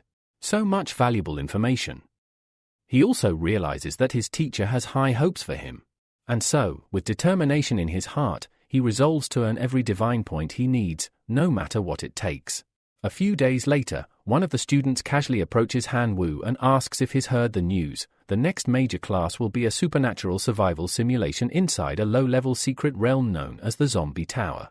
Apparently, some of the senior students have already started buying up resources that novices usually gather from that place. Before Han Wu can process it all, Zudi shows up and throws out a bold challenge. Let's make a bet, he says. Han Wu raises an eyebrow. What kind of bet? Zudi smirks. Whoever gets the highest score in the simulation wins. If I win, you'll stay away from Qinyuan. But if you win, I'll stop having any improper thoughts about her. Han Wu is dumbfounded. Seriously? Do you have something against the principal? Because I can't figure out how someone like you even made it into the university with that level of brainpower. He doesn't hold back. Whether you have improper thoughts or not, it doesn't even matter. She doesn't like you anyway. But Zudi doesn't care. That doesn't matter to me. As long as you stay away from her, I'm willing to pay any price. Just then, Qinyuan walks up, having overheard the conversation. Did I hear that right? She asks. You'll stop bothering me if Han Wu wins. Zudi looks frustrated but nods. Yes, but I really like you. Why won't you give me a chance? She crosses her arms. Just answer the question. Defeated, Zudi mutters, yes. If Han Wu beats me, I'll give up. Turning to Han Wu, Qinyuan urges him to accept the bet. It'll help me, she says. Han Wu hesitates. But aren't we all geniuses here? You can't blame me if I lose. She replies with confidence, that's fine. I know you'll win. At that moment, their teacher arrives and gathers the class. Is everyone ready? She asks. You should already be aware of the information. This time, it's a supernatural survival simulation. That means it will be more difficult than the secondary classes. With that, the simulation begins. The system announces Outer Realm Survival Simulation activated. To avoid alerting the Outer Realm's consciousness, all Divine Realm-related services are temporarily suspended. Gods will be affected by the aura of the Outer Realm and reduced to the state of ordinary humans. The leaderboard for point accumulation is now open. Then comes the scenario introduction, Zombie City, a beautiful yet dangerous place. Its hospitable zombie residents welcome newcomers by kindly ripping out their brains and feasting on them. Each night, they throw a gruesome carnival of death. Back in the simulation, the students begin to panic. They're starving but soon realize their spatial rings aren't opening, despite being full of food. Han Wu considers the situation. These students are all deities. Normally, they could go without food for 10 days or even half a month. But now, with all divine artifacts suppressed, it's clear that this limitation is part of the survival challenge. Thankfully, Han Wu confirms that his two most vital skills, directional mutation and life sacrifice, still function. That's enough to stay alive. He tells Qinuang he wants to explore the city. She agrees, slamming her hand on the ground to summon a massive bird. Let's go together. But Han Wu waves her off. Not necessary.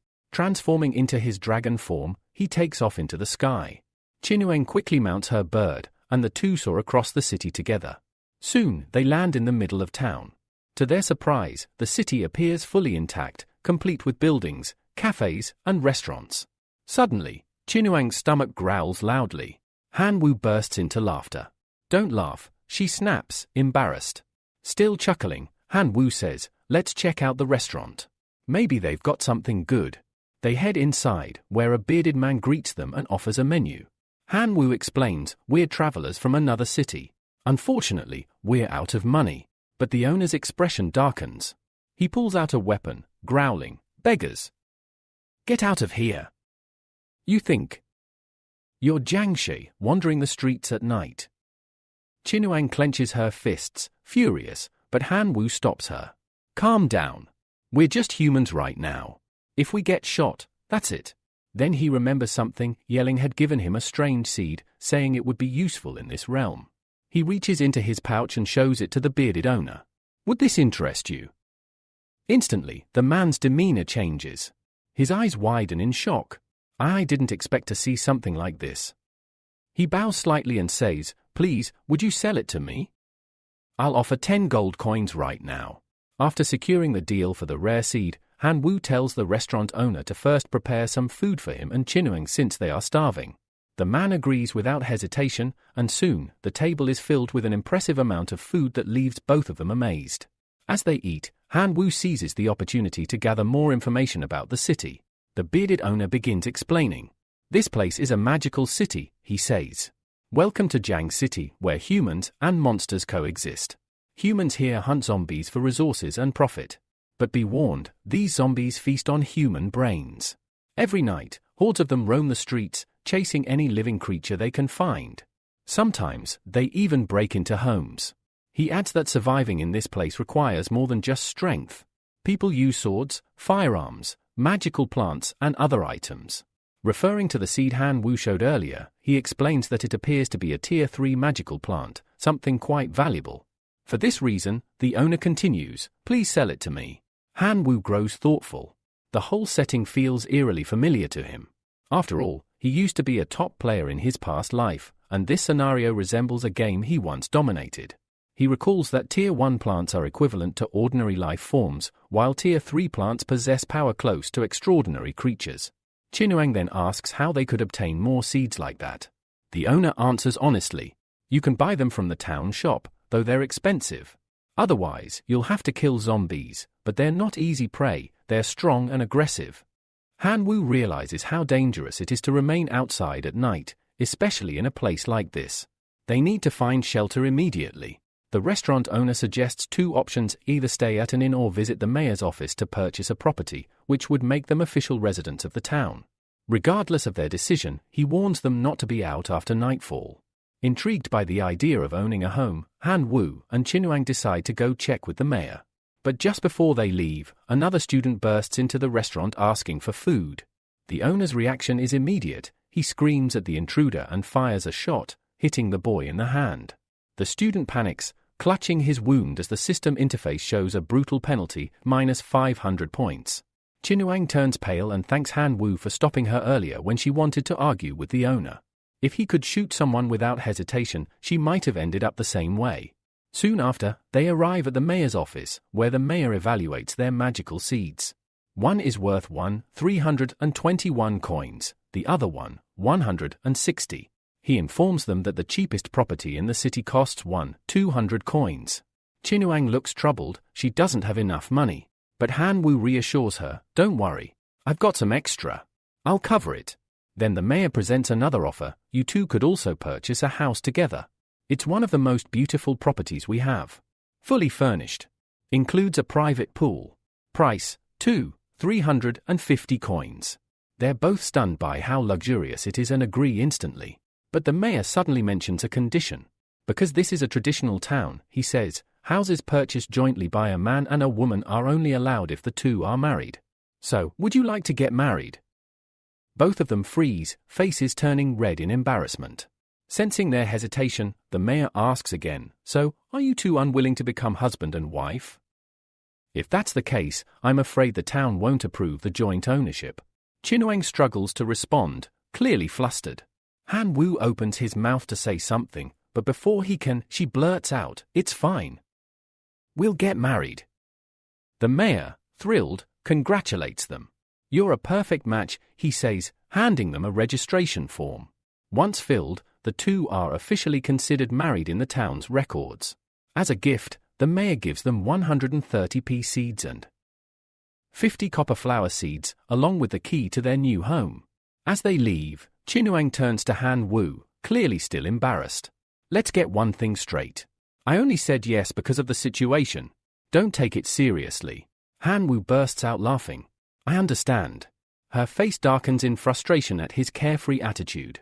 Still, thanks to acquiring property and becoming official residents, the system awards both of them 1,000 points, placing them at the top of the leaderboard. They soon arrive at their new house, and it is stunning. Han Wu can't hide his amazement. The mansion is grand, lavish, and more luxurious than he ever imagined. But Chinuang is unimpressed.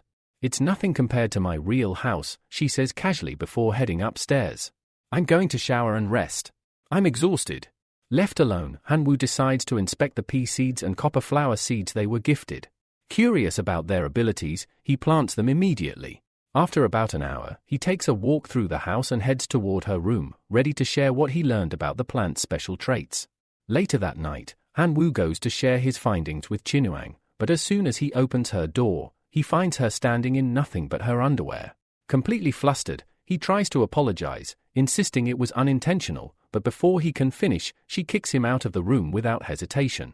Standing outside, Han Wu tries to distract himself, thinking aloud about how fast the seeds grew. If they grow that quickly, he mutters, they must be incredibly powerful. Just then, Chinuang walks out and hears him. Startled, he turns bright red. Noticing this, she becomes suspicious and asks why he's blushing. Han Wu tries to brush it off, saying, it's nothing. But both know exactly why, and she's dying of embarrassment. Still, she firmly states that there was nothing to see back in her room and insists he forgets what happened. Before the awkwardness can continue, a strange noise echoes nearby. Chinuang immediately uses her light technique to illuminate the area, revealing a horde of zombies approaching, each of them hungry and mindlessly charging forward. Han Wu, now focused, takes this as the perfect opportunity to test the power of the plants. Fire at will, he commands. However, when the pea plants launch their attacks, they barely budge the zombies, which leaves him disappointed. The plant's attack power is far weaker than expected. Realizing he needs an edge, Han Wu activates his darkness attribute bonus, instantly amplifying the plant's power. The mutated plants grow larger and stronger, and this time, when they fire, the zombies begin to fall one after another. With each kill, Han Wu earns points and occasional item drops. However, he soon realizes that using dark energy is mentally exhausting, and with the horde increasing, they're still in trouble. Chinuang urges him to act fast. She reveals that Suti, another player, has already reached 300 points, surpassing them. If they don't do something soon, they'll fall behind. Han Wu starts analyzing the plants. If they're reliving beings, then they should possess genes capable of mutation. With that idea in mind, he activates his directional mutation ability, triggering for evolutionary paths. Range mutation extends the attack distance. Firing speed mutation increases rate of fire. Multiple head variant allows one plant to shoot from several tips. Root mutation enlarges the root system for stability and strength. Excited by the possibilities, Han Wu applies all for mutations. The pea plants begin to transform dramatically, becoming deadlier and more aggressive. The battlefield quickly changes as these mutant plants start massacring zombies with ease. Just then, a new zombie appears, larger and fiercer. It carries a flag, which it hurls at the plants with all its strength. However, the projectile misses. The zombie stands confused, unable to understand what went wrong, then it's ripped apart by the mutated pea shooters. Turns out, Han Wu had already snatched the flag and now claims it proudly. Remembering the copper flower plants, Han Wu decides to mutate those too. Two options appear: multiple production speeds up coin generation. Absorption mutation increases the radius for absorbing dead air. He chooses both, thrilled by the idea of collecting more coins quickly. Chinuang, watching the leaderboard, is ecstatic. She's now surpassed Suti. Meanwhile, Suti is fuming, having dropped to second place. But Suti isn't one to lose quietly. In retaliation, he uses his level for plant, the dragon grass seed. Within 2 hours, a giant dragon emerges from the seed. With a single breath of fire, it annihilates dozens of zombies, skyrocketing his points to 1,610, overtaking Han Wu. Furious, Suti mocks Han Wu, calling him a bastard without parents, claiming that a lowlife like him stands no chance against a descendant of a god. You'll lose miserably, he sneers. Morning arrives. The sun blazes through, and the remaining zombies are vaporized, unable to survive in daylight. Chinuang sits on a pile of coins, impressed by their progress. She asks how the plants became so powerful so quickly. Han Wu explains that he used a special ability called directional mutation, allowing him to artificially evolve living organisms. Chinuang is stunned, admitting the ability is powerful, if a little unnatural. Still, despite their gains, they're falling behind. Suti now has 201,000 points, while Han Wu sits at 128,000. But Chinuang remains hopeful. It's only the beginning, she says. We'll sell some of these plants and buy better ones.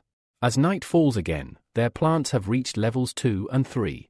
Chinuang stands on the rooftop, observing the approaching enemies. This isn't good, she warns. A horde of level 3 night zombies is closing in, and among them are terrifying level for violent dancer zombies. Han Wu is stunned. Is that really a level for dancer zombie? He doesn't know how they'll survive. Chinuang shares the same concern. What now? She asks. Thinking quickly, Han Wu orders, turn off the lights. Silence everything. Zombies are attracted to light and sound. Maybe we can stay hidden. They shut down everything in the mansion, plunging it into complete darkness. Soon, the horde wanders right past them, heading toward the house next door, the Miss SAR's place. Seeing them distracted, Han Wu suggests using this chance to rack up more points. Chinuang agrees and summons a light energy ball, hurling it at the unsuspecting zombies. The plants follow up with a barrage of attacks, wiping out those that try to retaliate. A mounted zombie charges at high speed, but it's obliterated by a boxing plant before reaching them. Amid the chaos, Han Wu notices something odd. Suti's score is still climbing rapidly, nearly a 100,000 point lead. How is he gaining points so fast, he wonders. Just then, a mocking laugh echoes behind him. A familiar voice taunts him, scared of how fast I'm evolving. It's Qingyan, casually eating soft tofu while watching the battle unfold. Zombies leap toward his residence, but they're quickly mowed down by oak archers, gunning down every threat with brutal precision. Qingyan gets fired up. Come on. Bring me more zombies. I'm taking first place tonight. Han Wu sighs. He's an idiot. Chinuang glances at him. Is that jealousy I hear? He replies, if I lose, you'll never hear the end of it from that fool Suti. But there's no time to argue. The level for Dancer Zombie approaches, and this time, it's brought 2 more to help. As the 3 level 4 zombies began approaching the mansion, Han Wu immediately noticed the situation worsening. He pointed out that the dancing zombie had broken through the defense line of that idiotic opponent. The zombie, unaware of the trap laid out before it, casually stepped forward, only to be flung through the air by a spring bean trap. Han Wu's eyes widened in disbelief as the level 4 zombie was launched directly into their territory. In a panic, Han Wu shouted for the pea shooters to unleash their full power on the approaching threat. The plants responded, rapidly firing at the zombie. But the dancer simply laughed off the attacks. His defense was too high for low-level plants to damage him. Qinuang immediately suggested they retreat into the mansion, noting that the current plants wouldn't stand a chance against such a strong enemy. But Han Wu stood firm. If they retreated now, it would mean certain defeat. Instead, he made a bold decision, transforming into his draconic form. He charged at the enemy and landed a clean, powerful punch. Yet to his surprise, it barely did any damage. Now taking the fight seriously, he declared he would prove himself in the name of his idol, Ralph. With that, he unleashed his machine gun combo, a rapid flurry of attacks. The final blow was so powerful that the zombie's head snapped off and hit the ground. A system notification appeared. You have defeated a level for Dancer Zombie. Rewards, level 4 seed, crocodile shoes, tap dance record, and 500 points. Despite the victory, Han Wu was frustrated. The fight had been intense. He'd nearly dislocated his shoulder, and all he got was 500 points. Elsewhere, a mysterious girl was observing him through binoculars. She was surprised at how well she could see the battle, but noted she couldn't check Han Wu's player ranking. Her friend took the binoculars, nodding in agreement. Both realized Han Wu had joined forces with the famous goddess of the reserve class. Intrigued by his progress, the girl expressed interest in whether Han Wu would be able to retrieve the Fruit of Wisdom, a rare and valuable item only obtainable through deeper exploration of the zombie city. If Han Wu thought this city was only for growing plants and killing zombies, then he might miss out on such treasures. Smirking, she declared her desire to beat Lina and earn full viewing rights. Suddenly, their teacher arrived, overhearing the conversation. Surprised, she asked who they were betting on. They hesitated but eventually admitted it was Han Wu. Lina was intrigued and offered to take them somewhere better, granting them access to the official viewing room. There, she projected a giant screen, broadcasting Han Wu's journey through the zombie city in real time. Back on the battlefield, Han Wu, still in his draconic form, commanded the explosive pea shooters to fire continuously. As bullets and energy blasts lit up the night, he flew above to avoid the chaos. Watching the display, Meng remarked that the firepower of those pea shooters was comparable to second-order plants, an impressive achievement. The girl watching finally understood why Mammoth had lost to Han Wu. He was simply too powerful. Still, she remained puzzled. Why would third-level zombies attack his territory when the current setup shouldn't even attract enemies of that tier? Just then, another spring trap activated, launching zombies straight into Han Wu's area. The spectators commented that the tactic seemed a little dirty. Intentionally throwing enemies into another zone felt more like intimidation than defense. They began questioning who could be sponsoring such powerful reserve students. The teacher answered calmly, that student is named Qingnian. And no, he's not sponsored by anyone. The onlookers were shocked. How could someone be that powerful without any external support? Yelling, now visibly annoyed, criticized the state of the reserve class. To him, it was full of misfits who lacked both dignity and common sense. He was also baffled at how someone like Sudi could rank so much higher than Qingnian or even Han Wu. Curious, he requested to see Sudi's setup. The screen shifted to Sudi. His draconic plant was decimating hordes of zombies with ease. He appeared smug and full of confidence, openly challenging Han Wu to surpass him. The viewers were stunned. That's the fire dragon plant, someone said. They immediately realized Sudi was being sponsored by Shang Jun, a notorious figure known for slaughtering competitors in the zombie city to acquire high-level resources. Lina confirmed it. Sudi had signed a private deal. In exchange for Shang Jun's support, he was required to hand over 70% of the resources he earned. Everyone watching was appalled. Then, Shang Jun himself appeared, mocking them for gossiping behind someone's back. He deduced they were there to monitor a reserve student and smugly asked if they'd like to place a bet whose sponsored student would finish with the higher ranking. Meng dismissed the idea, stating that the bet was now meaningless. After all, they knew Sudi wasn't competing on his own strength. Shang Jun grew furious, insulting them for being cowards and mocking their useless club, despite them attending one of the best universities in the divine civilization. He couldn't understand how such weaklings could exist in the same year as him. Mammoth, enraged by Shang Jun's insults, prepared to charge forward, but his friend quickly stopped him. She understood that this provocation was happening right in front of a teacher, and reacting violently could bring consequences. Calmly, she declared that the so-called useless club existed to support students from poor backgrounds, helping them gather resources and survive. Then, with unwavering confidence, she accepted the bet, deciding to see which preparatory student would achieve the highest score. Song Jun smirked, only asking one thing, "Will you bet 10 divinity points?" Without hesitation, Yelling agreed. Lena, acting as the witness, reminded them both there would be no turning back or crying over the outcome. Meng, uneasy, asked if they were truly going through with this, especially knowing how powerful Sudi had become thanks to his sponsorship. But Yelling stood firm. She knew the sponsorship they had given Hanwoo was just as valuable.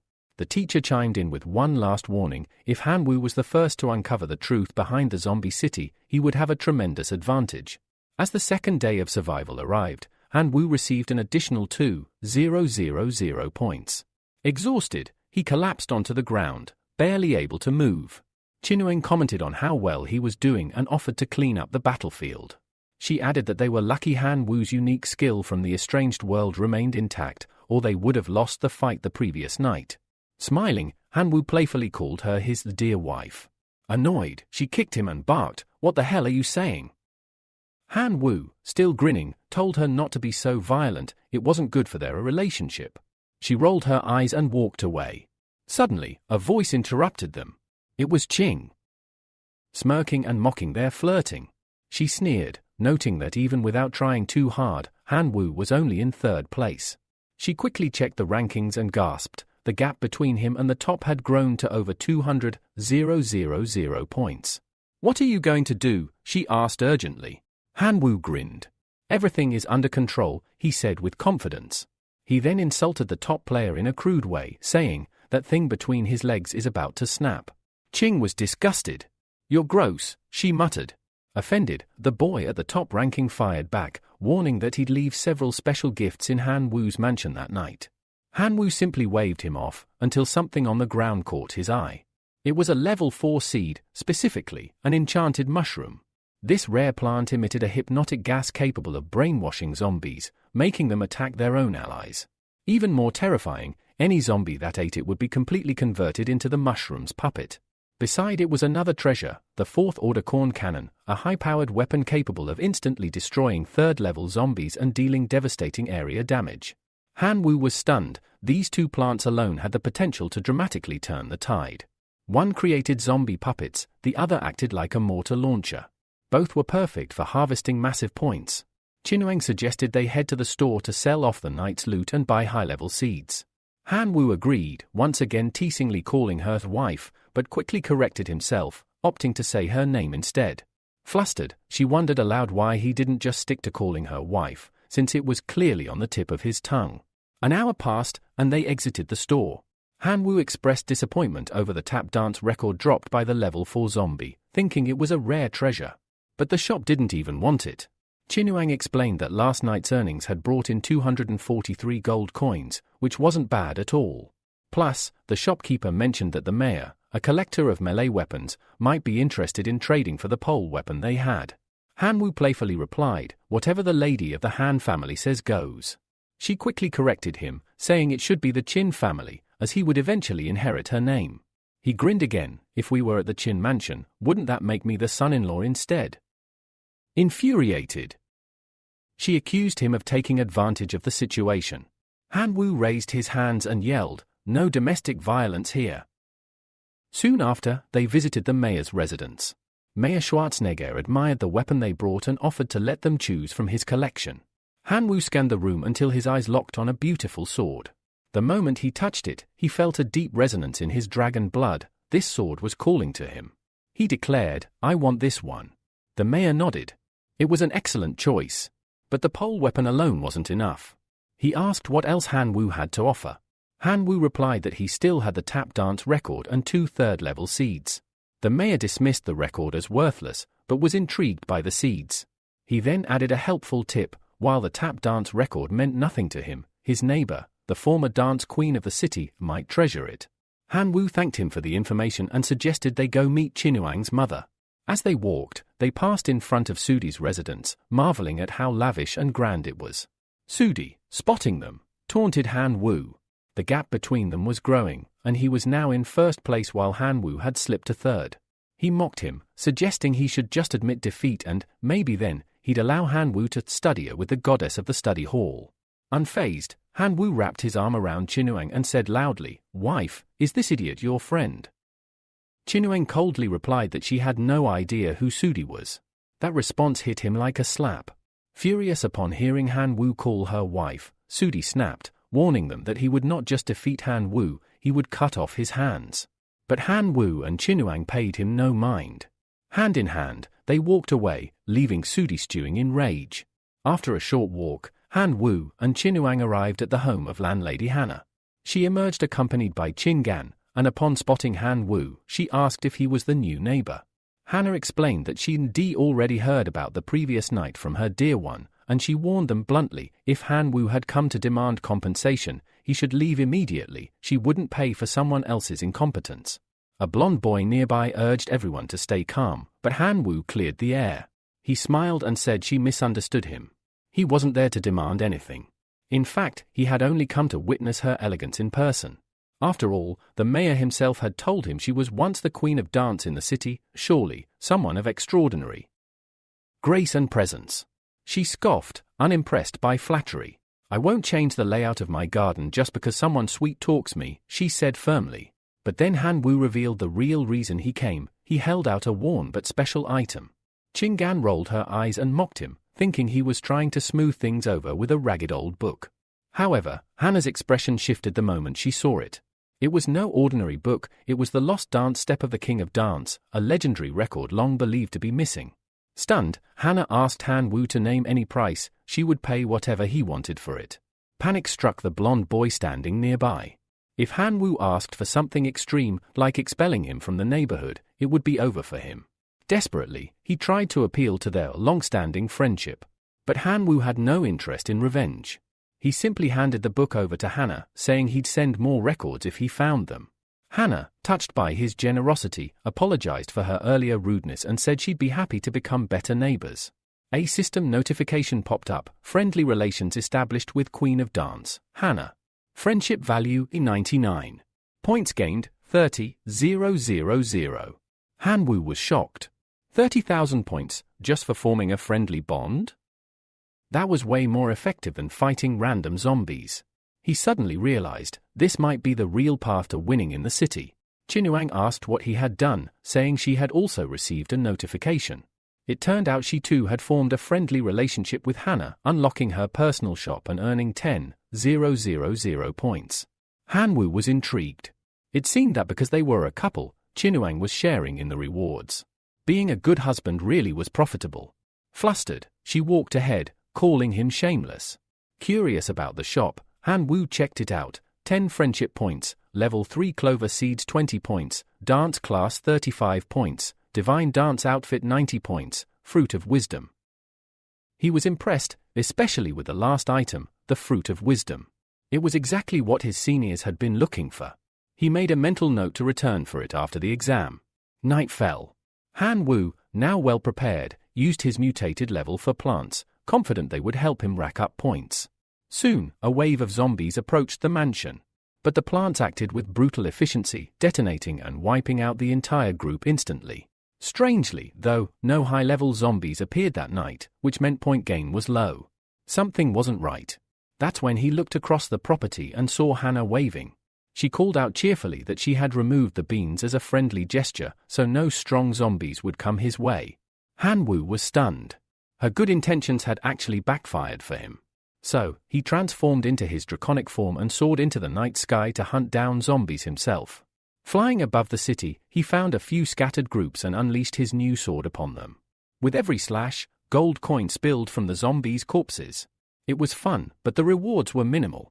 He wanted level for prey, not these small fry. After 4 hours, Han Wu landed atop a tower and checked the leaderboard. First place, Qing Nian, 831,000 points. Second place, Zudi, 757,000 points. Third place, Han Wu, 723,000 points. He smiled, satisfied. The gap was closing quickly. By morning, Han Wu returned to his mansion, and someone was waiting for him. A man stepped forward and introduced himself as Rick Grimes, captain of the city guard and a resident of the city.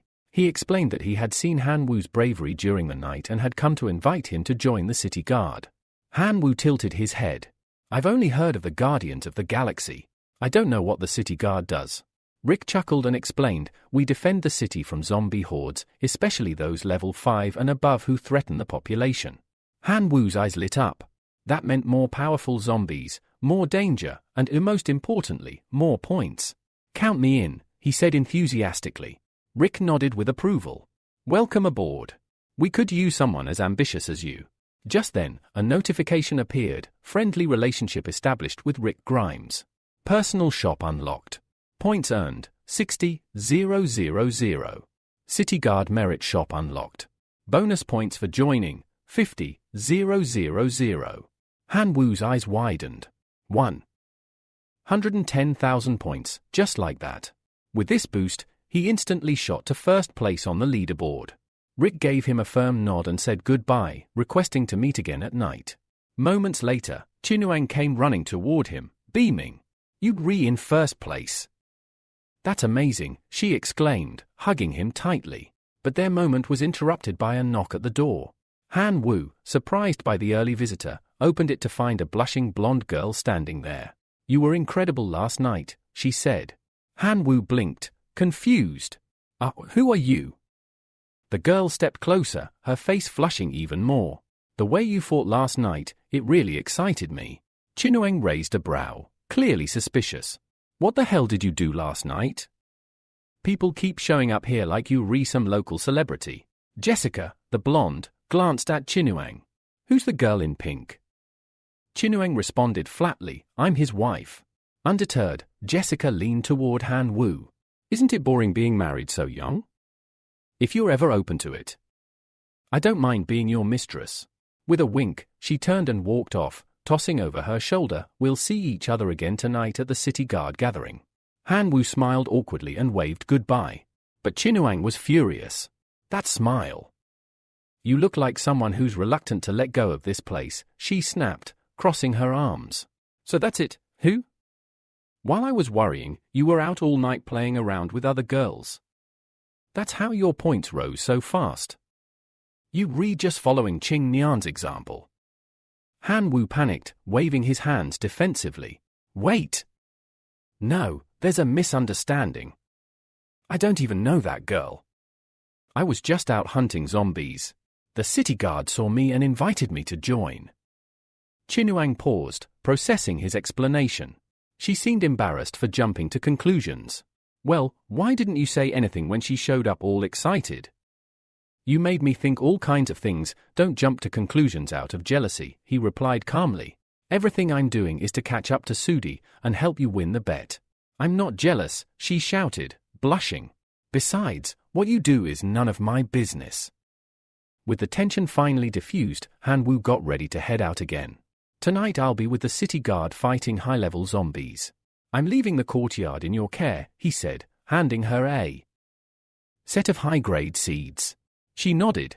"Fine. Just be careful, all right?" Han Wu reassured her. "Don't worry. After testing the black sword last night, I can handle level 4 zombies easily." As he turned to leave, Chinuang shouted one last warning, "Just don't let those foxes seduce you again." Later that night, deep within the city, Han Wu regrouped with the city guard. As soon as he arrived, Jessica rushed up and clung to his arm. "Did you miss me already?" she teased, her eyes sparkling. A voice interrupted, "Johnson, another guard member." "Jessica, settle down. Han Wu already has a wife." Another squad member approached and asked Han Wu what his combat specialty was. Han Wu smirked and, without a word, transformed into his draconic form, taking flight. "I can transform twice," he called out midair. Jessica's eyes widened with admiration. "This guy is definitely my type." She turned to the captain. "Please let me lead him. I love working with handsome young men." Rick allowed it but gave a stern reminder. Battles with zombies, especially high-tier ones, are extremely dangerous. Stay alert. Jessica drew 2 pistols, one flaming, the other frost-covered. Han Wu was stunned. "Level 5 plants." One was a flame shooter, and the other an ice shooter. Johnson followed suit, activating his fusion ability with a level 5 giant walnut, which transformed his body into a massive, muscular beast. Then the blonde swordsman summoned his Sentinel Tower Pine Tree to fuse with as well. And then, Rick appeared in his final combat form, declaring the zombies were already there. The battle began. Jessica opened fire, her dual pistols blazing as she taunted the approaching monsters. Johnson charged in with his massive hammer, smashing zombies left and right. But something was wrong. Vines started emerging from the zombies' heads, reaching toward him. "Retreat!" Rick shouted, rushing in to assist. David, another powerful member, stepped forward to handle that front. Meanwhile, Han Wu watched in awe. This was his first time witnessing high-level combat in the city. But he couldn't just stand by. "I am the god of massacre," he roared, diving into the fray. But just as he unleashed another blow, Jessica leapt onto him, breathless. "I can't breathe," she panted, clinging tightly.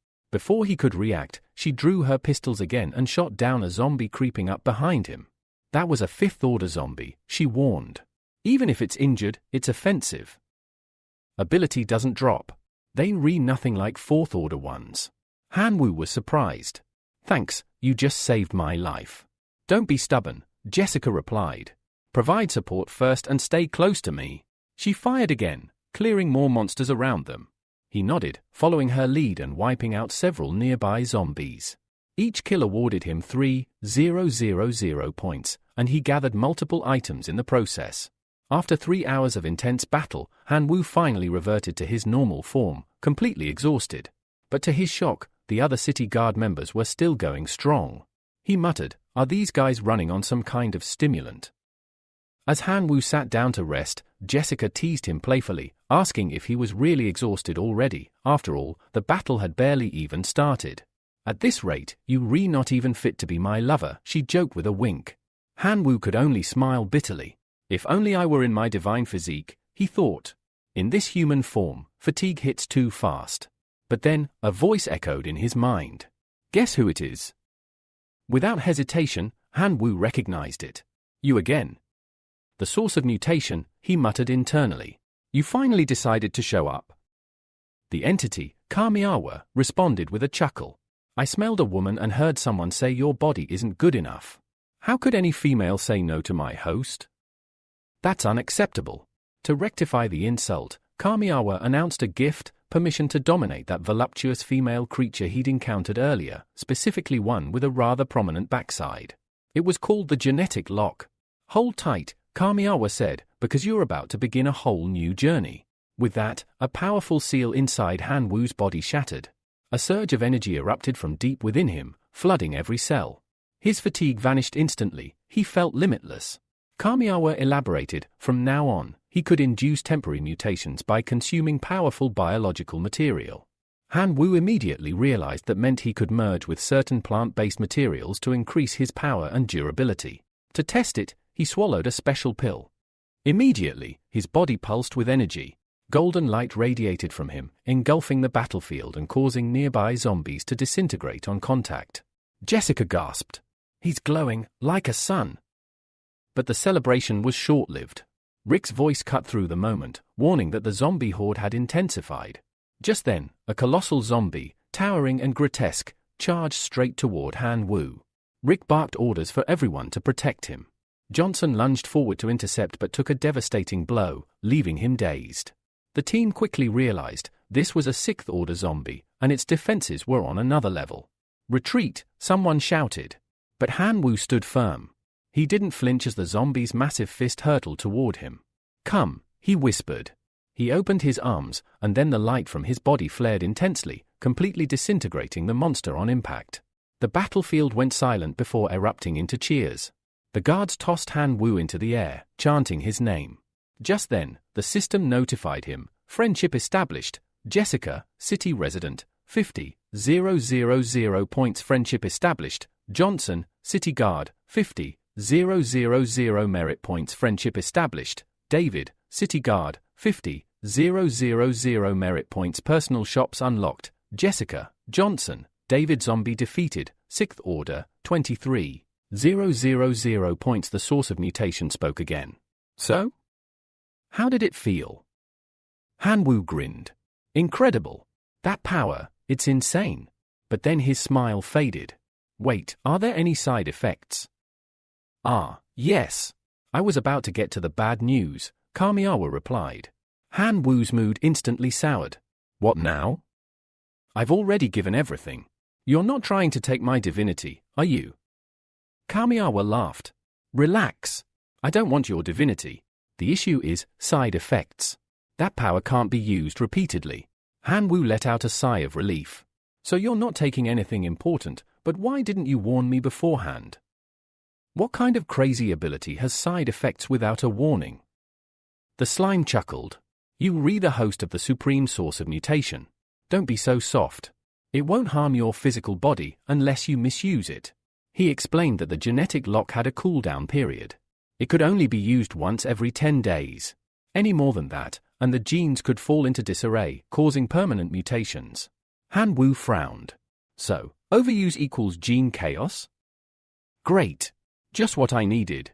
He waved it off. No need for more details, this stuff is already weird enough.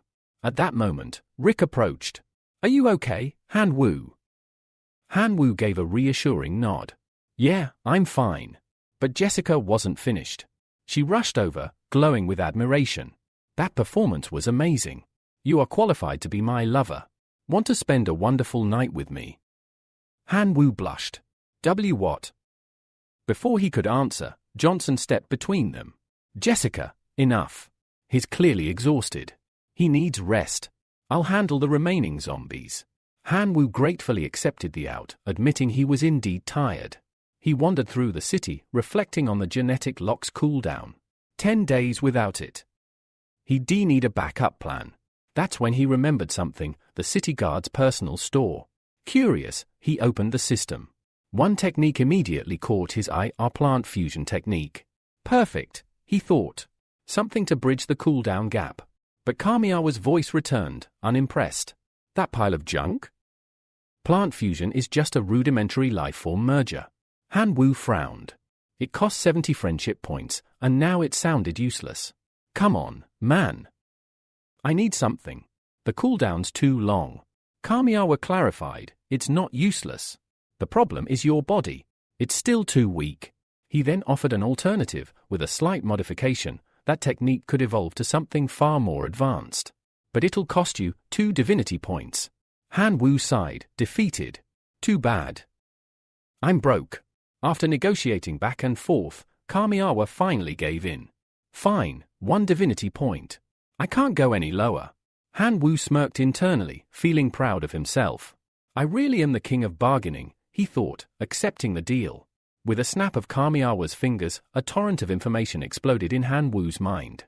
The plant fusion technique had been upgraded, now it could fuse up to 3 different plants simultaneously and even included an additional slot for level 6 seeds. It was undeniably powerful. Still, Kamiawa gave a warning. I'll collect the divinity point later. Han Wu brushed it off. Yeah, don't worry. He turned his attention back to the system. Remembering that his attribute was dark, he decided to test the upgraded technique using the level 5 Death King Adelia seed, placing it in the first fusion slot. Soon, the 4th day of survival arrived, and with it came another 4,000 survival points. Han Wu checked the leaderboard and noticed something alarming. Chinuang had appeared in the rankings and was quickly climbing. Sutia, once 3rd, was close to being surpassed. The current leaderboard stood as follows. First, Han Wu, 1,400,000 points. Second, Qing Nan, 1,200,000 points. Third, Sutia, just under 1,000,000 points. Fourth, Chinuang, 736,000 points. Satisfied with his progress, Han Wu returned to the mansion. Seeing his cheerful expression, Chinuang, who was sitting on the floor, looked up and asked, "Had fun with that hot girl?" He chuckled, "It's not about that." Without waiting for his explanation, Chinuang threw a pile of items into his arms. "Here, these are yours. You can sell them." Han Wu shook his head. "I don't need these anymore. Why are you acting so formal? Aren't we a couple?" Chinuang, slightly annoyed, began hitting his head. "We agreed to split everything equally, didn't we? Don't make me feel like I'm taking advantage of you." She then got up and said she was off to learn to dance with landlady Hannah. Fine, he smiled. Just come back early. Internally, he admired her. She really is a clever woman, he thought. She knows how to earn points by connecting with city residents. I'm proud of her. 9 days later, Han Wu regrouped with the city guard squad. But something felt off, everyone looked tense. He asked what had happened. Jessica explained solemnly, tonight's a lunar eclipse. It happens once a month, and with it, the zombie invasion gets far more dangerous. Last time, a girl named Jasmine was lost. We couldn't save her. Rick stepped forward, his voice heavy. Her death was my responsibility. I swear no one dies tonight. The team immediately scolded him. Don't say that. Jessica walked over and held Han Wu's hand. Listen, tonight I may not be able to protect you. If things go south, promise me you'll run. Han Wu paused. She's worried, because I'm the weakest in the squad right now. He took a deep breath and replied, I'm a man. I should be the one protecting you. Jessica smiled at that. Then be careful. Fully aware of the looming threat, Han Wu rushed to the point shop, searching for anything useful to aid in the coming battle. The shop displayed the following: artifact armor, 12,000 points night vision fruit, 2,000 points vigorous flower, 1, 500 points physique herb, 1,000 points level 5 golden dragon herb, 120,000 points man devourer, 5,000 points. He had 95,000 points, but somehow ended up purchasing the 120,000 a point golden dragon herb. Screenwriter's note, we don't know how he bought it either, but let's go with it. He slotted the plants into the fusion system provided by the source of mutation. As soon as the golden dragon herb merged into his body, it began to react. The blood of the black dragon inside him started to awaken. His body began to transform. A draconic form emerged, his aura now exuding a dark and sinister power. Rick looked to the sky and shouted, "Time's up. The eclipse has begun." All around them, the zombies began to stir violently. The eclipse empowered them, mutating them into stronger, faster, and more terrifying creatures. Rick gave a grave warning. The zombies are mutating, their levels will keep increasing. Everyone, prepare for a brutal fight. Jessica clenched her fists. I'm ready. Johnson and David echoed her determination. The squad took their defensive positions. Then, without warning, the first wave of mutated monsters charged. The captain gave the order to attack, and the battlefield erupted into chaos. Jessica fired relentlessly, but the enemies tanked her attacks. Johnson barked orders, telling her and David to stick to long-range attacks while he reinforced the defensive line. Han Wu didn't hold back. I can't fall behind. He unleashed a powerful slash at a colossal zombie. As it fell, other zombies rushed at him, forcing him to fight up close. One by one, he cut them down. Rick called out, praising his efforts. Excellent job, Han Wu. But the fight was far from over. As the moon darkened overhead and time dragged on, wave after wave of mutated zombies kept coming, each more dangerous than the last. An hour had passed, and the squad was still holding the line. The true test of survival had just begun. The people stopped running, turned around, and stood their ground once more. Their courage returned, and Han Wu smiled. It worked. With that, he charged full speed toward the mutant zombie, determined to end the battle. Just then, a massive vine lunged toward Han Wu, wrapping around him and sending a wave of fear through his body. Jessica panicked upon witnessing this scene and instinctively rushed toward him. However, Rick quickly stopped her, warning that charging in without preparation would be certain death. Instead, he emphasized that they must advance strategically, layer by layer. Rick then shouted to Han Wu, assuring him that he would come to his aid soon. But the main character, losing his patience, unleashed his power. He broke through all the surrounding vines and soared into the sky, distancing himself from the zombie horde. Despite his efforts, exhaustion set in. Theoretically, he only needed to retrace his flight path to return to the city.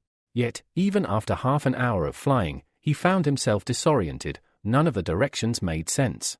At that very moment, the source of the mutation spoke. It calmly stated that if he hadn't realized it already, he was trapped. Unsettled by this revelation, Han Wu asked if there was any way to escape. The slime replied that while escape was possible, it would require one divinity point to ensure a safe passage. Hanmu confessed that he had no divinity points left but offered his life in exchange. Kamiawa, the super gene, coldly replied that such exchanges didn't work that way. He was on his own. However, Kamiawa still offered a piece of free advice: do not wait until morning to leave. Time had stopped for him the moment he entered the fog. This startled Hanmu. If time had indeed frozen, then he was in grave danger. But no matter which direction he turned, north, south, east, or west, none were correct. That left only two options: the sky or the ground. As he pondered this, an idea sparked in his mind. He decided to ascend. He didn't believe the fog was endless. After flying upward for a full minute, he encountered something bizarre: an enormous barrier. Frustrated, he drew his sword and shouted, challenging the idea that a mere barrier could trap him like a turtle inside a jar. Even his most powerful strike only left a small crack. Unwilling to back down, he began launching a flurry of simultaneous attacks. Eventually, the crack widened until a gaping hole formed in the barrier. Beyond it stood a colossal tree, one that shouldn't have existed. Suddenly, a voice echoed within his mind, welcoming the outsider. Shocked, Hanmu tried to understand what was happening. Was this tree the creator of the strange environment? How did it know who he was? And worse, did it know he was a foreigner? Could his simulation test identity have been exposed? If so, he might be in serious trouble. The ancient tree, sensing his alarm, reassured him. It had no intention of harming him. Instead, it required a favor to help save the world. Curious, Hanmu wondered if this favor involved killing all the zombies. But the tree quickly corrected him. The true task was to expel the residents. This puzzled him. There had to be a deeper story here. So, he calmly sat down and asked the tree to explain further. The tree introduced herself as the Tree of Wisdom, the guardian of this secret realm. She revealed that she had lived for over 10,000 years and that the realm had always been peaceful. But everything changed when an outsider discovered the realm and seized it by force. That person sent numerous followers to harvest seeds from the special plants she had nurtured. These seeds were then sold as rare resources. She could not bear to see her descendants traded like commodities. Since she possessed no combat ability, she was helpless against the invasion. Desperate, she sought the god of death, offering worship in exchange for strength and vengeance. From that moment onward, she gained the power to turn living beings into zombies. A war between humans and zombies erupted. Over the course of 1,000 years, zombies increased in number while humanity's resistance crumbled. Then, 30 years ago, she launched a grand offensive, confident in their impending victory. That was until a powerful figure descended like a comet. This mysterious individual had somehow cultivated potent level 4 plants, such as the fire dragon grass, that halted their advance. Over time, she realized that this savior of the city might have been an outsider himself. During her most recent assault, she observed Hanmu and noted his extraordinary powers. She now suspected he was one of them. Hanmu acknowledged her story and guessed that she wanted him to betray the city and assist her instead. The ancient tree confirmed this. In return, she offered 10 fruits of wisdom. The offer stunned him. 10 fruits of wisdom meant 10 divinity points. That was incredible. But that wasn't all. She also promised him 3 divine bodies. Although they had been dead for 1,000 years, they were still active. The offer was almost irresistible. Yet, despite his excitement, frustration stirred within him. He could easily deal with the humans, but the zombie city was a treasure of the Imperial Academy. The god who presided over it was likely a high-ranking figure within that institution. Helping her would bring him into direct conflict with that powerful being, a risk he could not ignore. With that in mind, he politely declined and began to explain his reasons. But before he could finish, the tree interrupted. She added one final enticement: if he helped her, she could recommend him to the great Lord of Death. Hanmu froze in disbelief. This was a chance to obtain the divine position of death, an elusive and revered level 5 title. If he succeeded, he would be worshipped by gods. The tree asked him once more, was he willing? Hanmu replied that he would do his best to help. But first, he needed to contact the divine realm and rally his followers. Without them, he wouldn't be able to accomplish much alone. The ancient tree considered this. After a moment, she said it was possible, but only if he made an oath to the god of death. And if he ever dared to break that oath, the entire Sharksoon clan would suffer under the curse of death until their extinction. The main character begins to suspect that the ancient tree is genuinely afraid of him. After all, if he gains enough power, he might very well dominate the entire secret realm. Clearly, the tree is underestimating the allure of the level 5 divine position of death. Accepting the offer, he begins to make his oath without hesitation. In an instant, a magical seal appears on his hand, catching him off guard. It happened far too quickly. Suddenly, thick vines unfurl, forming a gateway, and his locusts begin emerging through a portal that directly connects to his divine realm. The sight of his kin fills him with joy, especially knowing that by now, he should have reached a lordly form of existence. The tree calmly declares that she has upheld her side of the deal and now expects the outsider to fulfill his part as soon as possible. Before she even finishes her sentence, she opens a new portal and unceremoniously throws him through it. He crashes to the ground, visibly annoyed. The nerve of that tree, to toss him out without even offering him a cup of coffee first. But there were more pressing matters at hand. His biggest concern now was figuring out how to remove all the city's inhabitants. Choosing to observe first, he flies over the city until Rick spots him from below. Jessica sees him too, and immediately runs to him, wrapping her arms around him in a tight embrace, overjoyed that he's safe. The MC feels slightly embarrassed by the sudden warm welcome. Just then, the mayor arrives and praises his efforts, announcing that he will receive the year's highest award for his outstanding contribution. Han Wu, however, humbly declines, suggesting they simply convert the prize into monetary compensation. Moments later, the mayor's son appears, and the remaining zombies are completely eradicated. Soon after, the rankings are updated. Han Wu now ranks first, with a staggering 12,300,000 points. Qinuang holds second place with 8,720,000 points, followed by Qingnan in third with 7,920,000. In fourth place is Suti, narrowly trailing with 7,890,000 points. Zuti, upon seeing the results, is devastated. The massive gap in points leaves him helpless, unsure of how he'll ever catch up.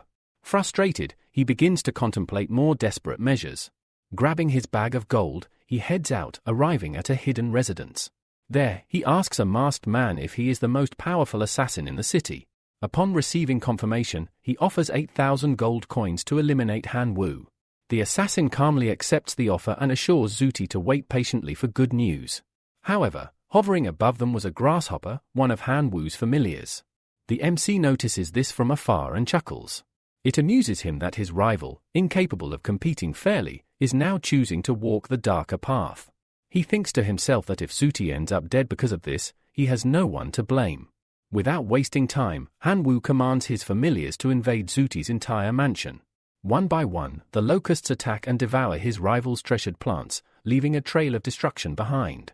Elsewhere, Qinuang observes the scene, raising her voice in disbelief. She asks if those aren't his grasshoppers and how he managed to summon them here. She's also curious to know exactly what he's up to. Han Wu playfully replies that it's a secret, and if he told her, he'd have to kill her. Infuriated by the absurd response, she yells and starts pulling on his ear. Just then, a loud voice shouts for Han Wu to come out. It's Zuti, visibly enraged, demanding he take responsibility for everything happening. The MC, on the other hand, is delighted to see him and casually asks if his luck has finally run out. Zuti accuses him of orchestrating the attack, insisting that Han Wu ordered the grasshoppers to destroy all his special plants. But the MC dismisses the accusation with feigned innocence. He sarcastically argues that the familiars of the divine realm couldn't possibly enter the city, labeling Zuti's claim as baseless slander. Adding insult to injury, Han Wu boasts that he now holds 12 million points, nearly double Zuti's mere 7 million. He taunts his rival further, mocking him by asking how he plans to fight back with nothing more than a motorcycle. Zuti, seething with rage, silently vows that Han Wu will not live to see another day. Meanwhile, the chaos caused by the locust invasion spreads throughout the city. Citizens flock to the stores, desperately trying to buy insecticide. The merchant regretfully informs them that the entire stock has already sold out. With no other option, he advises everyone to return to work and check back the following day. The citizens begin to panic, asking what they're supposed to do now that all their plants are dying, including valuable level 4 specimens. Just then, Schwarzenegger appears and announces that the city is officially activating its emergency shelter plan. He tells them all they need to do is endure through the trial of the coming night. Meanwhile, Han Wu observes from a distance, pleased that his plan is working exactly as intended. If the citizens are no longer at home, his locusts can devour the plants far more efficiently. Once all the plants are gone, the people won't be able to resist the zombie attacks. So, even if they're unwilling to leave now, circumstances will eventually force them to relocate. As night falls, Han Wu meets with the city guard. Rick greets him and assures that tonight's mission will be relatively easy. He explains that the zombie army suffered heavy losses the previous night, so they can expect a peaceful shift. Jessica rushes to Han Wu and tells him that if he wants to stay by her side, she'd be more than happy. But he politely declines, saying he actually needs to take a walk to buy a few things. While heading off, a grasshopper familiar reports to him that Zuti and the assassin are about to make their move. Han Wu simply nods, saying that's perfect. He had just been looking for a quiet, deserted place to wait for them. Time passes. When he finally spots the two approaching, he smirks and says, "You're finally here. Took you long enough." Zuti immediately glares at the masked assassin and accuses him of leaking their plans. The assassin takes offense, insisting that while people can insult his character, they must never question his professionalism. Zuti then declares that this is Han Wu's final night, he must die. But Han Wu asks if he's truly prepared for this, reminding him that the entire encounter is being recorded by the Academy. So how exactly does he plan to explain it? Zuti calmly replies that the assassin will be the one doing the killing, it has nothing to do with him. The masked man, growing impatient, tells them to stop chatting so he can get to work. Summoning thorny vines and a ghostly shadow, he draws his sword and lunges forward. But the moment the blade strikes, it shatters in half. His weapon simply isn't strong enough to pierce Han Wu's draconic form. The MC mocks him, asking if those 8,000 gold coins were really worth it. Zuti immediately retreats, shocked. "How did you know the exact amount?" he cries out. The assassin looks at him, furious. "Are you seriously going to betray me like that?" he demands. But Han Wu has already summoned his locust men. "Now, it's my turn to play," he declares. Zuti is terrified at the sight of the familiars. By all logic, they should not have been able to manifest here. Before he can react, Han Wu gives the order, his locusts swarm the assassin, tearing into him. As the killer is dealt with, Han Wu turns his attention to Zuti and soars toward him. "Let's have a bit of fun," he says. Zuti backs away in fear. "Wait! You can't kill me." The Academy is definitely recording this. "You'll have to explain it to the administration." Han Wu simply smiles. "That's fine with me." And with that, he throws Zuti directly into a horde of zombies. Zuti tries to flee, begging Han Wu not to get closer. But it's no use. The MC, still in his draconic form, instantly closes the distance and slams him to the ground. "Please, stop. If you keep this up, my family will never let it slide." Zuti screams. But Han Wu remains unmoved. "I'm not a coward." Then he lifts the student once more and hurls him straight into the undead. After the screams fade, Han Wu examines the aftermath. There's barely anything left. "That was brutal," he mutters to himself, then turns to his locusts and tells them to take a well-deserved break. By the next day, the city's citizens gather around the mayor. Their outrage is palpable.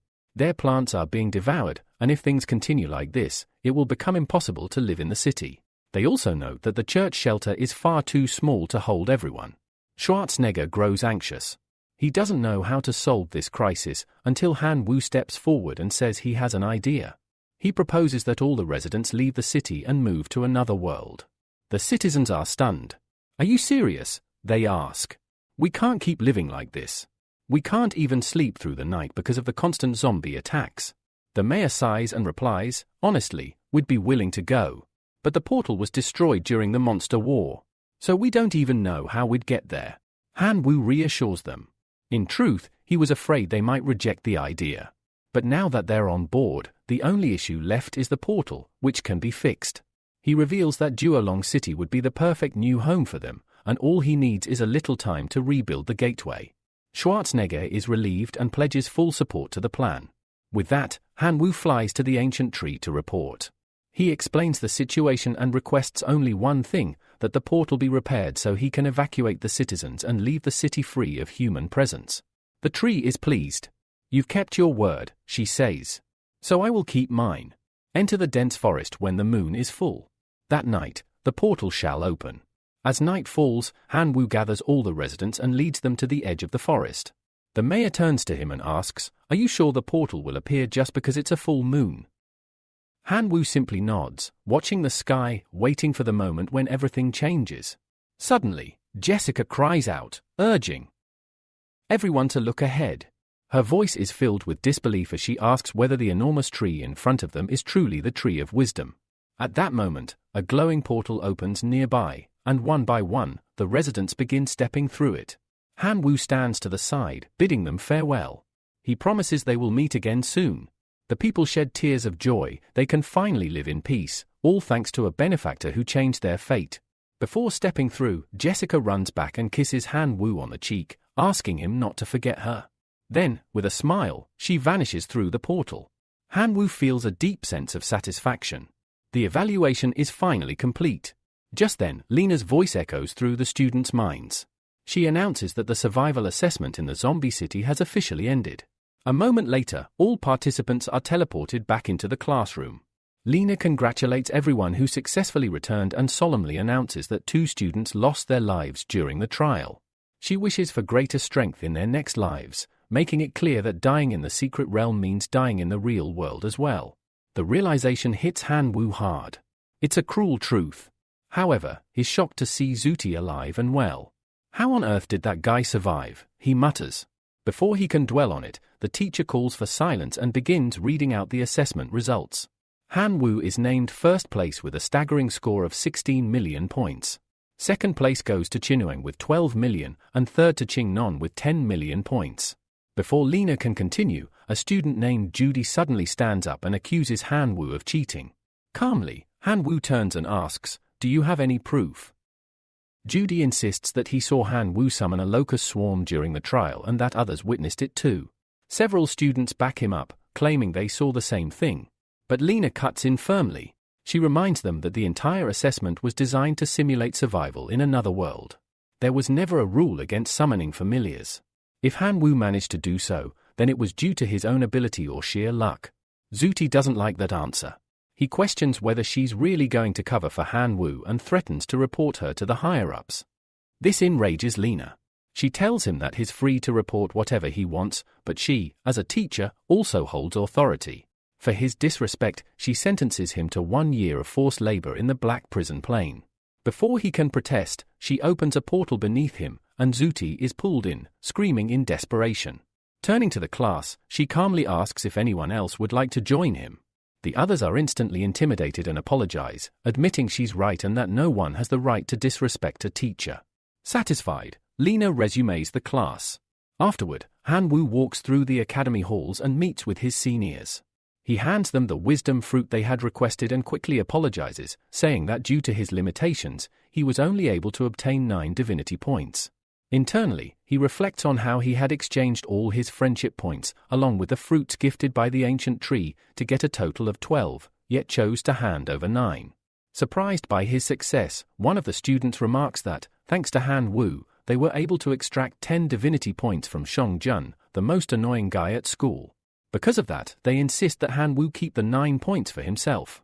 They want him to enjoy the benefits of life with them. Just then, an arrogant voice interrupts the moment.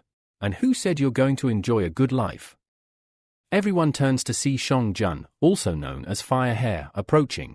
He stares directly at Han Wu and asks if he's the one responsible for his loss of 10 divinity points. Before anything escalates, Mr. Mammoth steps forward and asks Firehair what the hell he's trying to do. Han Wu, confused, tries to understand the situation. One of the girls explains that Xiong is furious after losing the evaluation bet. Ziqian chimes in, telling Han Wu that before the exam began, Xiong was provoking everyone. Because of that, students began betting on who would take first place. That's how they managed to take 10 divinity points from him.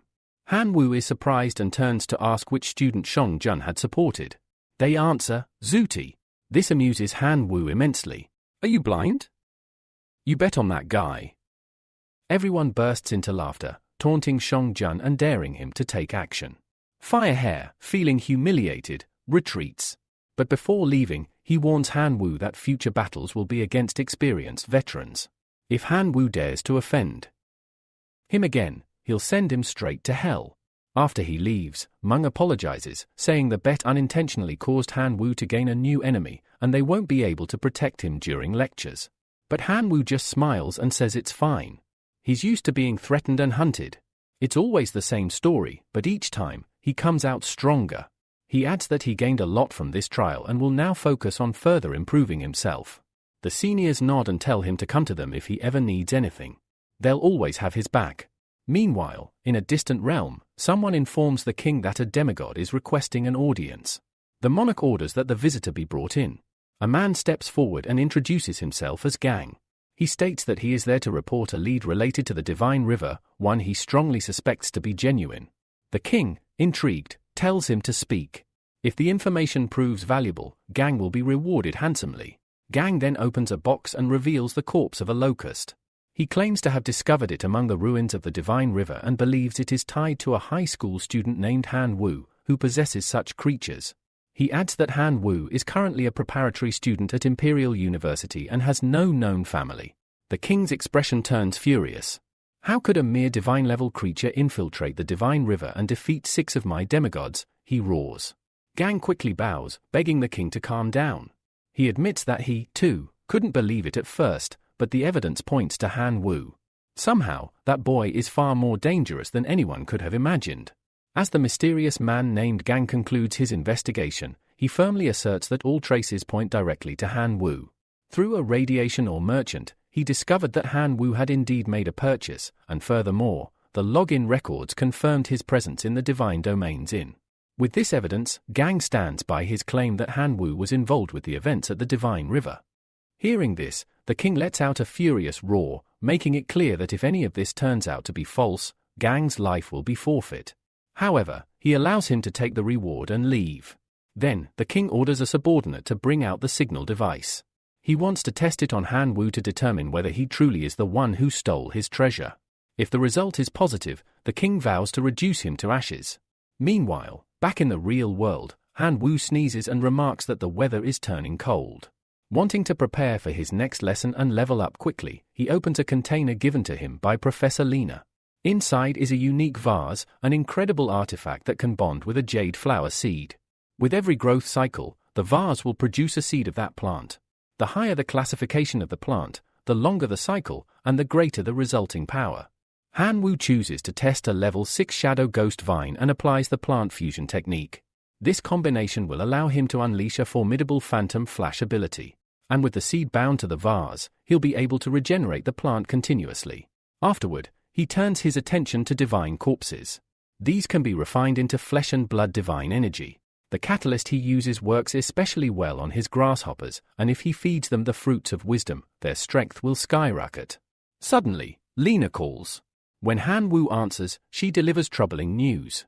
The zombie city, which had been donated to the Academy by Professor Shu Hai, one of the top 3 god-level professors at the Imperial Academy, has been destroyed. The coordinates have been lost, and unfortunately, Shu Hai has identified Han Wu as the one responsible. Panic grips Han Wu as he asks whether this means expulsion. Lena reassures him that it doesn't, as no school rules were broken. However, since the professor is furious, he's issued a challenge for a duel the next day, with Lena herself as the referee. Relieved, Han Wu jokes that he's not too worried as long as she's there to stop him from being beaten to death. Lena responds seriously, urging him to give it his all. That night, Han Wu lies in bed, knowing he cannot escape this fight. All he can do now is rest well before facing the battle of his life. At the training field the next morning, his seniors gather, cheering him on and telling him to surrender quickly if things look hopeless. Lena soon appears, instructing Han Wu to formally greet Professor Shu Hai. The two face each other. Shu Hai declares that he will not use divine arts or skills. Instead, he will deploy 1 million members of his Divine Realm army. Victory or defeat does not matter to him, he simply wants to avenge the destruction of his secret realm. Han Wu respectfully states he has no objections and will give it his all. Lena announces the terrain will be mountainous and allows both sides to summon familiars. With that, the duel begins. Shu Hai summons his army, thousands of powerful puppet-like creatures. Mang is stunned by their overwhelming aura and asks what they are. Zekan explains they're sapiens, a rare human subspecies born with immense intelligence and potential. With effort, they can evolve into heroic life forms. Even though no heroic life forms are present, their aura is still overwhelming. The mammoth yells at Han Wu to surrender immediately, warning that even with half the army, the professor remains a prophet. But Shu Hai cuts him off and questions whether Han Wu will summon his own familiars. Calmly, Han Wu opens a portal. What follows leaves everyone speechless. A tide of colossal grasshoppers floods the arena. Shu Hai's eyes widen in disbelief. Not only are these extraordinary life forms, but among them are Lord-level entities.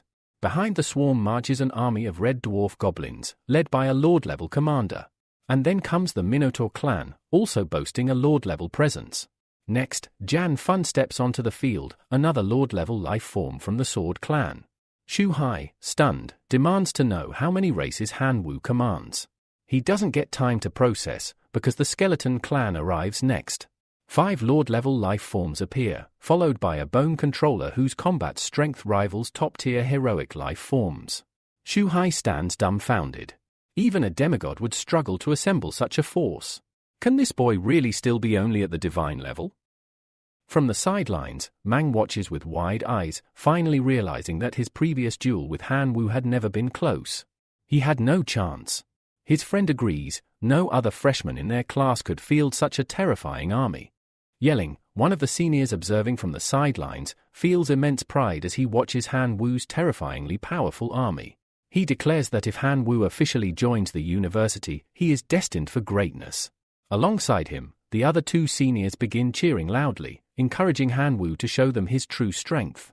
With determination in his eyes, Han Wu decides to take the initiative. He commands his massive swarm of grasshoppers to charge. As they surge forward, the humanoid puppets on Shu Hai's side suddenly bring their hands together and erect a radiant, nearly impenetrable barrier that nullifies all external attacks. Han Wu is left stunned. He can hardly believe what just happened. In response, the puppets counterattack by launching a barrage of fireballs. Han Wu quickly realizes the danger and orders his grasshoppers to either retreat or set up a defensive formation. The insects swiftly create a protective barrier, but Professor Shu Hai simply scoffs. He loudly proclaims that such a shield is far from enough to withstand the might of his army. With a booming command, Shu Hai shouts for his army to rise. In response, a gigantic energy sphere begins to form, a massive spiritual bomb of extraordinary power. Witnessing it, Han Wu is left speechless and jokes nervously, asking whether the professor has been watching too much Dragon Ball. Shu Hai then gives the order, fire. The energy sphere hurtles toward Han Wu's army, but he refuses to stand by. He immediately calls upon the Red Goblin and shouts for the Divine Hammer to join the battle. The Red Goblin leaps forward with his weapon drawn and smashes his massive hammer into the energy sphere, causing colossal cracks to ripple through it. The barrier is breached. Han Wu doesn't waste a moment. He commands his grasshoppers to charge once more. The swarm floods forward through the opening in the barrier, pressing the attack. The veterans observing from afar are amazed by the tide of battle. Some begin to wonder, could Han Wu actually win this? Yet Shu Hai simply chuckles and remarks that the real game has only just begun. As the grasshoppers press the assault, Han Wu watches their progress carefully. Despite their numbers, he notes with growing concern that their combat power is extremely low. Even if they can take down 1 sapien for every 10,000 grasshoppers, the odds remain stacked against him. Still, Han Wu is not without options. He commands his skeletal lord to enter the battlefield. He acknowledges that the sapiens are indeed powerful, each one's combat abilities are maxed out. The problem is, too few puppets have been eliminated, and time is slipping away. Determined to turn the tide, he decides to enhance the grasshoppers using the mutation source. At that moment, Kamiawa contacts him telepathically with an urgent warning. She informs him that the opponent's level is too high. In order to avoid detection, she must remain hidden. This means that directional mutation and genetic blocking will be temporarily disabled. Han Wu is outraged. He asks if this is a joke, if she only intimidates the weak and flees from those who are stronger. Frustrated, he accepts that directional mutation is no longer an option. With the situation worsening, he commands the skeleton army to give everything they've got. Everything now depends on them. As his order is given, the colossal bone controller begins to rise. The sight excites Mang, who knows this may be the decisive moment they've all been waiting for. But before the skeleton can fully materialize, multiple explosions erupt across the battlefield, leaving Han Wu momentarily disoriented. Then Professor Shu Hai begins to explain. He reveals that the undead race once had a terrifying advantage in war, using invasion-based tactics that terrorized civilizations tens of thousands of years ago. But those days are long gone. Over time, researchers and players within the divine realm have developed countless countermeasures. In fact, most beings above the true god level now possess trump cards that are completely unaffected by the undead. He warns Han Wu that if this is truly his ultimate move, he's in for a long and difficult path. Han Wu watches with growing concern. His grasshoppers deal minimal damage. The summoning of skeletal reinforcements is constantly disrupted. Even his thousands of dwarfs and minotaurs are not enough to shift the tide. Watching Janfeng and the Minotaur Lord slowly becoming surrounded, he begins to seriously consider surrendering. If this continues, they might truly fight to the death. Unwilling to let that happen, Han Wu shouts for the Black Locusts to launch their assault. The Locusts prepare their dark arrows, charged with corrosive energy, and fire high into the sky. As the arrows rain down, some break through the barrier and pierce the Sapiens. The MC observes that the fruit of wisdom must be incredible. The Black Locusts had only eaten a small amount, yet their evolution was remarkable. Janfeng and the Minotaur Lord continue to press forward with unrelenting force, cutting down any puppet in their way. However, the enemy keeps rising again and again. Han Wu realizes with dread that this race recovers too quickly. Then, as if responding to his desperation, Han Wu sees a familiar silhouette. His great companion, Elis, the pure-blooded black dragon, arrives, accompanied by all his dragon familiars. Yelling, watching from the sidelines, can hardly believe what he's seeing. He exclaims that Han Wu had hidden something so rare and precious from them all along. Elis, a creature with the potential to ascend to the level of a king, has now joined the battle. Watching from the sidelines, Meng begins to grow frustrated. The more he observes Han Wu's army in action, the more certain he becomes that, had they truly duelled in the past, he would have stood no chance. The scale and strength of Han Wu's force is simply overwhelming. Professor Shu Hai silently evaluates the situation as well. He realizes that even in the preparatory stage, Han Wu possesses tremendous offensive capabilities. His army seems endless, filled with all the most powerful races. Not only is their combat strength remarkable, but their recovery rate is even more impressive. Though neither side can clearly foresee who will emerge victorious, the professor suddenly addresses Han Wu, asking if they should call a truce. Han Wu pauses, genuinely considering the offer. Does he really want to end the battle now? Before he can respond, Elis, the mighty black dragon, roars in defiance, rejecting the ceasefire.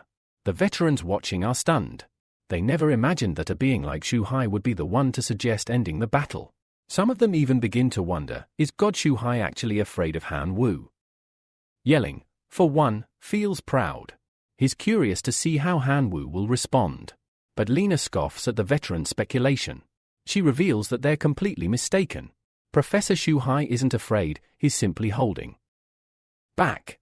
If he had truly unleashed his full power, Han Wu wouldn't have lasted a second. What they've seen so far was nothing more than a show of mercy.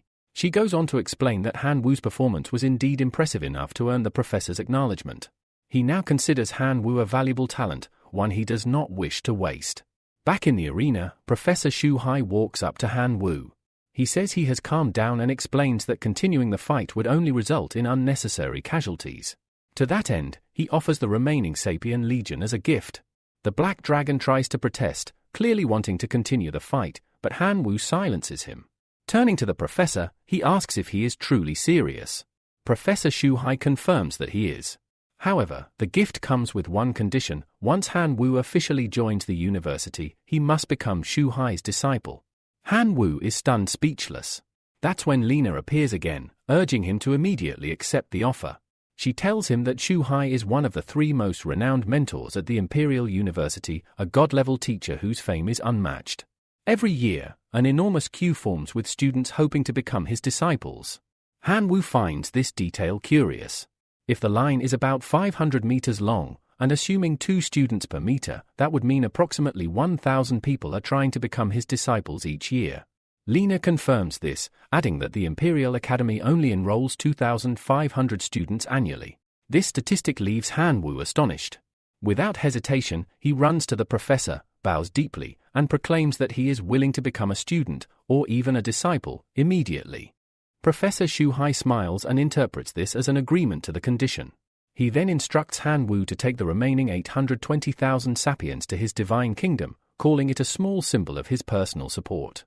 However, he makes it clear that Han Wu must wait until official enrollment to begin any form of learning.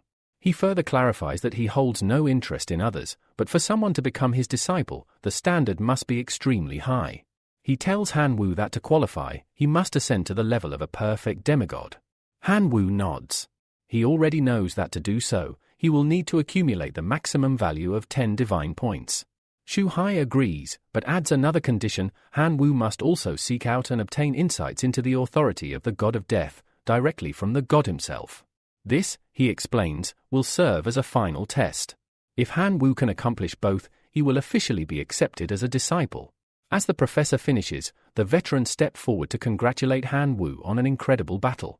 Shu Hai asks if they enjoyed the show and reminds them sternly that everything discussed here must remain a secret, especially from other teachers. Sayakin assures him that he needn't worry. They are well aware of their teacher's temperament and wouldn't dare share anything. Just to be certain, the professor tosses them some gifts. Overjoyed, the trio swear that they won't speak a single word, even if they are beaten to death. Lena chuckles and calls them bold, commenting that they're insane to be extorting even a god-level professor like this. The next day, Han Wu is called over by Qinuang.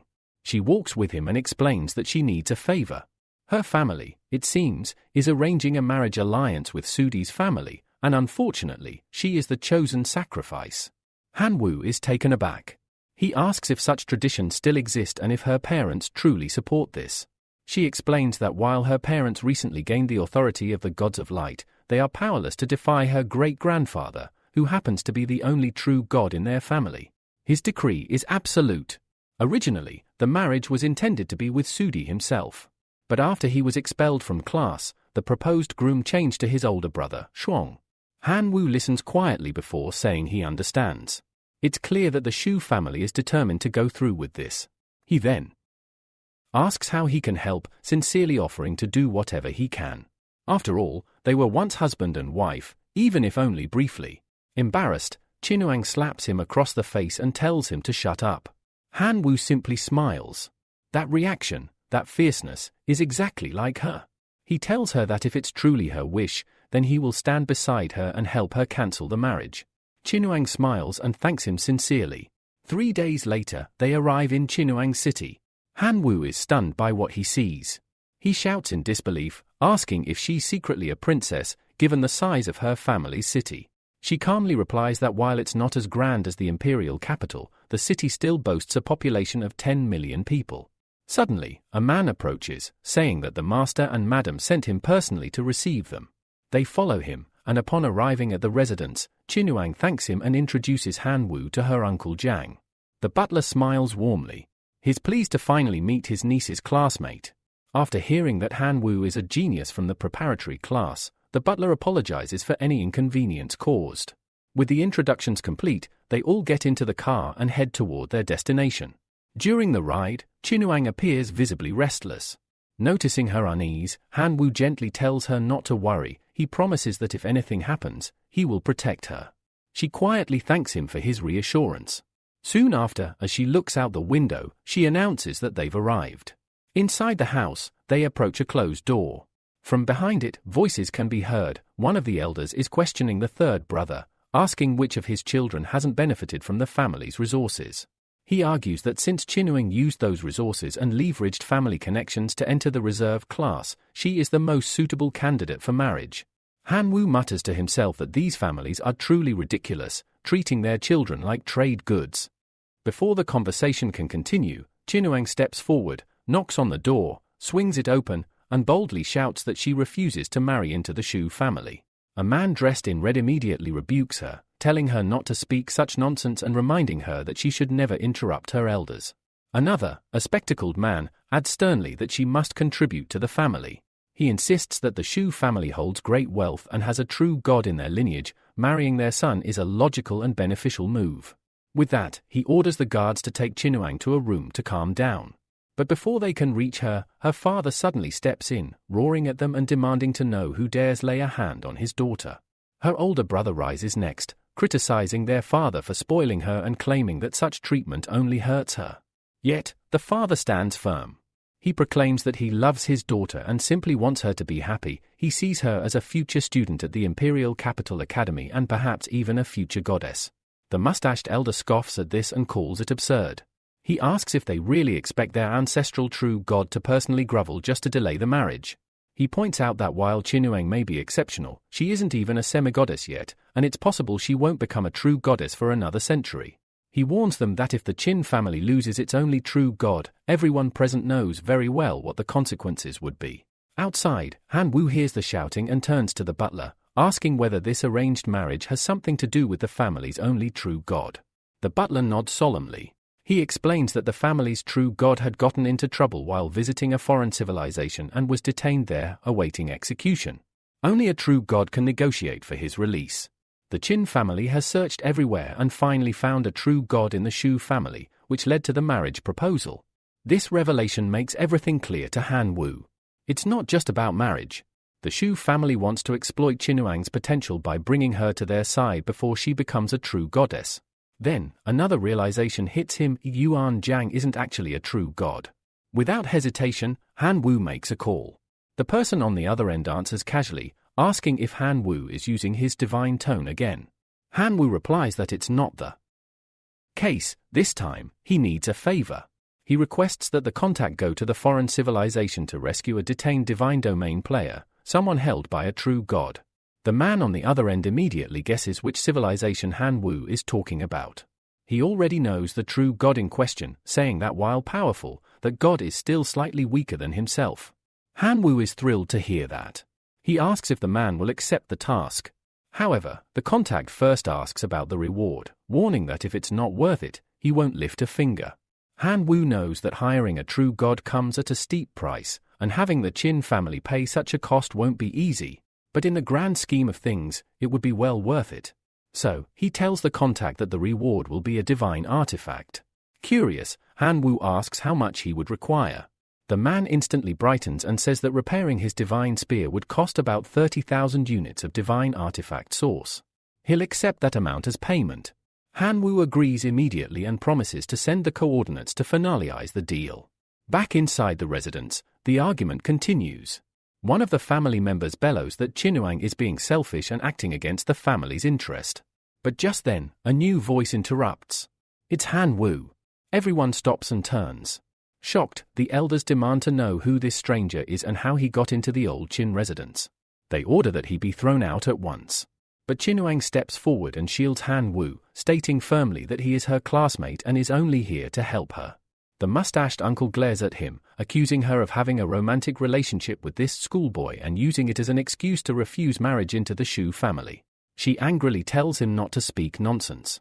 Yet her uncle insists she is a descendant of a true god and should marry someone of equal status. He then turns to Han Wu and asks, point blank, if there is a true god in his family. Han Wu simply smiles and replies, my family only has me and no true god, not even a semigod. But we do have plenty of bottles of water. The uncle scoffs. He says that marrying into a family without divine lineage is like walking into poverty. He then pulls out a card and declares that it holds 500 million units of divine power, more than enough to live comfortably. With that, he offers Han Wu the card and tells him to leave Chinuang alone. But Han Wu continues smiling. He accepts the card, not to walk away, but to use it. He tells them that this amount will serve nicely as funding to hire a true god to rescue their great family ancestor. The man once again remarked that such an amount of money could allow someone to live quite comfortably. But then he froze mid-thought, unsure if he had heard correctly. The mustached man scoffed at the statement, demanding to know if this was some sort of joke. A true god isn't something you can just pick up off the street like a cabbage, he said mockingly, convinced the boy was only trying to stall them from getting what they wanted. Qin Shuang's father stepped in, admitting he was glad to see a boy standing up to defend his daughter. However, he dismissed the idea entirely, calling it absurd. But Qin Shuang stood firm. She insisted they could trust Han Wu, and if he claimed he could summon a true god for 500 million divine power, she would believe him without question. The old man let it slide for the moment, though he couldn't hide his skepticism. He wondered aloud how a mere boy intended to hire a true god from the powerful Shu family with such a paltry sum. But Han Wu cut in sharply, asking who had ever said anything about hiring someone from the Shu family. After all, he pointed out, there were many other true gods in existence. His response only infuriated the man further. He accused Han Wu of speaking nonsense and ordered him to leave. Just as tensions rose, the man's brother intervened, asking him to calm down. Suddenly, a powerful aura swept through the room. The entire group was stunned. Was this truly the presence of a god? At that moment, Han Wu calmly declared that the being he invited had arrived. The others scoffed, claiming this was no time for jokes. The patriarch was in danger, and when this supposed true god appeared, they believed all of Han Wu's lies would be exposed. But Han Wu remained composed. He encouraged them to ask the person directly and then stepped outside. There, his contact was already waiting. The sky shifted as a powerful figure descended, Yuan Jiang flying. A member of the Qin family rushed forward in desperation, asking if he had come to help find their ancestor. Yuan Jiang barely glanced at him. A semigod addressing him was beneath his attention. Han Wu couldn't help but laugh. The same man who had just been boasting was now completely ignored. Then, the true god asked directly, "Who is Han Wu among you?" From a distance, Qin Shuang and her father watched in disbelief. Could the boy truly have managed to invite such a powerful figure? The rest of the family stood equally stunned. When Han Wu stepped forward and confirmed his identity, Yuan Jiang paused. He looked at the boy, clearly not even a demigod, and questioned if this was truly him. After all, Han Wu had called him brother. Han Wu, slightly embarrassed, nodded and asked if he recognized the artifact he held. Yuan Jiang's expression softened. Seeing the artifact confirmed the boy's words, and he admitted he hadn't expected someone so young. The group returned inside. Yuan Jiang looked around and asked if the people here were Han Wu's family. Han Wu immediately shook his head, clarifying that these people had nothing to do with him. This unsettled the old man, who now feared that Han Wu held a grudge after being mistreated. He rushed to his brother, whispering urgently that the boy was only here because of his daughter. They needed to convince him to help them. Quickly, the entire family began pleading with the sixth brother to intervene. If they could gain the help of a true god, there would be no need to marry off Qin Shuang for political alliances. The sixth brother looked at her thoughtfully, then finally spoke. He commended her on her choice, saying she had good taste in men and clearly found someone reliable. He encouraged her to seize this opportunity to save her great-grandfather. Doing so would ensure no one could manipulate her with marriage again. Embarrassed, Qin Shuang asked what he meant, saying they weren't involved like that. He smiled, saying it was only a matter of time, and asked her if she would take Han Wu home if she were interested. After all, he seemed like a decent man. Still blushing, Qin Shuang turned to look at Han Wu, then decided to speak with him. However, Han Wu stopped her mid-step, saying she arrived just in time. He told her that the true god had agreed to help her great-grandfather, asking only for her family to share some information. Surprised, she asked if things had moved so quickly. After all, the payment hadn't even been finalized.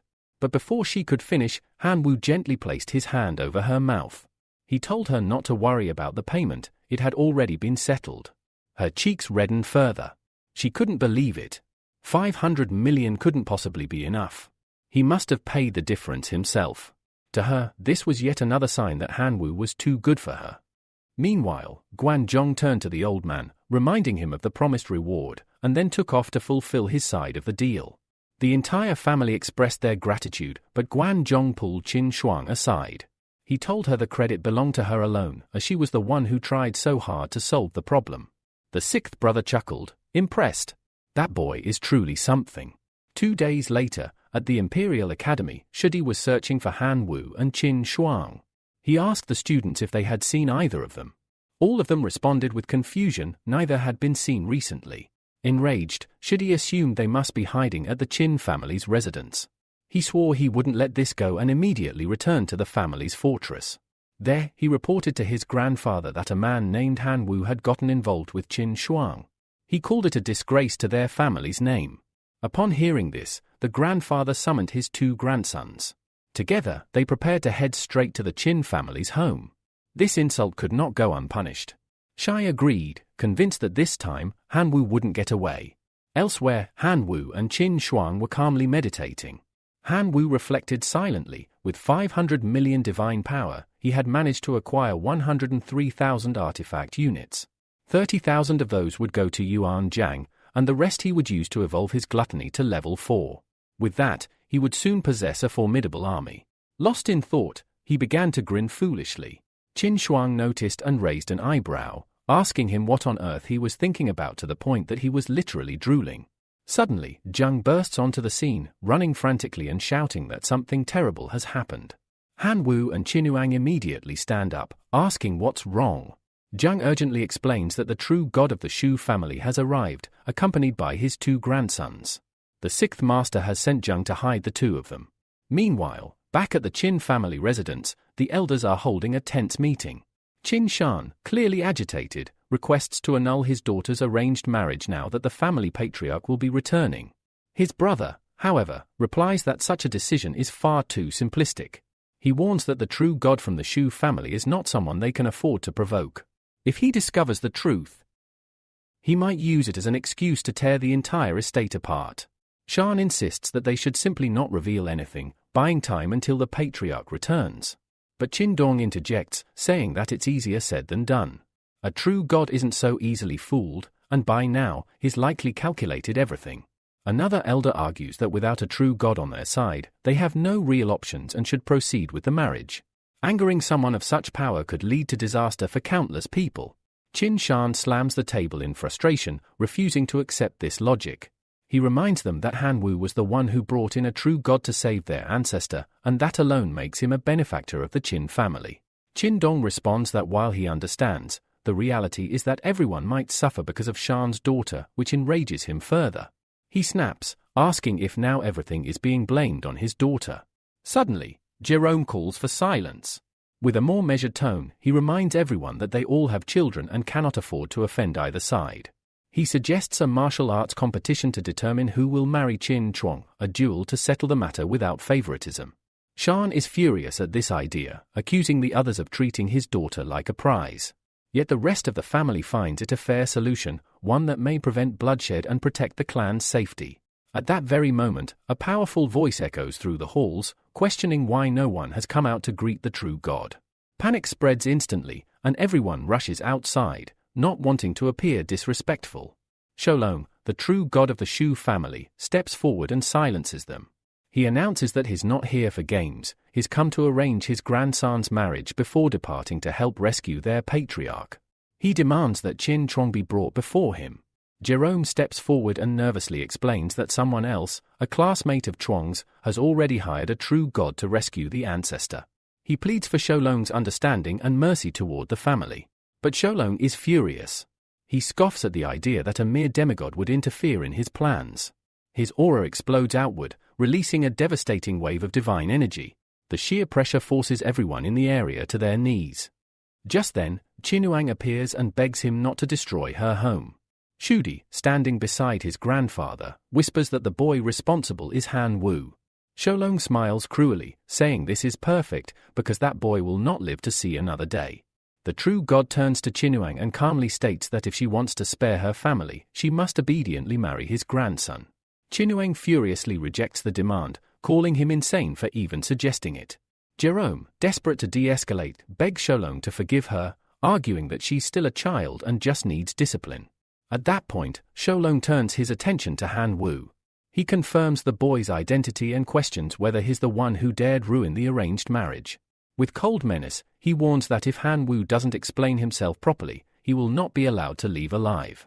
Han Wu, calm and collected, responds that he's only here to help a friend. He doesn't believe he needs permission from a god to do that. Is there some law that says a friend can't lend a hand in times of need? Shudi explodes with anger, asking how dare a child show such disrespect. But Han Wu holds his ground. He says he merely stated the truth, or is the mighty true god so petty that he cannot handle honest words? Shoulong gives one last warning: if Han Wu leaves now, they will act as though none of this happened. But if he stays, it will be taken as a direct challenge to the Shu family. Without hesitation, Han Wu replies, "I'm not leaving." Enraged, Shuang, the grandson, charges at him, declaring that Han Wu will die right here. Qin Shan rushes forward, trying to stop the inevitable clash, but Shoulong intervenes. He declares that this is his grandson's battle, one that will determine the honor of the Shu family, and warns everyone not to interfere. As Shuang barrels toward him, Han Wu calmly opens a divine portal. From within, an army of armored soldiers emerges, his personal force of familiars, each one a fearsome creature clad in steel. Observing this, Han Wu notes that they are no ordinary summons. These are advanced warriors, stronger even than those summoned by Shudi. Shuang orders his familiars to charge. Han Wu responds by summoning his locust men. As both armies clash, the battle begins with the locusts immediately gaining the upper hand, overpowering their opponents in both swordsmanship and hand-to-hand combat. Shuang is stunned, having completely underestimated Han Wu. Unwilling to accept defeat, Shuang raises the stakes. He commands his divine armored soldiers to strike with full force. From the portal, a colossal steel soldier emerges, a towering giant. It charges forward with blinding speed. Han Wu's locusts react quickly, but one of them, the high-level locust lord who had consumed the fruit of wisdom, is unable to dodge in time. His arm is severed in the assault. Han Wu's heart sinks at the loss of such a promising familiar. Shuang mocks him, laughing that even his best summon is nothing more than trash. But instead of despair, Han Wu grins. He asks mockingly if Shuang truly thinks the locusts are trash, and then activates mutation mode. Immediately, the locusts undergo a dramatic transformation, growing stronger, more terrifying, and far more lethal. Shuang is frozen in disbelief, unable to comprehend what he's witnessing. Han Wu seizes the moment, ordering his swarm to attack again. The newly mutated army charges straight for the divine soldier. In response, Shuang commands the familiar to activate its divine armor. A protective shield forms around it. But Han Wu simply smiles. He announces that the real battle is just beginning. With confidence, he raises his hand and activates the source of mutation, triggering a targeted evolution among his locusts. The true god watches in silent shock as the tide of battle is about to change once again. Because of this command, the locusts undergo an immense evolution. Their power surges, and their attacks become so potent that they easily pierce through the divine soldier's defense. Han Wu taunts his opponent, asking him to repeat that insects are weak. But as his enemy remains silent, Han Wu smirks and decides to demonstrate even more. He throws 1,000 poison crystals toward his locust lord and commands him to seek vengeance. In an instant, the locust lord's severed arm regenerates, and his entire body begins to overflow with overwhelming power. This evolution grants him a new ability, highly corrosive venom. Wasting no time, the locust lord soars through the air and unleashes his new corrosive attack, instantly shattering the divine shield. Shu Gang panics, demanding to know what the hell this thing is, and hastily orders his familiar to retreat and return to his divine realm. But Han Wu coldly warns that it's not that simple, leaving as one pleases is no longer an option. Shu Gang, now desperate, asks what Han Wu wants from him. But the MC simply points to the overwhelming number of supreme-tier warriors standing at his side. The sight causes Shu Gang's knees to give out.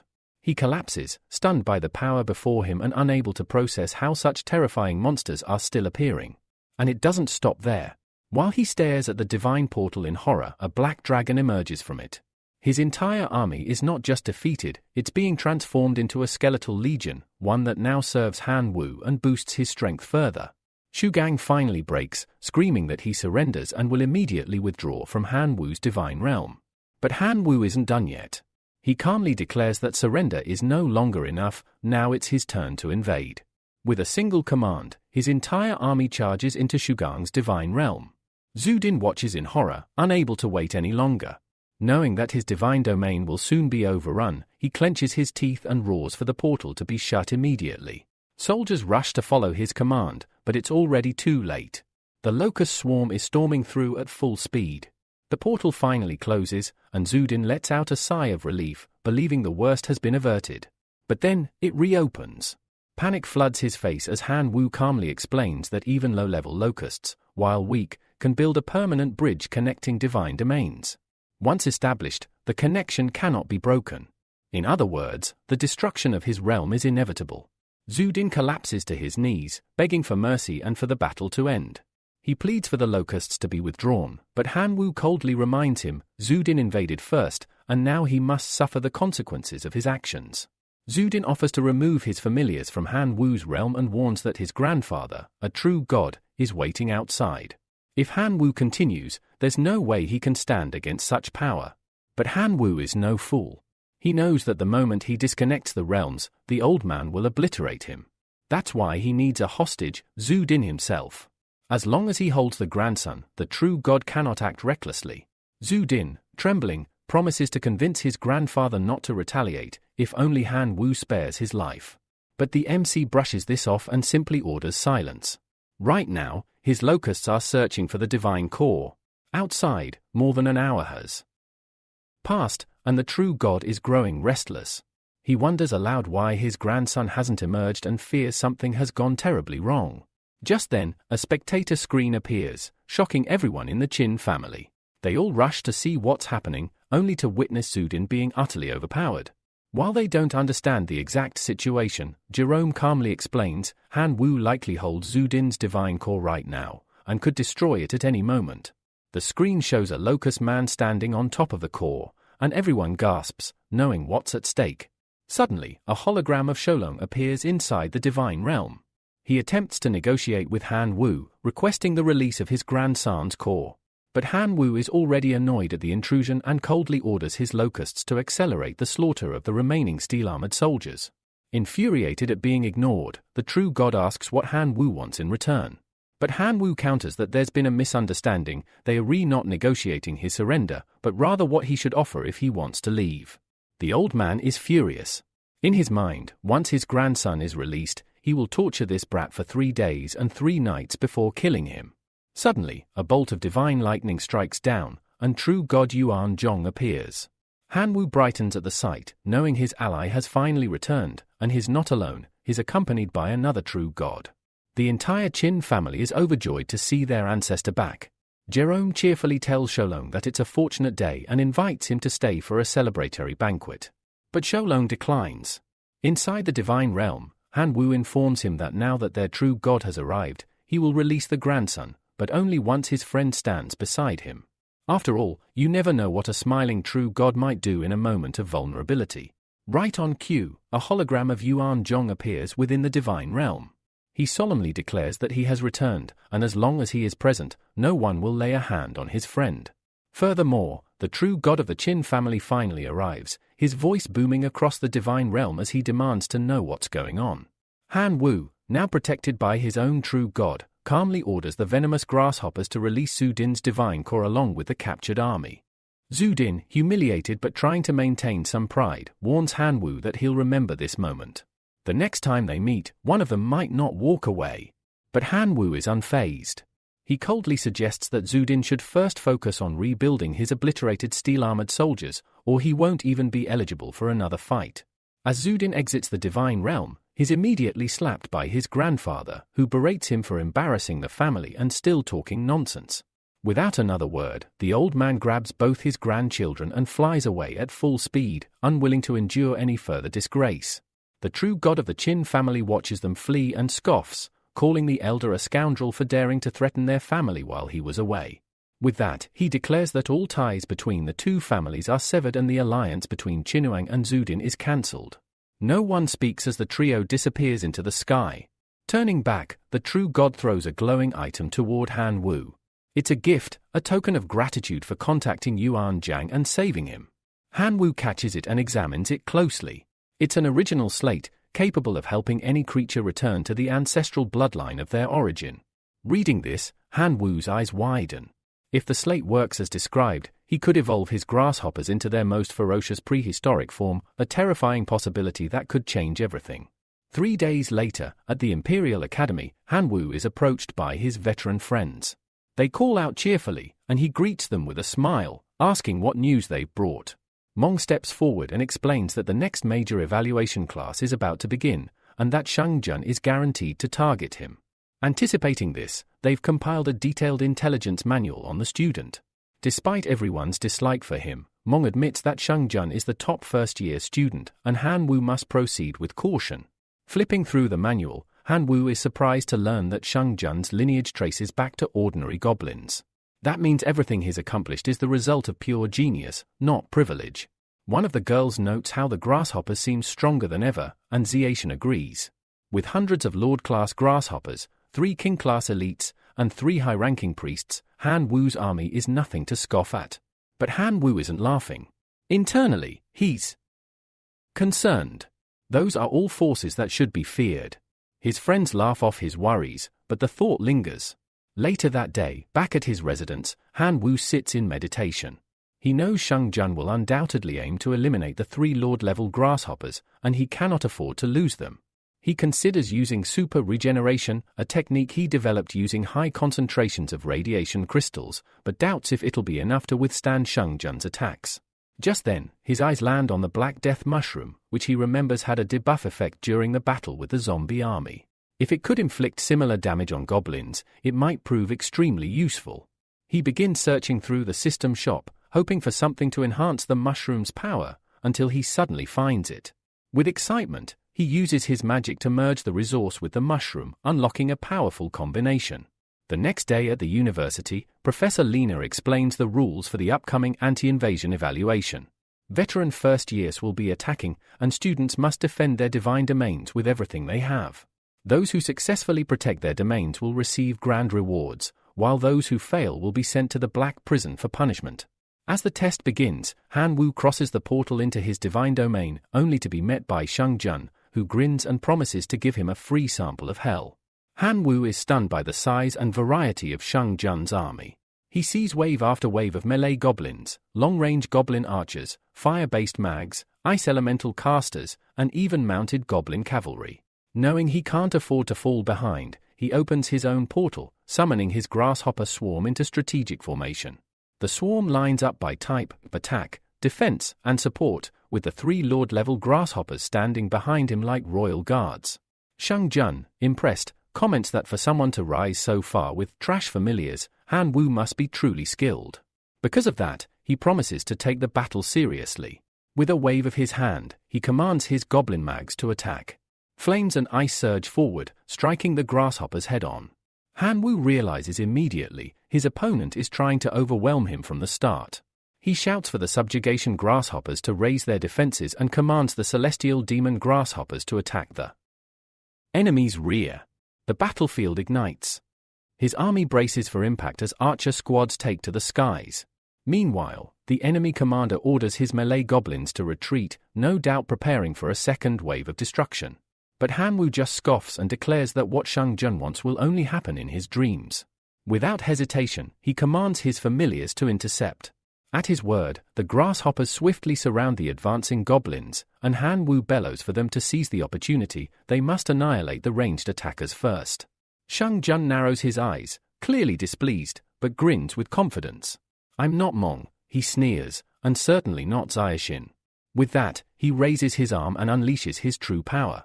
At his command, the goblin army shifts into a 3-sided formation, and concentrated magical fire, both literal fire and deadly ice, barrages Han Wu's defensive barrier. The blasts crash down in waves, and Han Wu's expression tightens as he senses that the barrier is about to collapse. The grasshoppers holding it are being bombarded with relentless force. Fueled by growing excitement, Shang Jun raises his voice and declares, "Now, you'll pay the price for offending me." He then calls forth his goblin lords, massive, terrifying monsters that dwarf the rest of the army. As they emerge, Han Wu's heart sinks for a moment. There are 2 of them, and even his hero-grade grasshoppers can't deal damage to them directly. He quickly forms a new strategy. If he can't overpower them, he'll separate them. With sharp clarity, Han Wu orders his army to bait the goblin lords away. The creatures chase after his retreating units at full speed, falling right into the trap. Then, Han Wu issues his next command, load the spores. Infest the enemy. A black mist descends from the sky like a cursed fog, and the spores of the black plague mushroom begin to take root. The goblins start to panic as black fungi bloom across their bodies, leaving even the fire element units utterly confused. They have no idea what's happening. But Han Wu knows. It's almost time. He smiles, watching as the chaos spreads. Suddenly, explosions ripple through the enemy ranks. Goblins are tossed into the air, crying out in confusion. Shang Jun, startled at first, begins to laugh. "I almost got worried there," he says mockingly. "But that barely tickled." Han Wu simply smiles and replies, "That's called the sustainable regeneration chain cannon." He explains that the explosions will not only continue, but intensify with every cycle. The more the goblins resist, the worse it will get. As if on cue, another blast shakes the battlefield, far stronger than the last. Goblins fall in droves. Shang Jun's face twists in fury. With no choice, he activates his divine healing technique, restoring the injured goblins in real time. Han Wu watches curiously. "Is your army healing each other mid-battle?" he asks, half amused. "Are you sure they're not just friends holding hands?" The taunt stings. Shang Jun snaps, "You afraid? My healing nullifies your bombs. This won't go anywhere." But just as he speaks, a colossal explosion erupts. The ground trembles, and a massive portion of his army is obliterated. Shocked, Shang Jun stumbles back, demanding an explanation. "I was told each explosion only grows a little stronger. This is impossible." Han Wu's eyes gleam. "That's true. But it seems your divine healing actually accelerated the mushroom's growth, feeding the chain reaction. Now, the mushrooms have expanded to grotesque proportions, covering every part of the goblins' bodies." Han Wu warns, This is bad. If it keeps going at this pace, your army will be wiped out in the next round." Shang Jun's expression darkens. This was supposed to be a demonstration, a chance to show dominance to the rookies. But if he can't even defeat a single opponent, he'll walk away in disgrace. Gritting his teeth, he admits, "You're strong, but not strong enough." And with that, he plays all his trump cards. First, he unleashes a new technique, boosting morale, increasing movement speed, and dulling pain receptors. Then, he activates his God of War technique, sending his entire army into a state of berserk fury. Now, every kill will heal them by 1/4 of the damage dealt. To top it off, he layers on the God of Earth technique, surrounding himself with an absorptive shield that continually draws power from the land. He's sweating, drained from using so many divine techniques back to back. But now, he announces, it's time to attack. The mushrooms, overwhelmed by divine power, begin to fall from the goblins' bodies. Han Wu watches in disbelief as his carefully laid trap is neutralized so effortlessly. The goblin lords roar, and one of them shouts, "Brothers, massacre every last insect." They charge forward at full speed. Han Wu immediately gives the order, "Fight to the death." Meanwhile, outside the divine realm, the battle is being closely monitored by the academy staff. Lina turns to the panel of professors and asks for their evaluations. The first professor leans back, visibly impressed. Qin Shuang's relatives, they're more than qualified for the Imperial Institute's University Division. The blonde professor nods and adds, and the Shu family, especially Shudis Tin army, is incredibly strong. No doubt, they too deserve direct entry into the Imperial University. As the discussion continued among the professors, one of them remarked that Qinjun's relatives may only possess average strength, but their intelligence and potential were exceptional. Lina then turned to them with a serious expression and asked the real question, "What are your thoughts on Han Wu?" A hush fell over the room. Finally, one professor broke the silence, saying Han Wu was a classic example of a failed battle strategy, a clear sign of weakness. But the bald professor disagreed. He reminded everyone that Han Wu went up against Shang Jun, the strongest freshman of the year, and forced him to use his best techniques within the rules. That alone proved Han Wu's strength. Lina nodded, then added an important detail, "Don't forget, Han Wu still has 5 powerful familiars who weren't even involved in the battle. Everything we saw was done using only his grasshoppers." She concluded that despite his loss, Han Wu absolutely deserved an excellent grade, and the professors agreed. Back in the divine realm, the battle raged on. Shang Jun once again shouted for his goblin army to annihilate the grasshoppers. His enhanced army closed in to deliver the final blow. But just then, a voice echoed through everyone's minds, "Evaluation concluded." Shang Jun froze, furious. He had been so close. He had brought 100 million goblins into battle, lost more than half, and even sacrificed goblin heroes and a lord. Yet, somehow, all of Han Wu's grasshopper lords had survived. The scene shifted to the classroom, where the professor now addressed the students. She explained that those who failed the evaluation would be expelled from the school, while those who earned an excellent grade would have the honor of joining a real extraterritorial war. She then began to read the list of students who passed with excellence: Qinuang, Susha, Qing, Yan, Qian, Lily, and Nuang. As the names were announced, Han Wu sat quietly, lost in thought. He assumed he had scored terribly and would be expelled. Shudi laughed mockingly beside him, asking if that weak performance was really all he had. But Qinuang tried to reassure him, reminding him that he had stood his ground against the strongest freshman in the entire university. Sudi cut in coldly, "A loss is a loss." But before the conversation could continue, the professor called out one final name, Han Wu. She congratulated him and the others for earning excellent evaluations. Shock rippled through the class. Zuti stood up and raised his hand. "Professor," he asked, "what were the evaluation criteria?"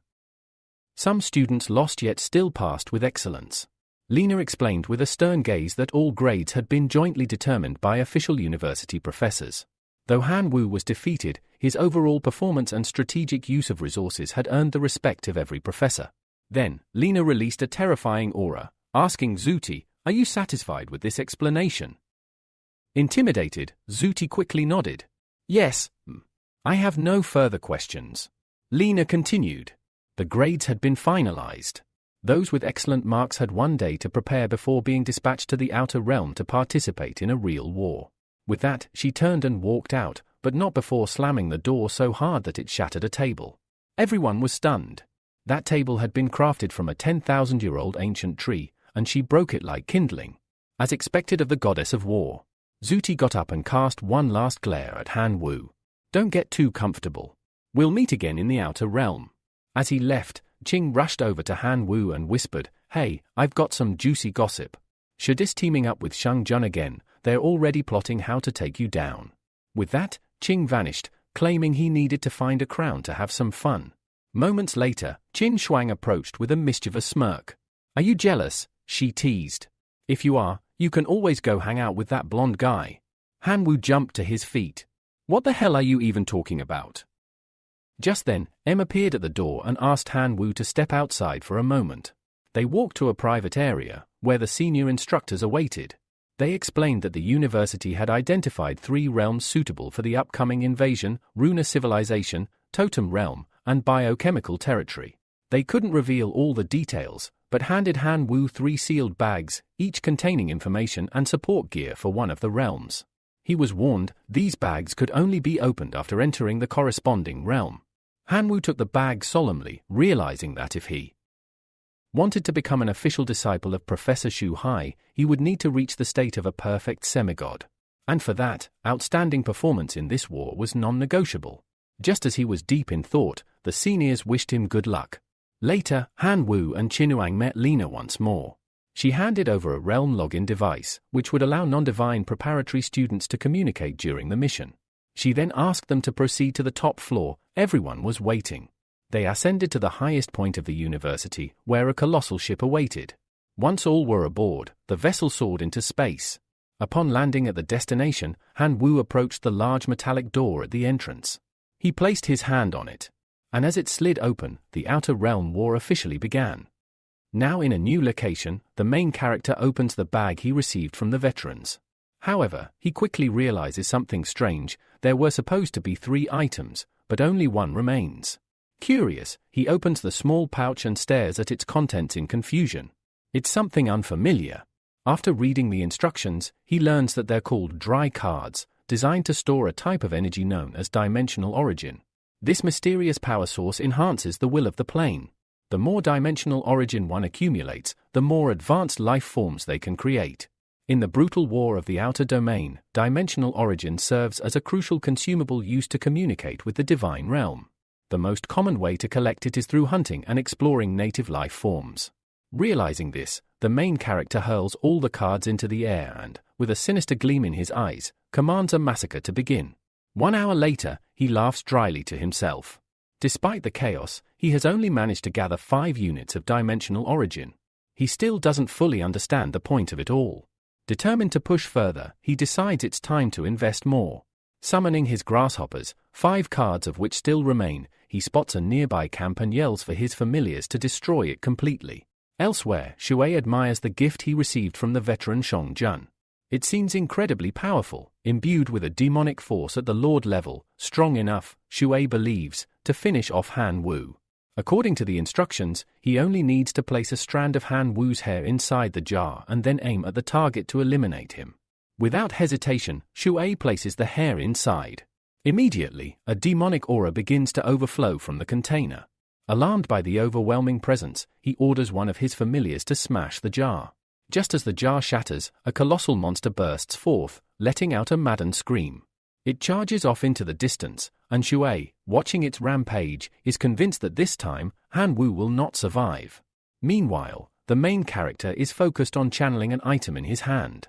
It's time to update the unlocking of the Black Dragon transformation. He spends 5 dimensional origin units to summon 5 powerful warriors. As his aura flares, his wolf companion joins him, bringing its overwhelming energy into the fold. Han Wu immediately orders his strongest monsters to launch their attack. The camp falls swiftly under their combined might. Later, inside the Wolf King's cave, the main character reviews the rewards he has received. Among them, he finds a scroll inscribed in a runic language. He carefully aligns the runes in the correct sequence. The system confirms the scroll's effects: an increase of 10% in strength, a 20% boost to physical defense, and a 20% acceleration in wound recovery. For blade-type weapons, it adds a 20% chance to cause bleeding, a 15% increase in attack speed, and a 10% lifesteal effect. Without hesitation, Han Wu removes his shirt and applies the runes to his body. Almost instantly, he feels a powerful shift within himself. But just as he's adapting to this new strength, something strange catches his senses. He takes to the sky in his draconic form and rushes to the disturbance. Upon arrival, he sees his familiars being attacked by wild feline-like creatures.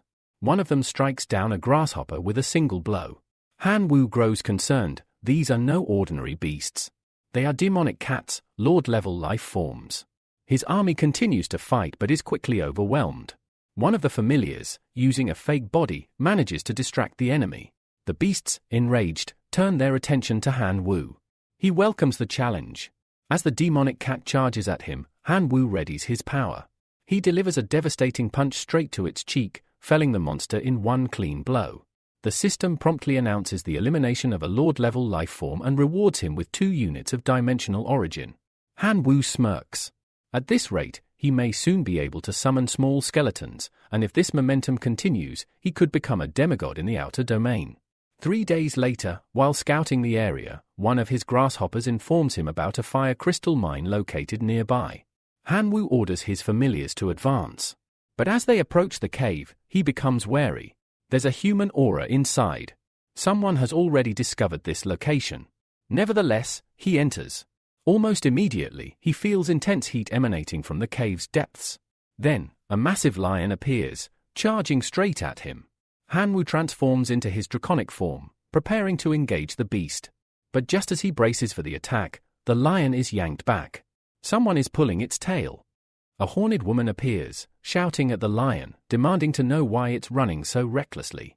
Han Wu immediately recognizes her. He asks, "Are you Nuang?" Without much conversation, she coldly tells him to leave. It's her territory now. Han Wu responds to the horned girl without backing down. He declares that regardless of whose territory it is, he could easily take it for himself. Then, with an arrogant smirk, he challenges her, asking what she plans to do about it. His words enrage her. In a flash, she releases the flaming lion's tail and charges straight at him. Her voice thunders with fury as she warns him to leave immediately, or face death. Suddenly, a green energy begins to surge around Han Wu's body. A thick vine spirals upward, wrapping itself tightly around him. The girl stops mid-charge, startled by the unfamiliar power. She demands to know what it is. Han Wu answers coldly, this power was made specifically to kill her. Ignoring his words, she slams her fist into the ground, triggering a massive explosion that shakes the entire cave. But before she can recover, something flashes through the air: Han Wu's sword. It slices cleanly through one of her horns. Shocked and frozen, she hears his chilling warning, the next strike will be at her neck. Realizing she's completely outmatched, she surrenders. Reluctantly, she declares that the flaming lion is his. But Han Wu doesn't care about the beast. After all, it's merely a Lord-class life form, not nearly valuable enough to yield much dimensional origin. What he truly wants is the fire crystal ore deep within the cave. Nong, now calmer, sees an opportunity. She agrees to his terms and even suggests future cooperation. But Han Wu gives her no real answer. Instead, he simply orders his skeleton army to march into the cave and begin mining the fire crystals. Suddenly, a thick black cloud materializes in the sky above, and a massive portal opens at the cave entrance. Nong is stunned. She turns to Han Wu and accuses him of summoning it. But he quickly denies it, admitting that the sheer size of the portal nearly made him wet his pants. From within the portal, a monstrous figure steps out. The air grows heavy with a terrifying aura. This is Anu, a demon created by Zuti. The towering monster sniffs the air, locks eyes with Han Wu, and roars that he will use the boy's blood to wash away his shame. Han Wu, completely confused by the accusation, doesn't waste time. He immediately activates his plant fusion ability, Golden Dragon, and launches a powerful attack. But Anu effortlessly nullifies it, not even flinching. Alarmed, Han Wu switches tactics, using Ghostly Flash, a more elusive strike. At the same time, Nong supports him with a massive fireball. Watching how the demon absorbs their attacks, Han Wu begins to suspect that perhaps only the destruction attribute can truly counter it. He makes a bold move, summoning Warhammer, the Crimson Forged Dwarf. He commands it to destroy the demon.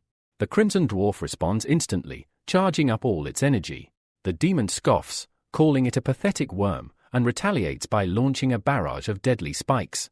But the dwarf counters by unleashing a torrent of serpentine lightning that pierces the demon's body, leaving holes everywhere. Then, with a full-force leap, the dwarf slams its giant hammer down in a direct hit, causing a catastrophic explosion that rocks the battlefield. Han Wu, seeing this, begins to celebrate. The battle is turning in his favor. But he remains cautious and urges Warhammer not to give the monster even a moment to recover. The dwarf complies, delivering blow after blow in a savage onslaught. Eventually, the once terrifying demon is reduced to a pulpy mess, virtually unrecognizable. But even now, Han Wu senses something strange. The demon's body may be ruined, but its soul remains intact. He frowns. If he lets this creature live, there's no doubt it will come back for revenge one day. So, Han Wu decides to have the bone controller devour its soul. Hearing this, Anu panics. He begs for mercy, claiming he surrenders and is even willing to become Han Wu's servant, so long as his soul is spared. But Han Wu isn't swayed by empty promises. He tells the demon that he'll only consider it under one condition, a binding contract. Anu agrees without hesitation. As Han Wu drafts the terms, Wong peeks over his shoulder. She's stunned. His contract is so cunning, it could outwit even the most ruthless merchant alive. Once both parties agree, the contract is sealed. Only then does Han Wu finally ask about Anu's abilities. The demon explains that he is an iron rust demon and possesses the power to transform his body into rust, corroding both metal and living organisms alike. Han Wu admits that it's a potent ability. However, he also points out the glaring flaw, fire. Many players in the Divine Realm wield fire-based abilities, and fire completely counters rust. That weakness could become a major liability. Anu, now desperate to prove his worth, offers an alternative. He suggests serving not as a warrior, but as a bloodline weapon, a sword made from iron rust that can corrode any weapon it touches. Han Wu is intrigued. He accepts. Anu transforms into a rust-forged blade. Holding it, Han Wu can feel his combat potential surge. With this new weapon, his chances of reaching the level of a perfect demigod skyrocket. His next goal becomes clear: resume the hunt for powerful creatures, gather more dimensional origin, and expand his forces even further. Days pass. Deep in a dense forest, a man moves quietly through the underbrush. But as he steps forward, his eyes widen in horror. In the clearing ahead, a massive army of undead stands tall, at least 500,000 strong. Panic grips him. Without delay, he rushes toward the city. He storms into the castle, breathless, and immediately reports everything he's seen. Back at the royal castle, the king listens closely as his subordinate kneels before him and delivers the grim report. He asks again, just to be sure, "Are you absolutely certain that there are 500,000 undead soldiers marching toward us?" The subordinate nods solemnly. His count is accurate, and the legion is stationed only dozens of miles away from the castle. The king's expression darkens. His city can only muster 50,000 guards, and even if he counts all the mercenaries available, the total would barely reach 100,000 troops. If the undead attack now, it would be nothing short of annihilation. Without wasting a second, he orders his messengers to send out urgent requests for reinforcements to neighboring cities. The next day, standing atop the city walls, the same subordinate returns with news: reinforcements have arrived. The Allied army now boasts 300,000 soldiers, along with an additional 50,000 clerics sent by the church. This brings their total strength to over 350,000, and more importantly, the clerics are especially effective against undead. Relieved, the king roars from the ramparts, urging his soldiers to fight to the death. Wipe out the undead. Defend the kingdom. At all costs. Meanwhile, elsewhere, Han Wu is resting in the shade with Nufeng when one of his grasshopper scouts lands nearby and urgently reports the presence of 350,000 approaching human troops. Han Wu's eyes light up with excitement. It seems the humans are coming to challenge him. Startled, Niu Fang asks what he means. Han Wu explains that one of his informants reported the human army intends to exterminate them. He grins and asks if she's up for a fight. After all, it's a perfect chance to harvest more resources. She gives him a glare. "Do I look stupid to you? You clearly just want to use me as your weapon," she snaps.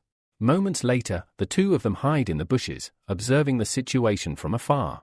When he notices her there, Han Wu teasingly reminds her that she said she wasn't interested in helping. Niuang shrugs, saying she's just curious, not helping, just watching. Her excuse amuses him, and he compliments her bandit spirit, though she quickly tells him to shut up and focus. The army is almost here. What they see is a terrifying sight. A long line of heavily armored knights leads a vast human army. Without hesitation, Han Wu commands his skeleton army to launch an ambush. His undead forces move swiftly, trapping the human army from all sides. The soldiers panic. Shouts erupt across the ranks. Some cry out for divine aid, praying desperately to survive. But it's too late. The skeleton legion charges without mercy, cutting them down. At the same time, the skeleton lord steps forward, casting necromantic spells that raise fresh skeletons from the bodies of the fallen. Seeing this, the human commander yells for his holy knights to use purification. The knights gather divine energy and unleash a brilliant wave of holy light across the battlefield.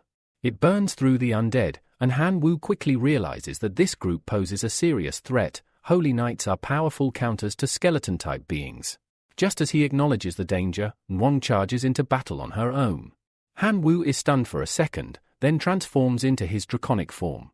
"You're not going in alone," he shouts as he takes flight, hurtling through the sky toward the front lines.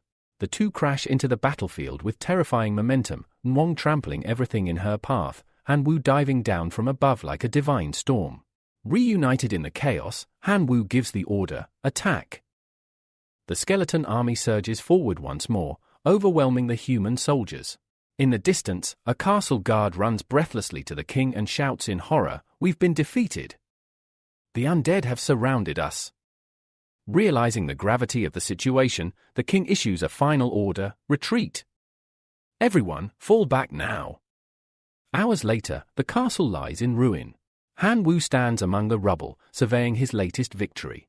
Despite claiming over 350,000 undead soldiers for his army, he's visibly disappointed. There were only a few thousand usable resources gained in return. Nuong, however, is thrilled. Her eyes sparkle as she celebrates their new wealth. Han Wu, unbothered, tells her to focus. What matters most are the runes they acquired, not the material loot. They begin checking their systems. Han Wu's rune turns out to be a low-level extreme body rune. It boosts his muscular strength by 40% and is particularly effective when paired with hammer-type equipment. Its additional effect is crushing force. While it's decent, Han Wu decides it's not good enough for him and plans to pass it on to his relatives. Nuong, on the other hand, is thrilled by her gain.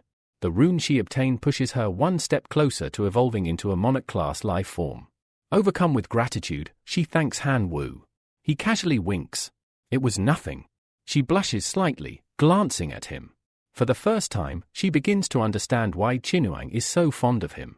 Far away, in another castle, a different king sits upon his throne as a soldier rushes in with a shocking report. "Sire, the undead army has captured Ling Dong." The king sits up abruptly. "Is that true?" The soldier confirms it. Not just Ling Dong, but for surrounding cities have also fallen. The skeleton army now numbers close to 10 million. The king's eyes widen in alarm. He leaps to his feet and immediately orders his advisors to summon reinforcements. "Call the archbishop. Call the elf king, the minotaur king, and the werewolf king. We're holding a war council." Soon, leaders from across the realms gather in a grand chamber. Tensions run high. The werewolf king is the first to speak. "We must unite. My army is ready," he growls. The elf king nods firmly in agreement. "So is mine." The war against Han Wu's undead empire is about to begin. The human king rises from his throne and declares that an official alliance has now been formed among the four great nations. Their mission, total annihilation of the undead. In a lavish mansion far from the battlefield, a girl tells her companion that her father plans to unite the sacred order, the elves, the tauren, and the werewolves into one unified front against the skeleton army. Beside her, Qing becomes quiet, lost in thought. He wonders aloud, who could possibly be commanding such a massive undead force if not Han Wu? After considering all possibilities, Qing comes to a firm conclusion: it has to be him. What surprises him most is how quickly Han Wu's power has grown. Within just a few days of launching his invasion, he's become so formidable that 4 kingdoms must join forces to stand a chance. Despite the threat, Qing can't help but admire Han Wu. To think he was once just my friend, he muses with a smile. Spending so much time with the princess has also brought him a breakthrough. He's finally uncovered a clue to ascending to demigod status. In the domain of the gods, all one needs is divinity. But here, in the outer realms, it's different. In this runic civilization, a candidate must also obtain a special runic word in order to ascend. Unfortunately, not even the royal family has managed to acquire such a rune, highlighting how difficult it truly is. Qing begins to formulate a plan. He will ally with Han Wu. He'll provide clues and insights, and Han Wu will supply the army. Together, they can obtain the special rune and achieve transcendence. But to make that happen, Qing knows he must protect Han Wu at all costs. Suddenly, the princess pulls him from his thoughts, asking why he looks so distant. She then informs him that the Elven Queen will visit her father the next day. Qing uses the moment to flirt, praising her beauty with a charming smile. Deep down, he's pleased by the news. If the Queen will be there, then they'll be safe. After all, there isn't a woman he can't connect with. Back near the recently captured castle, Non confronts Han Wu. Why are you worried? You have a massive skeleton army. Han Wu frowns. They're weak. Against a well-trained force, they'll be wiped out. I know I'm in serious trouble. At that moment, the source of mutation speaks up. In critical situations like this, I'm the only one who can help you. Han Wu glares. Do you have a solution or not? The green slime-like creature replies. Affirmatively, but demands 1 point of divinity as payment in advance. Han Wu, unimpressed, retorts that he won't pay unless he knows what the idea is. Otherwise, it might not even be worth the cost. The creature grumbles but eventually reveals its knowledge. It's heard of a runic civilization where a special rune word can trigger powerful mutations. Convinced, Han Wu reluctantly pays the divinity point. The creature then explains the plan in detail. Han Wu's expression shifts instantly from concern to excitement. Nwang notices. What's with that look? Did you find a way out of this? He grins. Just wait and see. Soon after, the Allied army launches an assault on both the Locusts and the Skeleton forces. At first, the soldiers are jubilant, they believe they're winning. But then, strange mushrooms begin sprouting from the Locusts' bodies. Startled, the soldiers try to remove them, but as they do, a thick dark aura leaks out. Before they can react, the skeletons rise again, terrifying and relentless. Han Wu watches from the distance, satisfied. These were the Black Plague mushroom spores, a creation that had cost him thousands of divine power to develop. But they were well worth the price. These spores mutate into a virus. When combined with the catalytic plague rune word, they become a horrifying biological weapon. The mushrooms infect their host, turning every cell into a carrier of the plague virus. Anyone infected becomes a mobile source of death. With this, Han Wu makes his final declaration: let's end this once and for all. He orders the skeletons to finish off the army. With the blessing of the plague rune, Han Wu crushes the coalition's forces in just 3 days, conquering 10 neighboring cities. From the carnage, 5 new elite undead heroes are born. Back in the Allied castle, the mood is grim. The king gathers with his generals and demands, does anyone have a solution? If not, the kingdom is doomed. Our only option may be a ceasefire. The other leaders are stunned, none of them even saw the commander of the undead army on the battlefield. Who would they negotiate with? At that moment, Qingnian enters the war chamber, accompanied by the princess and the Elven Queen. Calm and composed, he asks to be entrusted with the negotiations. The werewolf king scoffs. Are you joking?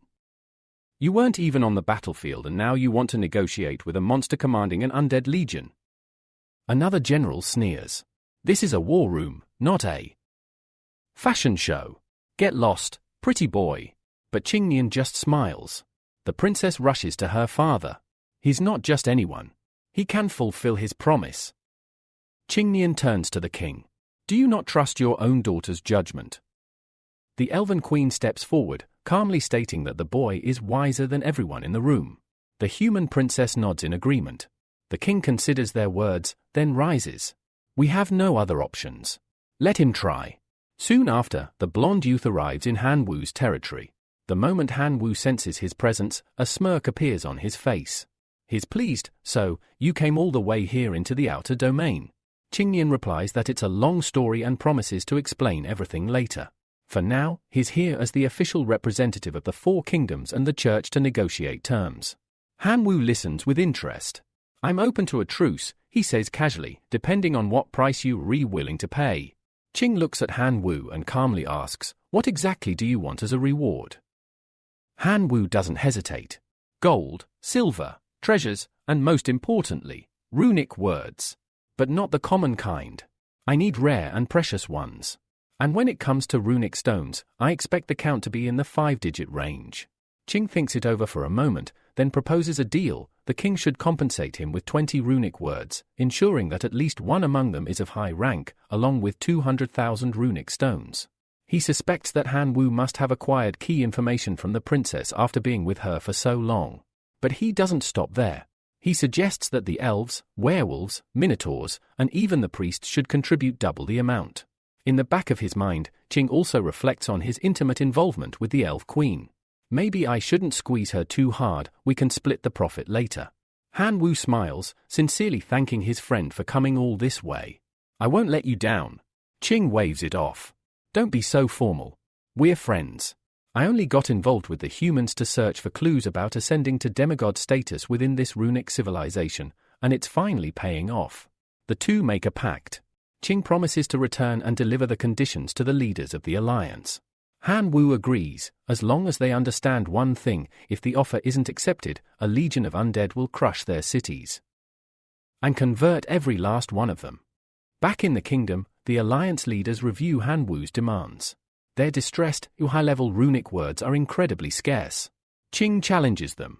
If you don't have those runes, then offer ancient miracle records, or use your imaginations to create equivalents. The elf queen, standing beside him, adds, our side has already agreed to compensate far beyond what I expected. I don't understand why the humans are offering so little. The blonde boy joins in. Many of your people have already become undead. Do you want the same fate for the elves? Even the human princess backs the demand, confidently stating that her father won't oppose the request. Qing, pleased with the progress, turns to her. Since I've handled these negotiations so well, where's my reward? She blushes. Of course, there will be one. Just then, the doors burst open, and the Pope storms into the hall. These conditions are no better than outright robbery, he roars.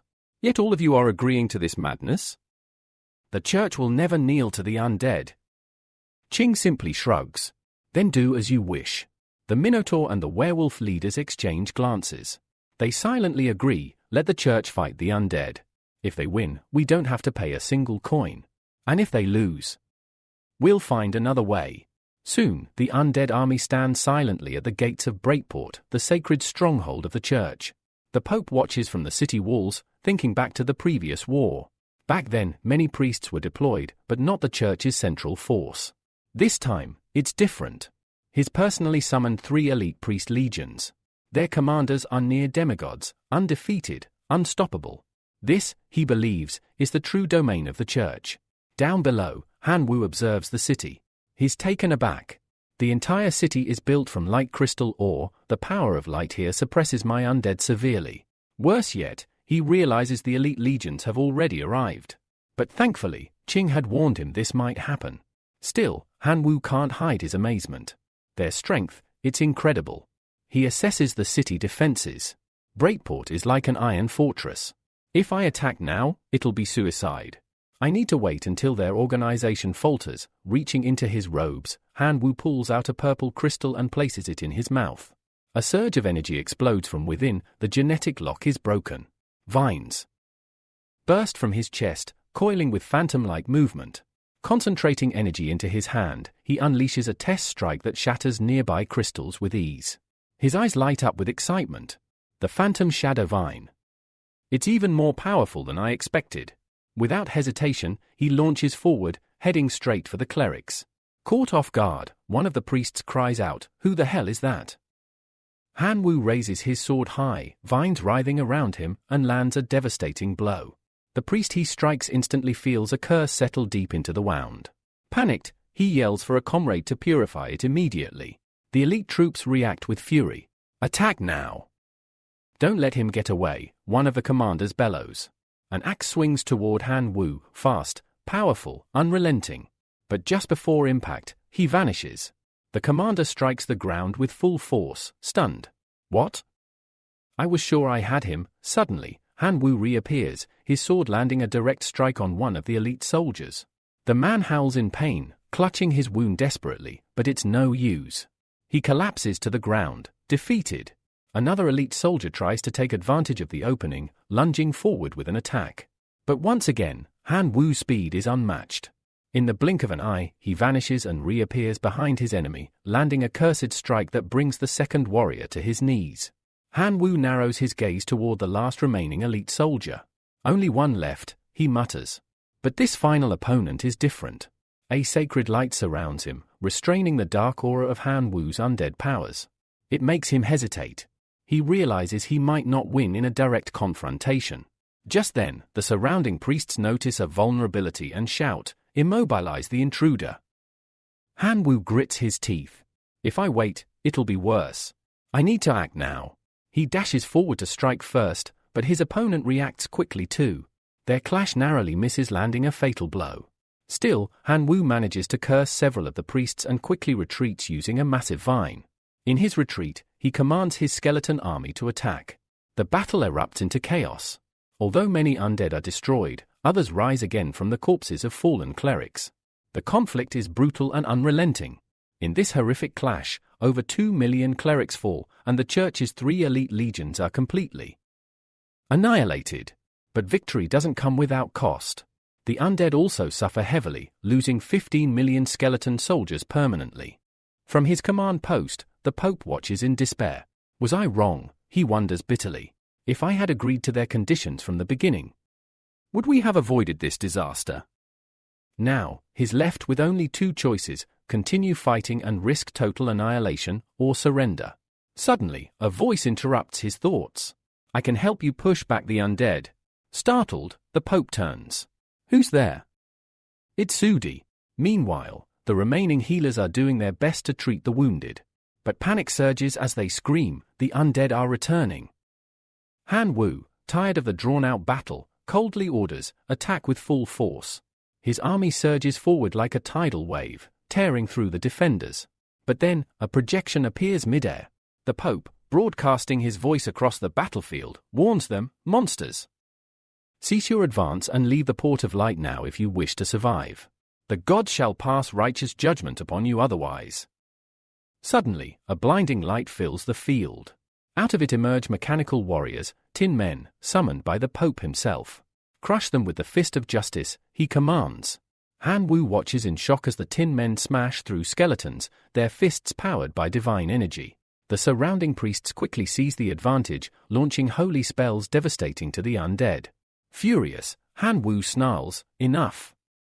Bring out the giant skeleton." A glowing crystal forms in the sky, and moments later, a massive skeletal titan descends, obliterating the tin men around him. But then, the ground trembles. From the other side, an enormous cyborg warrior appears and crashes into the giant skeleton, initiating a brutal clash between metal and bone. The Pope smiles in satisfaction. "Zudi, keep them coming. Give me as many tin men as you can.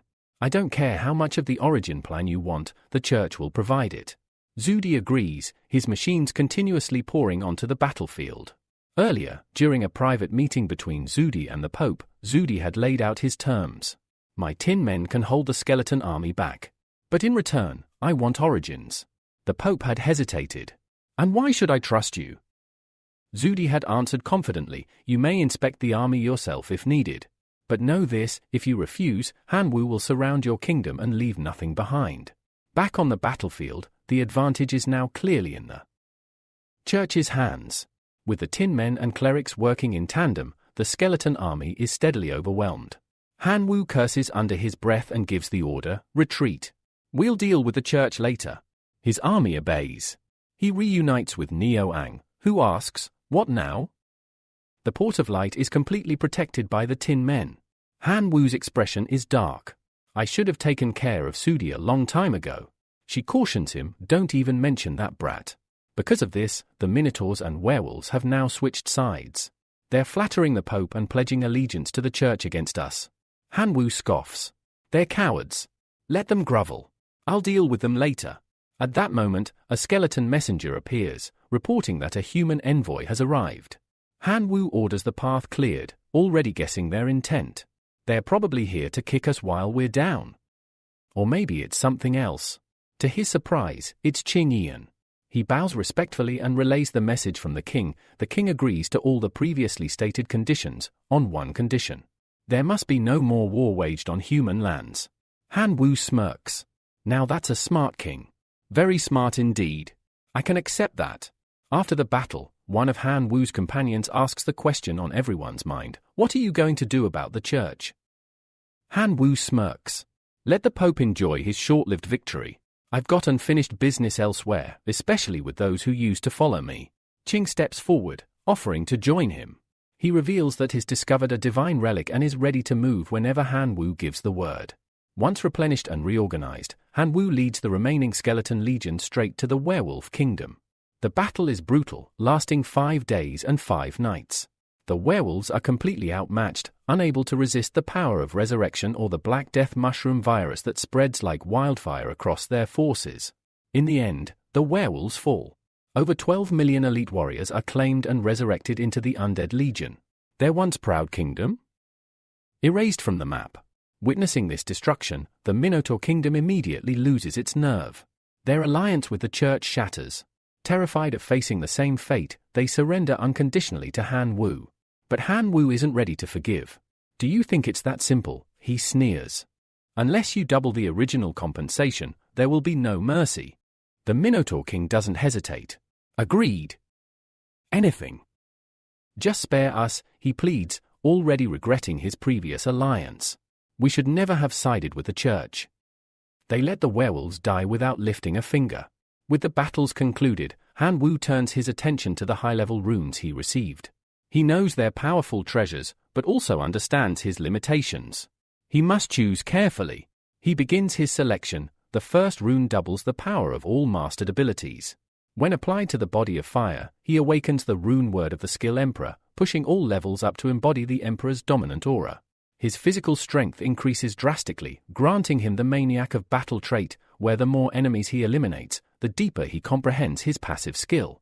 His senses are enhanced, and when he sees red, his combat level can spike up to 5 times its normal power.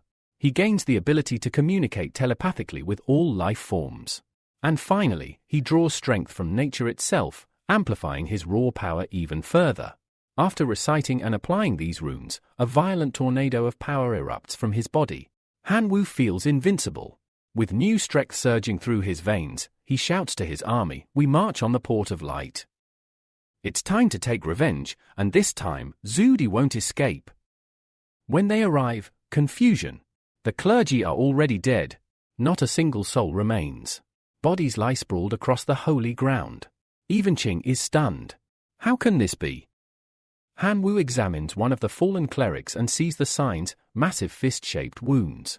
They quickly deduce the truth, it was the Tin Men. Zudi's army had turned on the church. Suddenly, a faint voice calls out.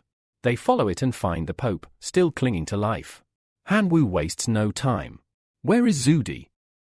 With his final breath, the Pope confesses, he's gone. He entered the church's origin plan and killed everyone. Qing shakes his head. This is what happens when you trust a stranger so easily, but it's too late. The Pope dies, leaving behind a crumbling faith and a ruined stronghold. Han Wu scoffs. So that's why the church didn't care when the werewolves were slaughtered. Zudi must have done the same to them before. Qing sighs and tries to move them forward. Forget them. Our priority is the divine relic.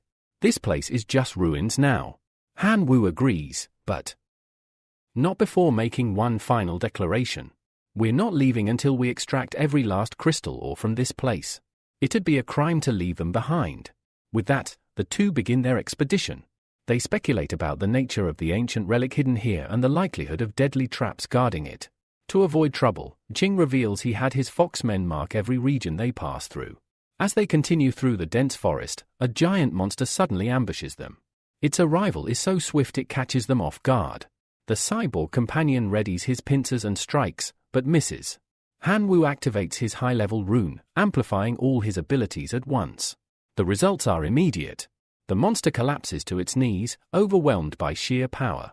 Qing praises him. That rune word really made you a monster. But Han Wu brushes it off. Don't waste your breath. Let's keep moving. Deeper in the forest, they come across more modified tin men. Han Wu decides it's time to unleash his power again. Focusing his energy, he leaps and lands a crushing blow, obliterating one tin man in a single punch.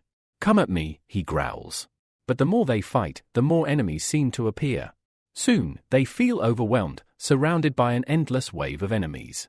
Han Wu grins darkly. Now the fun begins. He summons his skeleton army. Not to be left behind, Qing calls forth his foxmen, and the battlefield erupts into chaos once more. Amid the chaos, they begin their infiltration, making their way toward the true objective. It's here they realize, bringing the runic stones was the best decision we made. Without them, they would have been doomed. Eventually, they enter a mystical cave filled with several glowing portals, each a different color. Qing points to them. These are the trial fields. Anyone who passes not only ascends to demigod level but also earns a powerful runic word in return. Han Wu's eyes gleam. A new trial awaits, and so does even greater power. Just as Han Wu and his group were preparing for the trials ahead, something unexpected happened. The passage they came through completely collapsed, sealing them inside the ancient cave. The MC takes a breath and remarks, "Well, there's no going back now." But before he can react further, the little blondie bolts ahead at lightning speed, choosing the portal that resonates most with him. As he disappears through it, he calls back, "Be careful when picking yours, Han Wu." Han Wu is momentarily stunned by how fast his companion vanished, but he refocuses and walks toward the portal that seems to call out to him. As he enters, the system voice echoes in his mind, "You have entered the realm of hunger. In order to survive, you must constantly consume food." The moment he steps in, Han Wu's stomach growls violently. Of course, he thinks. What else could he expect from a place literally called the realm of hunger? At first, he's optimistic. Being connected to his divine realm should help him survive. But his confidence fades quickly as he tries reaching out, only to discover that all communication with the divine realm has been severed. Just then, he senses something approaching. Turning around, he comes face to face with horrifying creatures known as the miserable hungry ones, undead beings who had once been human, now reduced to ravenous monsters after dying of starvation. The trial is cruel, survive their attacks while also not starving to death. Han Wu clenches his fist, realizing the terrifying possibility that he may be forced to resort to unspeakable acts just to stay alive. But his resolve hardens. One of the creatures lunges toward him, but before it can strike, it's instantly destroyed by one of his loyal skeleton soldiers. Wasting no time, Han Wu tosses sprouts onto the barren ground. In seconds, an enormous flower blooms, towering over him. He knows he might need to eliminate enemies, but eating human flesh is out of the question. Instead, he devises a strategy: use 3 types of plants to extract nutrients from the land and survive. His army will hold the line, fending off the undead, while he enters hibernation to conserve energy. 30 days, he whispers to himself, closing his eyes. If I can last that long, I win. Elsewhere, chaos reigns. The Tin Men invasion devastates entire cities. Shwiti, standing atop the rubble, grins with sadistic satisfaction. Everything, the church, the Minotaur kingdom, has fallen before his mechanical army. Now, the real city belongs to him. He eyes the elven kingdom, protected only by a magical barrier, and chuckles. It won't last long. At that moment, Niu Fang is captured and brought before him. Shwiti seems amused. So, you fled to the Minotaur kingdom and thought of becoming their queen. But Niu Fang spits back with venom, "Let's see how long your arrogance lasts. Just wait. Han Wu will return." Shwiti's grin widens. "That darling of yours? He won't be coming back." He explains that he's already aware of Qinjian's involvement in helping Han Wu enter the ancient relic grounds. Even if he survives, he'll be broken. You think he can defeat the rusty demon? With that, he orders her thrown into the dungeon. Just then, a robot messenger delivers news: Lily has successfully cornered Qin Shuang in a valley, exactly as ordered. Shwiti lights up. Ah, Lily always gets things done, as long as she's paid. He laughs triumphantly. Qin Shuang won't escape this time. Meanwhile, in the valley, an explosion erupts as stone golems clash with tin men. Qin Shuang watches the chaos and is puzzled. Aren't these Shuiti's troops? Why are they fighting each other? Realizing that the confusion has created a chance to escape, she makes a move. But suddenly, a voice calls out behind her. She turns and sees Zudi standing there.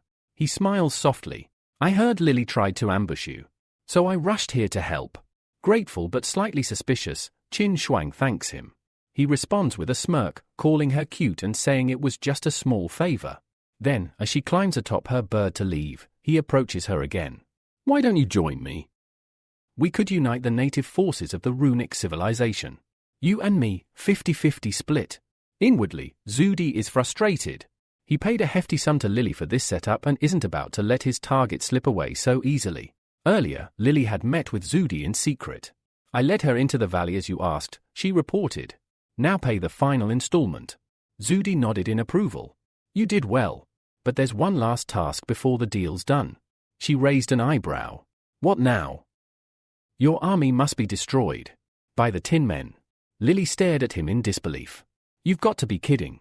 I summoned 2 million stone giants for this and spent a fortune on the origin plan. But Zudi remained unfazed. I'll summon 30 million Tin Men. Let's have a proper conversation. Lily, her voice shaking, tried to negotiate. Then let me keep at least 5 million stone giants, and you'll have to double the payment for the loss I'll suffer. The cold glint in Zudi's eyes said it all. This deal was far from over. As Lily debated with Zudi, she was careful not to show too much resistance. Deep inside, she knew very well she couldn't afford to fall out with this man. Her army of stone giants may have been powerful, but the Tin Men's numbers were overwhelming. If they clashed for real, not only would she lose every single one of her giants, but she'd also forfeit the payment she was promised. Zudi, his eyes glinting with sinister delight, was pleased with her silent acceptance. Back in the present, Qin Shuang politely thanks Zudi for his earlier help. But she quickly adds that she still has unfinished business and is taking her leave. Zudi raises an eyebrow. Unfinished business? You mean going to meet Han Wu? He delivers the blow coldly. That guy's already been defeated by the Rust Demon. Qin Shuang stops in her tracks and firmly replies, you underestimate him. He's too strong to lose. He commands a devastating army, an army of skeletons. Zudi scoffs. Those bone puppets? They wouldn't last a single strike from the Tin Men, let alone the Rust Demon. Not wanting to argue any further, Qin Shuang simply turns to leave. But her steps halt when she spots the Tin Men grabbing her bird mount. Eyes wide, she glares at Zudi. What are you doing? He responds with a smug grin. Just ensuring you stay with me a little longer. After all, I'm the strongest now. You'll do as I say, or you're not leaving this valley. Suddenly, Zudi grabs her by the neck. Where do you think you're going? He sneers. Qin Shuang starts crying out, shouting for Han Wu to save her. Far away, in the realm of hunger, Han Wu's eyes snap open. Gasping, he shouts her name, drenched in sweat and surrounded by blooming flowers. He wonders, was that a dream? Or a memory? Having been in isolation for so long, he wonders how Qin Shuang must be doing. But as he tries to sit up, he's shocked by his own reflection. His hand, his body, has grown alarmingly thin. He looks out and notices his skeleton army being overwhelmed by monsters. But instead of fear, he smiles. So, 30 days have passed already, he whispers. With determination in his eyes, he activates a powerful rune word, Fulma, engraving it onto his own body. This mysterious power grants him control over the digestive functions of living beings. He focuses his energy on his forehead and smiles with relief. It worked. He has successfully ascended to the demigod realm. A portal soon materializes nearby. Believing it to be the exit, Han Wu doesn't hesitate. He and his surviving army step through. On the other side, he immediately checks his progress.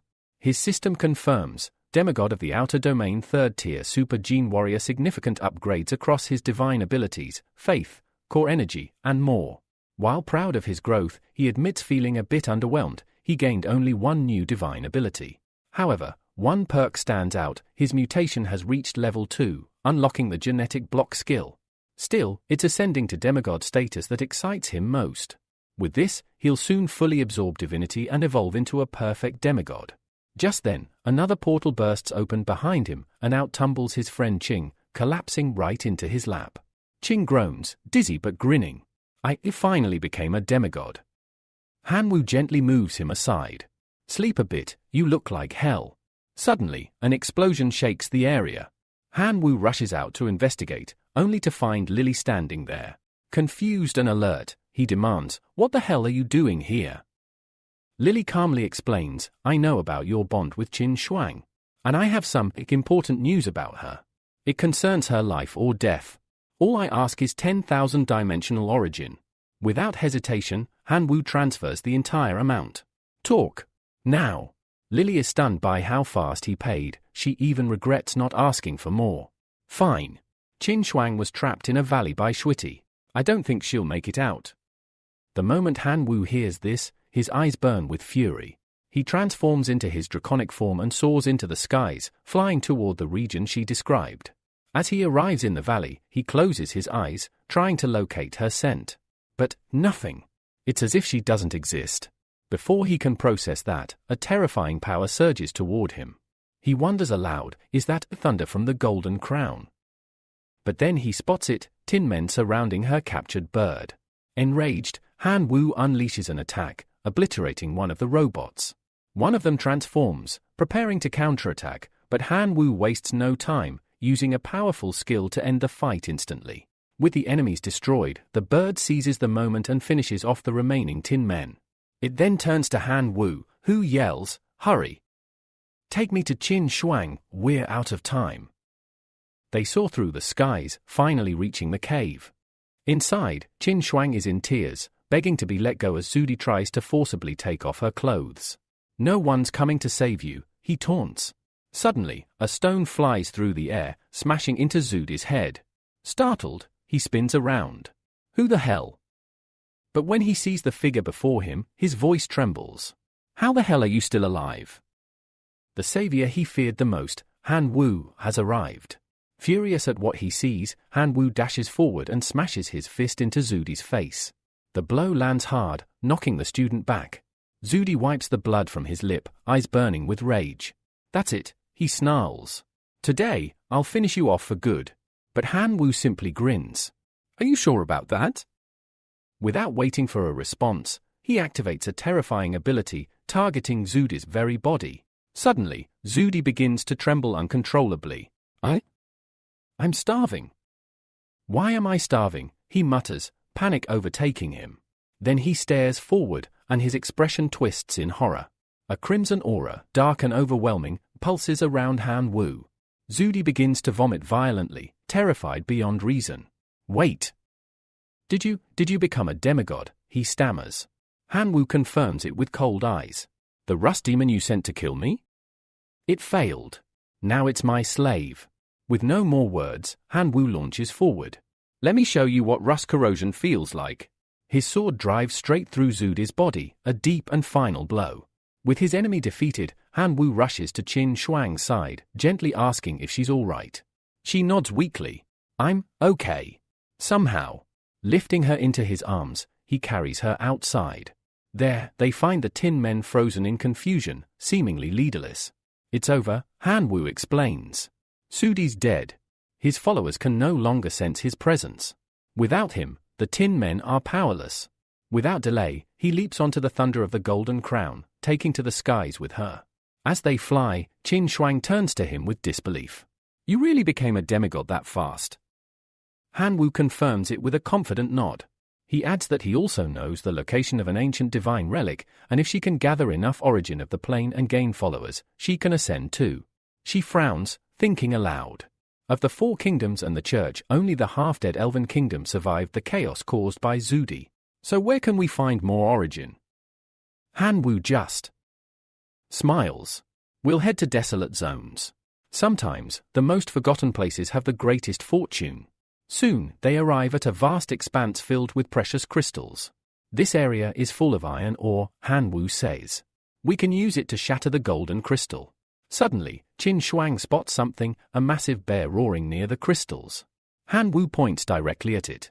That spot. It holds the origin of the plane. He tells her to wait while he handles it, but she refuses to sit idle. With a snap of her fingers, divine birds descend from the skies, diving straight into battle against the roaring beasts. Simultaneously, the skeleton army charges, draining the life from the monsters. The air is filled with battle cries and magical auras.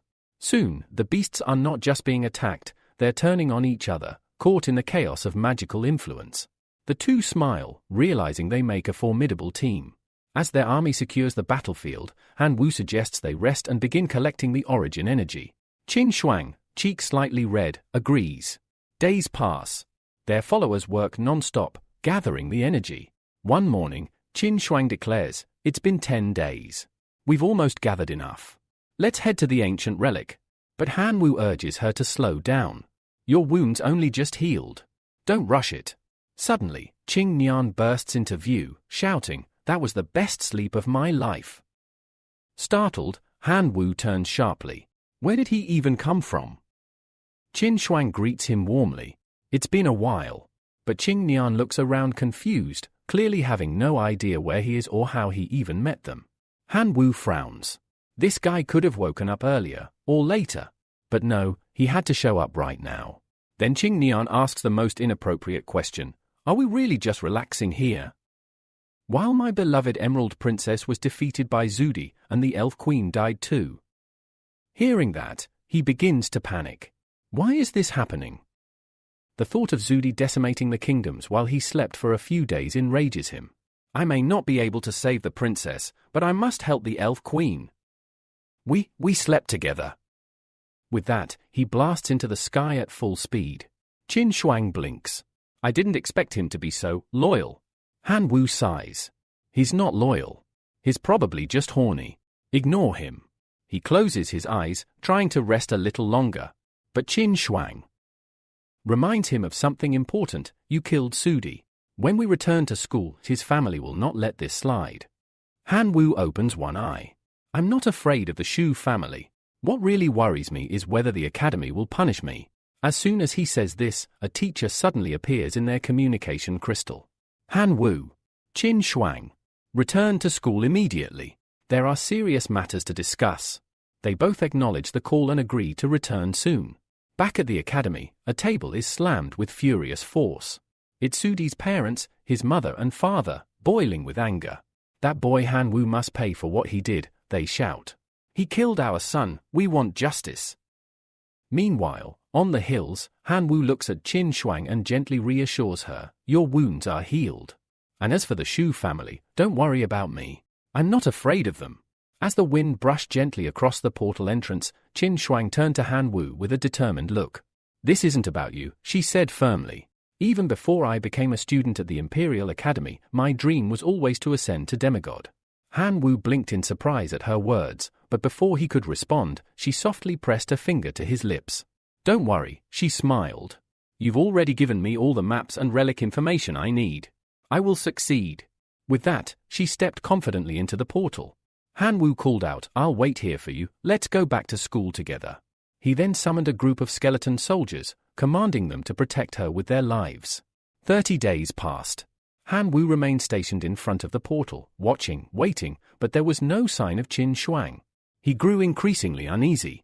Not even the skeleton soldiers he'd sent had returned. Something was wrong. No longer able to bear it, he leapt into the portal himself. Instantly, he was confronted by a swarm of monsters blocking the path. Without hesitation, he activated his draconic transformation, his form now radiating power. His dragon-infused might tore through the monsters with devastating precision. Moving deeper through the cave, he soon encountered a strange sphere radiating energy. He placed his hand upon the magic stone and realized the gate to the trial realm. It sealed from the inside. He tried attacking it, but nothing worked. Could it be those who've passed through once can't enter again? Changing strategy, Han Wu began channeling the full force of his demigod energy. His aura surged as he unleashed it. All onto the magic stone, obliterating it in a single blow and unlocking the path forward. Inside, countless floating portals awaited, just like during his own trial. He scanned the area, searching for the one that felt the strongest. It must be the blue one. But before he could act, a body was suddenly flung from the portal. It was Qin Shuang. Han Wu immediately dashed forward, catching her mid-air before she could crash to the ground. Relieved, he smiled. "Are you hurt?" he asked. But distracted by her safety, he tripped over a small rock and fell flat, landing inches from her face, almost kissing her. Blushing furiously, she shoved him aside. What do you think you're doing?" Regaining her composure, she proudly showed off her newly acquired power. Her lightning attribute had reached the special grade, and all thunder-based skills had now increased by 500%. Han Wu was genuinely impressed. "With this energy, you're close to surpassing even monarch-level beings." Just then, their teacher's voice interrupted through a magical call. "Han Wu, return to the academy immediately. That's an order.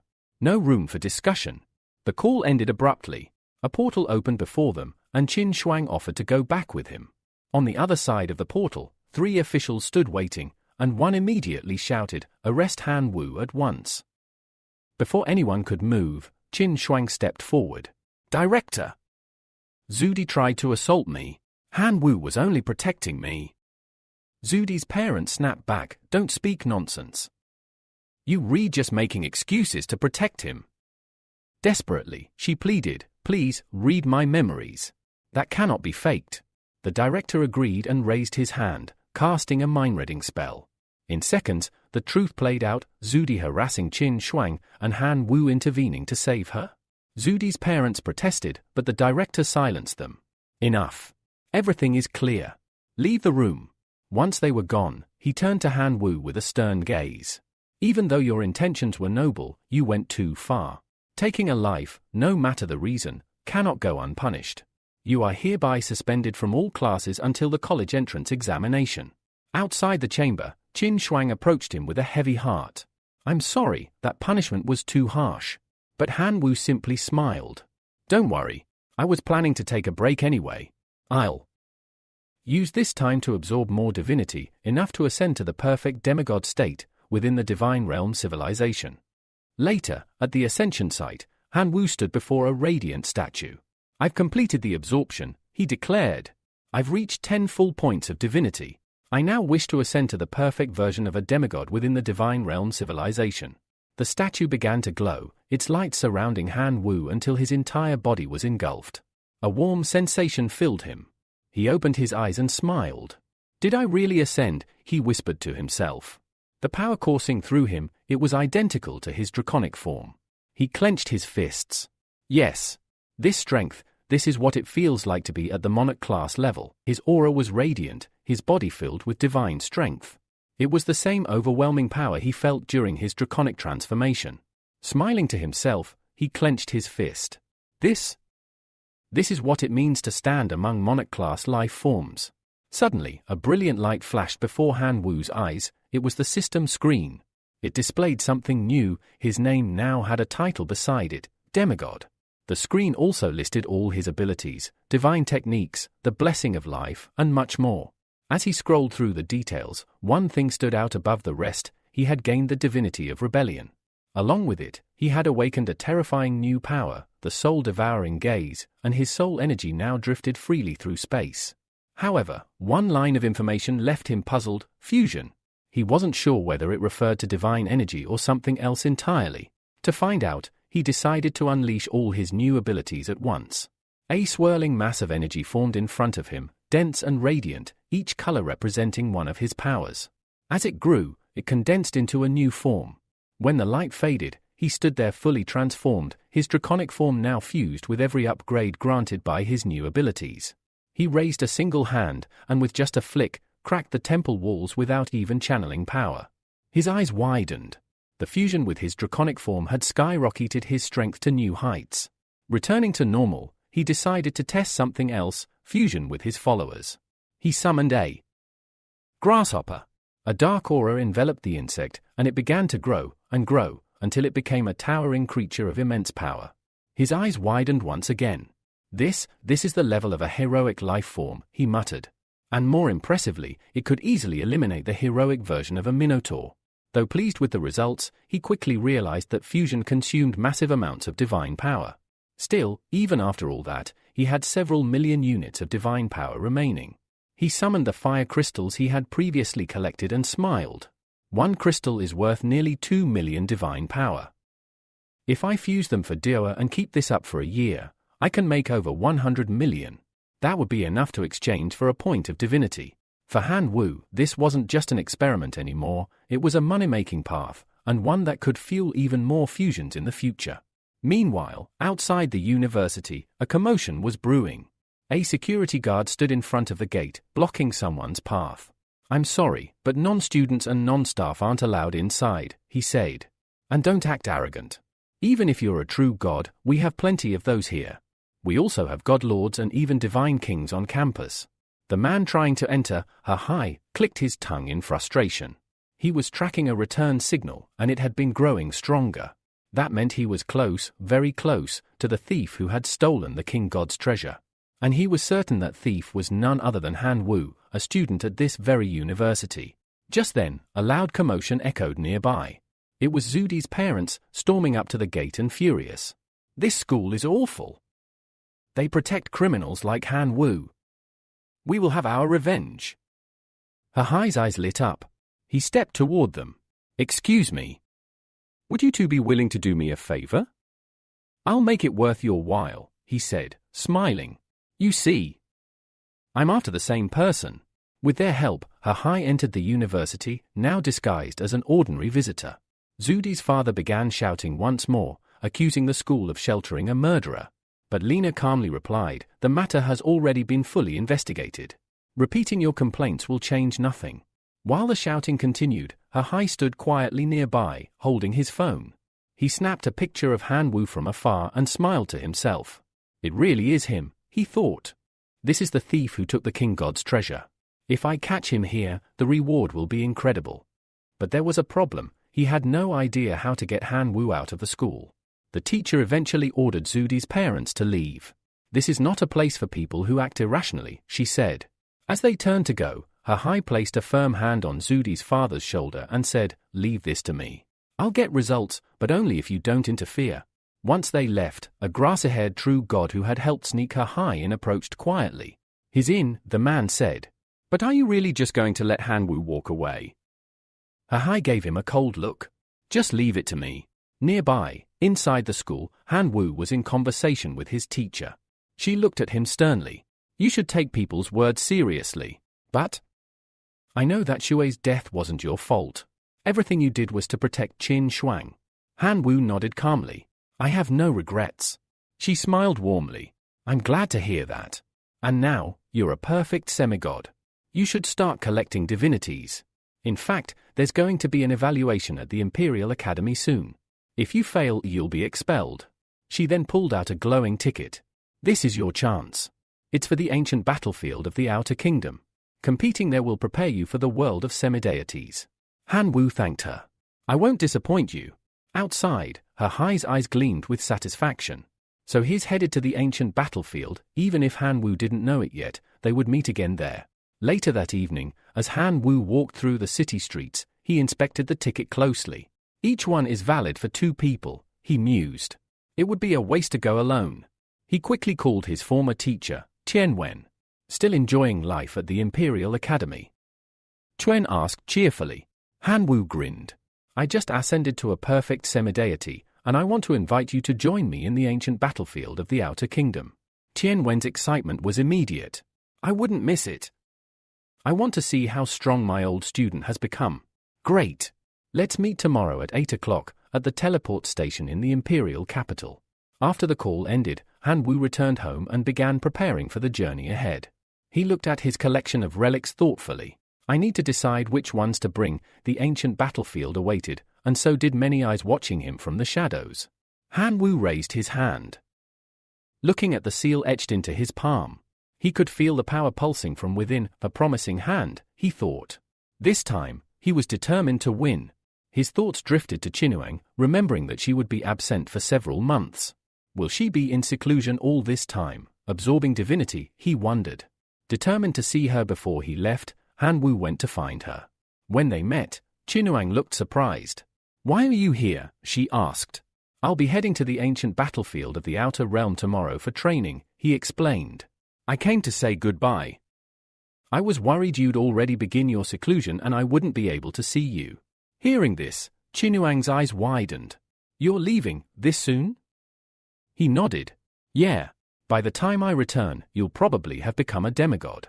Before he could say more, she suddenly grabbed his arm and pulled him along. I won't start my seclusion until tomorrow, she said. So let's walk.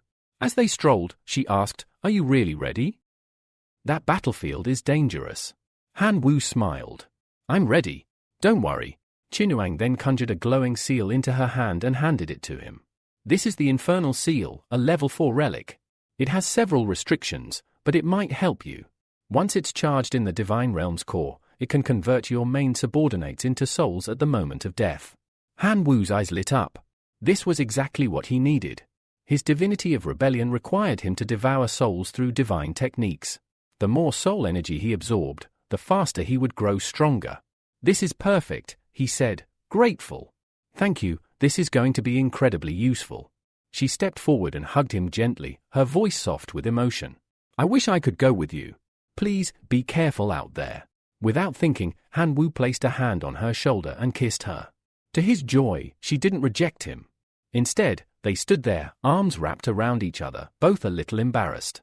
Wait for me, he whispered. I will, she said, her voice low. Just promise me you'll come back safe. The next morning, Han Wu arrived at the teleport station and found Qinyuan already waiting. You're here early, Han Wu said, surprised. I couldn't sleep well, the professor admitted with a chuckle. I was too excited. Han Wu pulled out the teleportation token. Biting his finger, he let a drop of blood fall onto it. Qinyuan did the same. As the blood touched the surface, the talisman disintegrated, activating the portal to the outer realm. Moments later, they arrived at the ancient battlefield. A staff member greeted them and explained the location of their temporary residence. If you need anything, come find me, he offered. As they approached the tent assigned to them, Han Wu immediately frowned. This tent is tiny. How are we supposed to stay here? He began yelling, demanding a larger one. Qinyuan laughed. Relax. Let's take a look inside first. When they stepped through the entrance, both men were stunned. The inside of the tent was massive, vastly different from its outer appearance. Han Wu relaxed a little. All right, this will work. Then, his attention fell upon a manual left on the table. He picked it up and began reading. His eyes widened at one particular detail. The tent could block will scans from the battlefield, a huge advantage. Even better, it came with a personal training field that allowed him to summon subordinates. But there was a catch. The number of summoned beings is limited based on the size of the field, the manual stated. This revelation made Han Wu furious. Are you kidding me? My entire strategy was based on winning through sheer numbers. In a fit of frustration, he tossed the manual to the floor. Qinyuan remained calm. Don't panic. The manual said the tent system is connected. Let's take a better look. Still angry, Han Wu accessed the tent's internal system. A screen appeared, showing his personal status as a competitor. He could now configure how his army would be summoned. There was a limit to how many could be summoned per species, but he didn't dwell on the details for too long. All I need is the option that lets me summon the most familiars possible, he muttered. Qinyuan also selected the most viable summoning formation for himself. The system displayed a final note: only subordinates summoned inside the tent beforehand can be controlled during the battle. Han Wu stared at the message. This battlefield would be more challenging than he expected. But one thing was certain, he was ready to face it head-on. Within the ancient battlefield, an important rule is made clear: main subordinates who die outside the tent cannot be immediately replaced. To summon more, one must return to the tent to replenish the lost units. Another critical detail emerges: divinity fragments are scattered across the battlefield. These fragments are produced by defeated spirits, and some are rarer and far more valuable than others. When enough fragments are gathered, they can be combined into complete divinities. These fragments can also be exchanged either for different types of divinities or for materials that upgrade the tent. Upon learning this, both Han Wu and the professor become visibly excited. With enough collected fragments, they can significantly enhance their base of operations. With preparations complete, the two finally enter the battlefield, accompanied by their chosen familiars. As they advance, Professor Qinyuan shares a crucial piece of information. He recently studied how divinity fragments are produced. These fragments are born from the spirits that roam this field, he explains. In order to collect them, we'll need to defeat those spirits. He also notes that spirits are ranked in levels, distinguished by the color of the halo beneath their feet: white halo, produces level 1 divinity fragments. Blue Halo produces level 2 fragments. Red Halo, the most powerful, produces level 5 fragments. Suddenly, Han Wu narrows his eyes. Something has caught his attention. Quiet, he whispers, raising a hand. He peers over a rocky edge and spots a spirit walking toward them. It has a white halo. Tianwen comments quickly, even though it's just a white halo, its aura suggests it's strong. Definitely low level, but not to be underestimated. Han Wu agrees and commands one of his shadow locusts to test its strength. The familiar launches forward in a blur of darkness, executing a shadow-based strike. But the spirit effortlessly raises its weapon and blocks the attack, shattering one of the locust's legs in the process. Unfazed, the shadow locust gathers more energy and continues attacking. However, each strike is expertly blocked. Then, a fragment of shadow falls to the ground and silently crawls up the spirit's leg, slowly wrapping around its body in a snaring hold. With its enemy now trapped, the shadow locust unleashes one of its most devastating abilities, striking through the spirit's chest. The enemy lets out a faint glow, then vanishes. 8 shimmering fragments remain behind. Quick, collect them, the professor urges. They're only level 1, but 8 fragments is still a decent yield. Han Wu picks one up, turning it in his hand. So this is the divinity that resides within them. Tianwen nods. Yes. These fragments form a full divinity, which will eventually grant you divine techniques. Once you have enough, you'll be able to invoke powers tied to that divine path. He adds, even level 1 techniques can be extremely practical. They're often more useful than higher fragments that take longer to activate. Impressed, Han Wu remarks, forming a team with you was my smartest move yet. With you by my side, we'll collect a lot more than I ever could alone. Just then, a few locusts return and gather near Han Wu. He immediately understands, they've located another target. They head in that direction, and the professor observes the battlefield ahead. Looks like more low-level spirits. The return likely won't be as high as the last one. Should we move on? Han Wu asks. No, Tianwen replies. Even small gains can add up to something meaningful. Both agree and launch their attack. First came the rabbits, followed by the swarm of shadow locusts. The resulting clash leads to massive destruction, annihilating every spirit in the vicinity. After the dust settles, the professor tallies the fragments. We got 30 from this batch. We took out over a dozen spirits, but it's not much. Han Wu sighs. At this rate, we'll need a lifetime to collect a high-level fragment. Suddenly, another locust buzzes in with a report. Another discovery? Tianwen asks. No, Han Wu replies. There are 2 people watching us from the 30-degree angle. The professor narrows his eyes. They are likely after our divinity fragments. So, what are we going to do? The young man sternly warns that if anyone dares to steal from him, he will make sure they receive a lesson they will never forget. Unbeknownst to him, 2 figures hide behind a nearby rock. One of them whispers to his brother, pointing out that the 2 targets appear to be newcomers, fresh faces in the area, and likely easy to intimidate. With a glint of excitement, he notes that the duo has only been seen taking down a handful of low-level spirits, suggesting that their cultivation must be weak. He proposes that they keep tailing them until the moment is right, when their loot is plenty, so they can strike. His brother agrees enthusiastically, calling it a great idea. Meanwhile, the teacher accompanying the main character suggests they return to the camp first to deal with the divinity fragments they've already collected. The MC places a reassuring hand on the teacher's shoulder and tells him not to worry. Everything is under control, he says, adding that the dark grasshoppers, his familiars, are constantly tracking the movements of the suspicious duo. Tianwen, the teacher, asks if he's serious, then visibly relaxes upon seeing how confident his student is. Soon after, one of the grasshoppers returns with a new report. The MC informs his team that his familiar has spotted a spirit with a purple hue. He's taken aback, realizing this means they now have the chance to obtain at least one level 3 divinity fragment. Wasting no time, they all dash toward the indicated location. Upon reaching the mountain, they're met with a grim sight. Several defeated players strewn across the ground, while an imposing purple spirit stands tall among them. Hanu immediately deduces that the spirit had engaged in a fierce battle. Tianwen agrees and observes that the spirit had managed to take down several high-level servants. He also notes that it appears to possess a wind element, but expresses confidence that his rabbit warriors can still fight it. The MC suggests they engage the spirit in a war of attrition. Tian Yuan nods and proposes using a combination of cloning, thunder, and self-destruction techniques through their familiars. He plans to launch a barrage of carrot missiles to exhaust the spirit. However, Han Wu just smiles, saying that such a spirit isn't worth dragging things out. Without another word, he transforms into his draconic form and takes to the skies, flying full speed toward the enemy. The spirit, seeing this, prepares its fan and retaliates with a fierce sandstorm. But Hanwoo unleashes his hungry dead skill, catching the spirit off guard. As the spirit reels, the MC draws his sword and unleashes a powerful black dragon slash, cleaving the creature into pieces that scatter through the air. Hidden nearby, the two infiltrators are thrilled as some of the shattered fragments land near them. They recognize them as level 3 divinity fragments and celebrate their luck. However, their joy turns to anger when they realize the MC now holds 8 fragments, far more than they managed to collect. The chubbier one grumbles, acknowledging that there's nothing they can do after witnessing the overwhelming power of the draconic transformation. They decide it's best to retreat. They've gotten enough for free already. Just as they begin to flee, a massive shadow looms behind them. It's the MC, his presence thunderous, as he asks where they think they're going with his fragments. The two quickly retort, saying that this is a battlefield, and that any fragment on the ground belongs to whoever picks it up first. They demand proof that the fragments are his.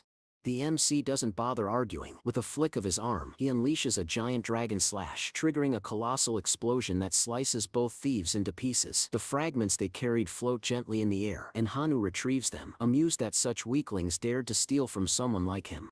Tianwen approaches, gathers the fragments using his power, and instructs Hanwoo to sell them at the camp. He explains that doing so will help improve their base facilities, especially their tent. Meanwhile, back at the camp, a glowing portal opens. Through it, steps teacher Ledian alongside his group. One of his men remarks in awe about the demigod's resourcefulness, noting how rare it is to obtain a ticket to the battlefield. The man simply waves off the praise, saying it's nothing special. After all, it's just a basic ticket to the ancient battlefield. He reflects on how his fortunes changed after providing intel to the God King, a move that granted him access to valuable resources. Just then, something catches his eye. The MC is speaking to his professor about expanding their tent to a radius of 2 kilometers. Now that they've gathered enough fragments, their ambition to gather even more is clear. Suddenly, the 4 men lock eyes across the camp. Tianqing Wen is surprised, and remarks that he didn't expect to see them there. One of the 4 remains silent, while the demigod smiles and says it's a lucky coincidence to find both professor and student in the same place. He then tells the MC that ever since they parted at the ruins of the Divine River, he's been searching for him relentlessly. Hanwoo maintains a calm smile and claims ignorance, stating he doesn't know what the man is talking about. But inside, he's alarmed. He can't figure out how this person recognized him from the ruins, especially since he was wearing a mask to disguise himself. Still, without solid evidence against him, he decides to deny everything. The man named Gang questions him again, wondering if he's really denying it. He suggests maybe it's just a misunderstanding, but adds that the MC's growth is astonishing, especially considering he's the same age as Gang's son. Despite the compliment, there's bitterness beneath the surface. Internally, Gang is seething, remembering that his own son's divine realm was destroyed. As a result, his future is now doomed to mediocrity. At that moment, Tian Yuan stepped forward, cutting off the conversation. He stated calmly that he and the MC had matters to attend to and would be taking their leave. Internally, he felt the urgency. If they remained there much longer, a fight was bound to break out. As the two walked away, Leden turned to Gang, questioning whether he was truly going to let the boy walk away, especially considering that, whether directly or not, he had crippled his son. Gang simply shrugged, replying that there was no need to rush. After all, everyone present was part of the battlefield now. They would cross paths again soon enough. The 4-eyed one smirked, acknowledging the truth in those words. Once they finished upgrading their tents, he would personally take action. He refused to believe that a newly ascended demigod could pose any real threat. Back at their camp, the MC and Tianwen arrived at their tent. Almost immediately, the professor voiced his concerns. He pointed out that with Gang and Lian also on the battlefield, trouble was inevitable. Although the MC had just broken through to the demigod level, he still lacked divine techniques. That was why he hoped to avoid any direct conflict with Gang. Hanu, however, questioned why the professor was raising the enemy's morale. After all, they had arrived on the battlefield first and had yet to witness Gang's true strength. Tianwen clarified that his caution stemmed from what little he did know. Gang had been heavily supported by a god king prior to entering the battlefield. That god king even possessed a monarch-level life form. Given that, he urged Hanwoo to conserve his strength, especially with the upcoming Imperial Academy's evaluation. But the MC wasn't one to be easily swayed. He explained that such an opportunity to train in the ancient battlefield was rare. He didn't want to waste it simply because an annoying individual like Gang was around. With that, he dashed off, leaving the professor exasperated. Tianwen sighed, wondering aloud how a child could be so rebellious, especially when everything he did was meant to protect him from Gang. Over the next few days, the MC threw himself into training. Using the soul-devouring gaze, he focused on strengthening his rebel divinity. After 6 intense sessions, the divinity finally accumulated enough experience to ascend to the next level. With this promotion came the awakening of a new divine technique of rebellion. He was presented with 2 options. Option 1, Sword of Rebellion, a powerful weapon summoned through divine technique that could convert physical damage into magical damage, and vice versa. It could also be permanently fused with other sword-type weapons. Option 2, Dual Pistols of Rebellion, ranged weapons capable of the same physical magical conversion, designed for fusion with firearm-type weapons. Han Wu hesitated. He wasn't yet sure whether his future path lay in swordsmanship or marksmanship, but after a brief moment of reflection, he made his decision. He chose the sword. His reasoning was simple. Most of his skills already aligned with sword combat, and his favorite weapon was a great sword. The Sword of Rebellion seemed like the perfect fit. This divine technique didn't just empower close combat potential, it was also unique. The sword could absorb the souls of various races, allowing it to change form over time. Currently, it existed in the shape of a longsword. The MC understood the explanation and felt excited. The more it absorbed, the more forms it would unlock. Stepping outside the cabin, with his new weapon in hand, he gave it a swing. The blade sliced cleanly through a tree without even using any attribute enhancement. Hanu, watching from the side, noted how powerful it already was. Curious, the MC turned and struck another tree, this time imbuing the sword with a corrosion effect. But oddly, the result was unimpressive. Switching strategies, he applied a different effect and attacked a rock instead. The impact shattered the stone completely. He was intrigued by the weapon's crushing effect, noting that the sword seemed to have a natural affinity with dark attributes. However, it didn't behave according to the typical rules of that element. In truth, this rebellious weapon lived up to its name. It refused to conform. An idea sparked in his mind. The weapon could serve as a clever tool for deception. Because it defied expectations, others wouldn't be able to predict its true nature. Just then, the teacher appeared. She informed him that she had sold the divinity fragments, meaning they now had enough resources to upgrade their tent. But upon seeing the damage around the area, she asked, half in shock and half in frustration, what he had done. The MC simply grinned and replied that he had developed a new life technique that truly suited him. From now on, his motto was simple: never play by the rules. Zhang Wen looked at him and asked if he was seriously choosing this path. Shang Yuan nodded with determination, declaring that he was now even more prepared to face Gang should he show up looking for trouble. Still brimming with excitement, he invited the teacher to join him in checking out the newly renovated tent. Upon arriving at the camp, they were met with congratulatory remarks. The tent had been upgraded, and now their training ground spanned 4 square kilometers. The MC was visibly surprised. That was a huge area, more than enough to summon and train new familiars. The teacher agreed. With a serious expression, she reminded him that time was of the essence. They had to move fast. After several days of relentless training, the MC gained immense experience from his rebel divinity. Qin Wen too made progress, successfully obtaining a lord-level lifeform with formidable combat power. Meanwhile, far from the camp, Hu Hai stepped through a glowing portal that led into the training grounds. He was determined. This time he would capture Han Wu and deliver him to the God King. As the portal remained open behind him, the parents of the deceased Zudi entered as well. Their eyes filled with vengeance. They questioned whether there was truly a way to finish off Han Wu. The true god assured them that he would, without a doubt, find a way to avenge their son. Zudi's father nodded solemnly. Just then, Gang and the teacher Lai Shen also emerged from the portal. Ledin revealed that he had been monitoring Han Wu for quite some time, and now wanted to know when they would act.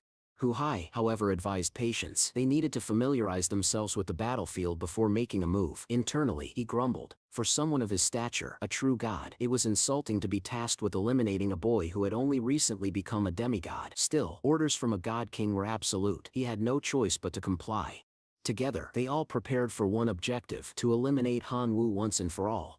Back in the wilderness, the MC and Tian Wen faced off against 3 high-level spirits. Han Wu summoned his swarm of locust familiars, while Tian Wen called forth his rabbit warriors. Coordinated and efficient, they dispatched all 3 enemies with ease. As they gathered the divinity fragments, the MC remarked that soon, they'd have enough resources to upgrade their tent again, allowing them to summon even more powerful familiars. Tian Wen admitted that Han Wu's physical transformation just the day before had been remarkably effective. In only a few days, the MC had mastered 3 divine techniques. His growth was accelerating. Suddenly, from within a thick mist, 2 figures emerged. Han Wu narrowed his eyes. "So you finally showed up," he said calmly. It was Zuti Sip's enraged parents. Without hesitation, Han Wu rushed toward them, his rebel sword in hand. He knew they were here for vengeance, and he had no interest in small talk. Suman, Sudi's father, reacted instantly, summoning his sword to block the incoming strike, but Han Wu's sword began to corrode the blade on contact. Suman gritted his teeth, shouting that Han Wu had taken his son's life, and now he would return the favor. The MC smirked and declared that he would gladly send the old man to join his son, before transforming into his monarch-level draconic form. The sight shocked them. How could someone so young, who had only just ascended to demigod, possess the power of a monarch-class lifeform? Their shock quickly turned to fear. If they didn't kill him now, he would become an unstoppable threat in the future. Acting quickly, Schumann ordered his entire metal army to advance, but Han Wu simply laughed. It didn't matter, because he could fly. As the colossal metal men approached, Tian Wen, realizing his student was outnumbered, sent in his rabbit warriors to assist. Zudi's parents, unwilling to hold back, merged their entire army of metalmen into a single towering colossal fusion creature. Han Wu, undaunted, called forth one of his elite grasshoppers to attack, but the insect was crushed with a single blow. Zudi's parents laughed triumphantly, mocking Han Wu as an arrogant brat. Yet Han Wu remained calm. He summoned more of his supreme grasshoppers, which tore through the giant with ease, obliterating the fused construct. Then, without warning, he teleported behind Suman, catching him completely off guard and finishing him with a single clean strike. His wife lunged forward, aiming to strike while he was distracted, but Tian Xiangwen appeared just in time, plunging his sword into her back, ending her life. Tian Wen's expression darkened. He knew this wasn't the end. Things would only escalate from here. He turned to Han Wu and urged him to flee immediately. But it was already too late. From the sky descended Gang and Liishan, ready for battle. "Did you really think you could escape so easily?" Gang asked, his tone cold. Tian Wen demanded to know what they wanted now, but Liishan, glancing at the remains of the destroyed metalmen, was visibly shocked. "Yu Sham improved drastically in just a few days," he said, "to defeat 2 demigods without taking any damage." Han Wu studied the new arrivals carefully. Their army of servants was massive. For him and Tian Wen, who had lost many of their own familiars, the situation was becoming increasingly unfavorable. Tian Wen understood this well. They were clearly weaker, and direct confrontation would be suicide. Quietly, he told Han Wu his plan. After buying enough time, he would unleash all his power to open a temporary breach in the sky. Han Wu was to fly upward straight through it, until he reached a height where their enemies couldn't follow.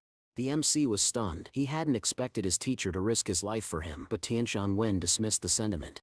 "Their steps, only one chance to escape," he said firmly. "Make it count." But Han Wu shook his head. "I haven't reached the point where my teacher needs to sacrifice himself. I subtly handle this, trust me." Tian Wen gave a reluctant nod. "I do trust you," he said, "but be careful." Across from them, Let laughed. "Handle this," he mocked. "You really think you can manage?" Then, his voice turned sharp. "You Shamra facing 40 million servants. What exactly do you think you can do against that?" Gang turned toward Tian Wen, calling for his attention. He reminded him that their sole purpose in coming to the battlefield was to capture Han Wu, and calmly stated that if Tian Wen chose not to interfere, they would not make things difficult for him. But the professor stood firm. "I will never stand by and watch a student lose his life before my eyes," he declared. "That is my final word as a teacher." Let scoffed at the sentiment. "Do you really plan to act noble till the end?" he asked. "Eventually, your resources will run out. Will you still be so willing to fight over principles when nothing is left?" Gang sighed and looked at the professor with disappointment. "We could have been good friends," he said, "but Don Set blamed me. You refused the offer." Without hesitation, he ordered his wolf cavalry to attack.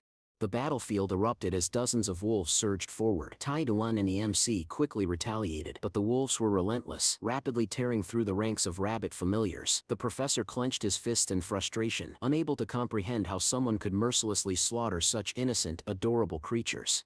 Seizing an opportunity, Zhang Wu drew an enchanted leaf and activated it. His sword shifted in form, transforming into the Ghost Soul Scythe. Wielding the new weapon, he charged into the fray, cutting down all the wolves in his path. As their bodies hit the ground, roots sprouted from them, spreading across the battlefield and attacking incoming enemies.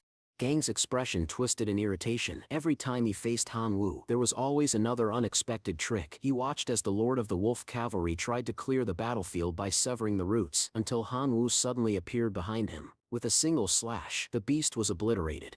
The MC landed gracefully, smiling as he stood before Gang and Let. Startled, Gang immediately activated a talisman, erecting a massive protective shield. He exhaled in relief. That artifact had been a rare treasure obtained from the failed king. But his comfort was short-lived. Blood suddenly spurted from his side, and Let's head flew cleanly off his shoulders. Han Wu blinked, feeling a sudden weakness in his arm. His expression darkened. The Ghost Vine genetic lockdown time had expired. Gang seized the moment. Glaring at Han Wu, he spat. "You killed countless members of my cavalry. That one set come cheap." He raised his hands and summoned Fenrir, a colossal wolf of unimaginable size and power. The massive beast lunged, attacking both the MC and Tianshan Wen simultaneously. Second Wu's transformation shattered, his body crashing hard into the ground. He gasped in pain. His Genesis state had reached its limit. He wouldn't be able to use it again for a long time. Trembling, he turned his head. Beside him lay the professor, motionless. Han Wu couldn't tell if he was alive or dead. And now, he was directly in front of Fenrir's enormous jaws. From above, Gang looked down at him, knowing this was his one chance to end everything. But just as he prepared the final blow, a voice echoed from the portal. It was the true god, Hu Hai, demanding to know what Gang was doing. "I said he must be captured alive," the god growled. Gang stepped back quickly, embarrassed. "I misunderstood," he lied. "I was just about to take him alive." Hu Hai ignored the excuse. He grabbed Han Wu by the collar. "You'll be greatly rewarded by the God King," he told Gang, who bowed slightly in thanks. Turning toward Tian Wen's motionless body, Gang considered his options. Killing a demigod might earn him even more. But Han Wu, still conscious, pointed his hand to his own neck and warned, "If you try to kill him, I still end my own life." The blonde god scoffed. "In your condition, you couldn't sit, even kill yourself properly." Han Wu met his gaze with deadly seriousness. "If I die here, your god king gains nothing." To prove his point, he activated divine hunger on himself. His life force began to drain rapidly, his body growing even weaker. Hu Hai's eyes narrowed. He shouted at Gang to back away from the professor and followed closely after Han Wu. As he passed Tianshan Wen, he muttered a curse, not fatal, but enough to leave the demigod's life hanging by a thread. Without waiting, they dragged Han Wu toward the portal to deliver him to the God King. Once they had crossed through, Gang sighed. "So, we sure going to be stuck with this kid for days. Am I supposed to carry him around like luggage?" The true god replied curtly, "Obviously not." He cast a sealing spell on Han Wu, stripping him of all powers, and threw him into a dimensional portal. The MC tumbled into Hu Hai's divine realm, unconscious. When he awoke, pain surged through his body. Before him loomed a strange monster, and when he instinctively tried to summon his powers, he found nothing. Every ability had been sealed. The overwhelming realization hit him. He was no longer a threat. Beside him stood a bowl of water. He looked up to find it offered by a wild tiger man. Han Wu hesitated, unsure whether he could trust it, but it didn't matter. The tiger man grabbed him by the shirt and forced the water down his throat. Moments later, Hu Hai's voice rang out, explaining that the tiger man could neither hear nor speak and that he was to be obeyed without question. He assured Han Wu that the servant would not hurt him. Han Wu was stunned. Even the true god's servants were carefully chosen, mute, loyal, and precise. Then, a familiar voice echoed inside the chamber. It was Kamiawa, the source of mutation, asking if his master needed help. Han Wu was surprised. "Weren't you sealed too?" he asked. Kamiawa explained that if Han Wu allowed him to absorb the sealed divinity, not only could it evolve, but he could also help recover enough strength to plan an escape. Han Wu thought for a moment. He had a bit of divinity left in reserve. It was risky, but he had no better options. "Do it," he said, "but stay silent. If they hear us, we sit done." Outside, the demigod was reporting to the true god, telling him that in 3 days they would reach the God King's village. Han Wu heard it all, and quietly asked Kamiawa if he could do everything necessary before that deadline. At the same time, Han Wu could already feel changes stirring within his body. Something was different, stronger, sharper. Curious about the transformation, he turned to the source of mutation, who confirmed the obvious. Han Wu had evolved successfully. "You are now a level 3 genetic warrior," the green slime explained, "from the Divine River civilization." Han Wu nodded slowly. "So what benefits do I have now?" The slime answered with excitement. "You shall unlock a new ability, genetic combination. It allows you to merge genes from different life forms to alter the structure of a target without damaging the original genes." Han Wu scratched his head. "That sounds amazing, but how the heck do I use it?" Just then, the tiger man appeared again, silently offering food. Han Wu accepted it, pretending not to suspect anything, but inwardly, he was already planning to test his new ability. He reached out and grabbed the servant's arm, testing his strength. To his surprise, even with his power sealed, his raw physical strength had already reached the level of a heroic life form. The tiger man growled in protest, beginning to get angry. But before things escalated, a commander of the Divine Realm's army approached, roaring for silence. Tang Yuan's eyes widened. This one was a transcendent life form. Perfect, he thought, just what he needed to test the full power of genetic combination. Han Wu took a deep breath, then grabbed both the tiger man and the commander by the wrist. He activated the new ability. In an instant, ears began to sprout from the tiger man's head. Simultaneously, the commander's ears vanished entirely. Confused and alarmed, both of them stared at each other, trying to comprehend what had just happened. Han Wu played innocent. "It's Sip's a thank you gift," he said casually, "for the water and food, just a token of appreciation." As he spoke, he began subtly draining the monster's energy, realizing that even other people's servants could be influenced by him. If this worked, he could use them to find and destroy Hu Hai's divine core and escape. The Tiger Man screamed in frustration, demanding his ears back. Han Wu simply turned his head and kicked him hard in the stomach. The commander roared in anger and ordered the troops to seize Han Wu, but the moment they closed in, Han Wu used his power to link with every creature approaching. As their bodies connected with his energy, he began reshaping their genetic structure. The white tiger shouted, "He Sep's a blasphemous god, we must capture him." But before anyone could act, Han Wu's newly transformed servants stepped forward and, with a single blow, knocked back all incoming enemies. The white tiger dropped to his knees. "Please, make me your servant." Han Wu smirked. "Fine, but I need your help to escape. First, take me to the divine core of this realm." The Tiger Man nodded and warned, "The core is heavily guarded by high-level warriors." "That Sip's fine," Han Wu replied. "Let Sips find it first. Sip'll decide what to do once I see it." They hadn't traveled far when they were stopped by a heavily armed patrol. The captain ordered his men to capture Han Wu and his servant immediately. Han Wu, grinning, launched a surprise attack alongside the Tiger Man. In an instant, the wolf warriors were obliterated. One of them, barely clinging to life, threw himself at Han Wu Sip's feet. "Spare me, I will obey anything you say." The others followed suit, pleading for their lives.